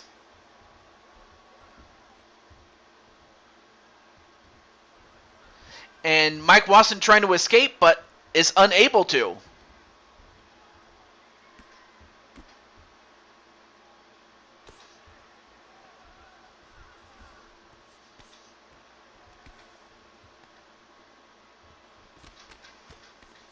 I mean, you can see all the blood that has already been spilt.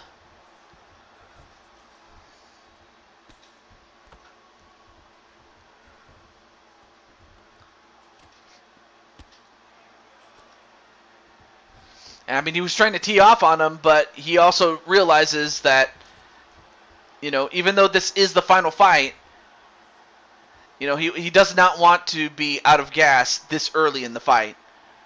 Although he's going for the armbar. Now the question is, can he get it? That's the question.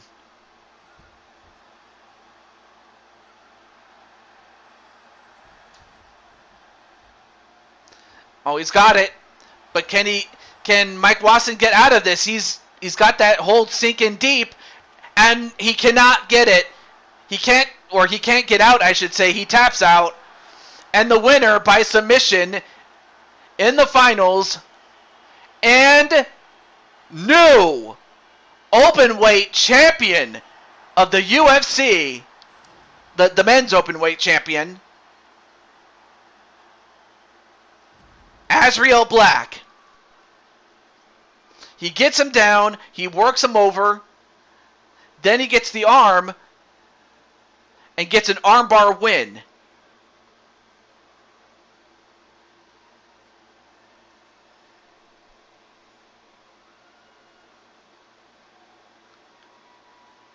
Wait, is the stream on still?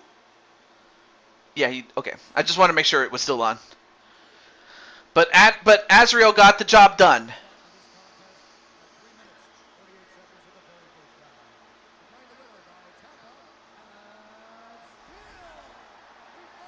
Well, he's not still the champion. He's the new champ, damn it. But he gets the job done in round 1.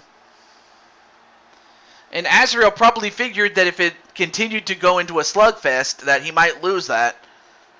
So his best bet was to take down Mike Wasson, work him over, and get the submission, and he did just that.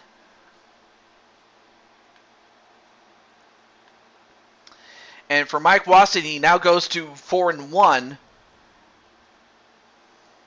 And the champ, Azrael Black, now goes to 12 wins and 12 losses and a no contest. And is the new open weight champion.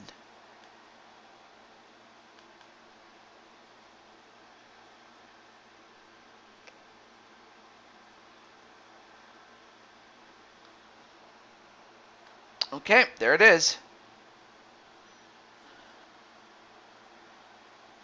But I will say this, though. Mike Wasson had a great run getting wins over Najee and Insane One. And for Azrael Black, he had to get past Arkham 500, go 3 rounds in perhaps the fight of the night with Peter Griffin before getting a first round submission over Mike Wasson. So congratulations. Well, you know what, champ? I think it's only appropriate that we look over. No, I do not want to replay the tournament. Damn it! Just want to get out. So let's take a look at all the stuff that you can do with the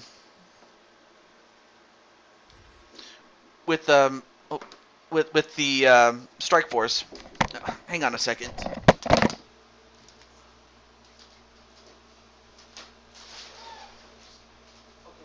well, I'm actually almost done. So I'll be right back. Okay.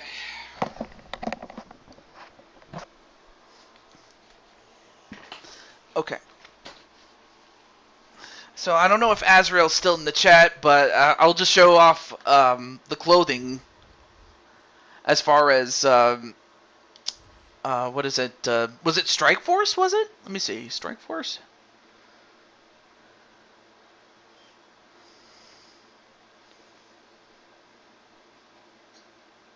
Yeah, Strike Force. You said Strike Force. Okay.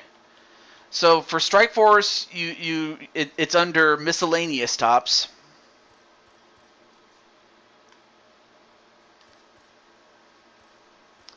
Okay, so you have Hasbullah.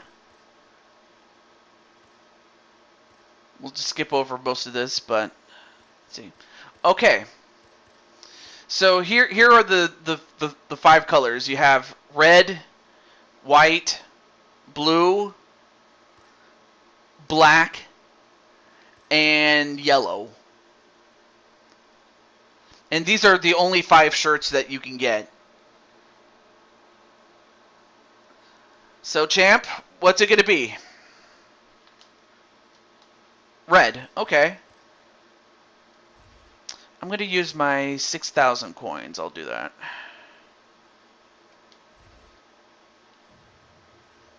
And for bottoms, I mean, you could have, let's see, I don't know about compression, though. I'm just going to look through this really quick. Okay, so no, compression's not it. But they are available in, if I can find them, that is.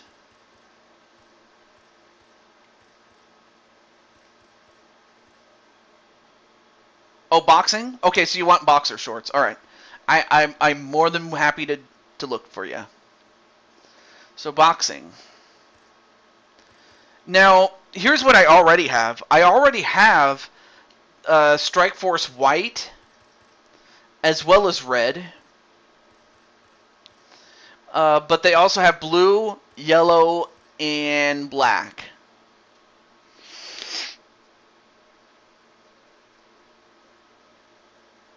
Red? Okay. Well, thank goodness I already had that one. All right. And the only other thing left are the gloves. So I already have Strike Force Red. Hey, welcome back, Peter. You're just in time for the end of the show. I'm just looking over for Azrael. Let's see if I can find him. They also have the black gloves and the blue gloves. Red. Okay, red it is. I'm happy I already had red.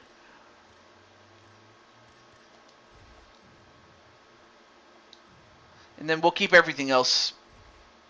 But that is going to do it. I wasn't...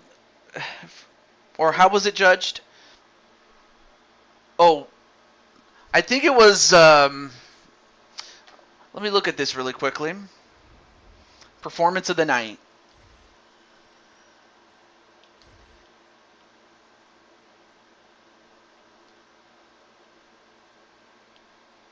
Did anyone win the tournament? Yep.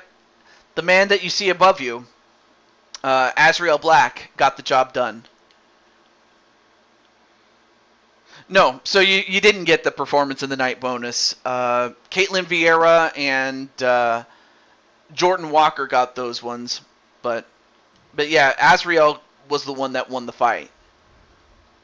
So the guy that beat you ended up winning the tournament. So it was only natural that Azrael had the momentum and was able to get the job done. I'm not sure. I'm not sure how they judge it really, and I'm probably don't really have the time to do it. In fact, I do have to get going. Seriously, I do. So I really don't know how they judge it. So hey, your guess is as good as mine, really. But with all that said, this is the Blue Toad to June 22 signing off, saying goodbye. I will see you tomorrow for WWE 2K23. And I do look forward to that. But until then, do stay safe, and congratulations to the winners and to those two that didn't win. I wish you nothing but the best. But from all of us here, have a great day, and do stay safe. Peace. Love you. Bye.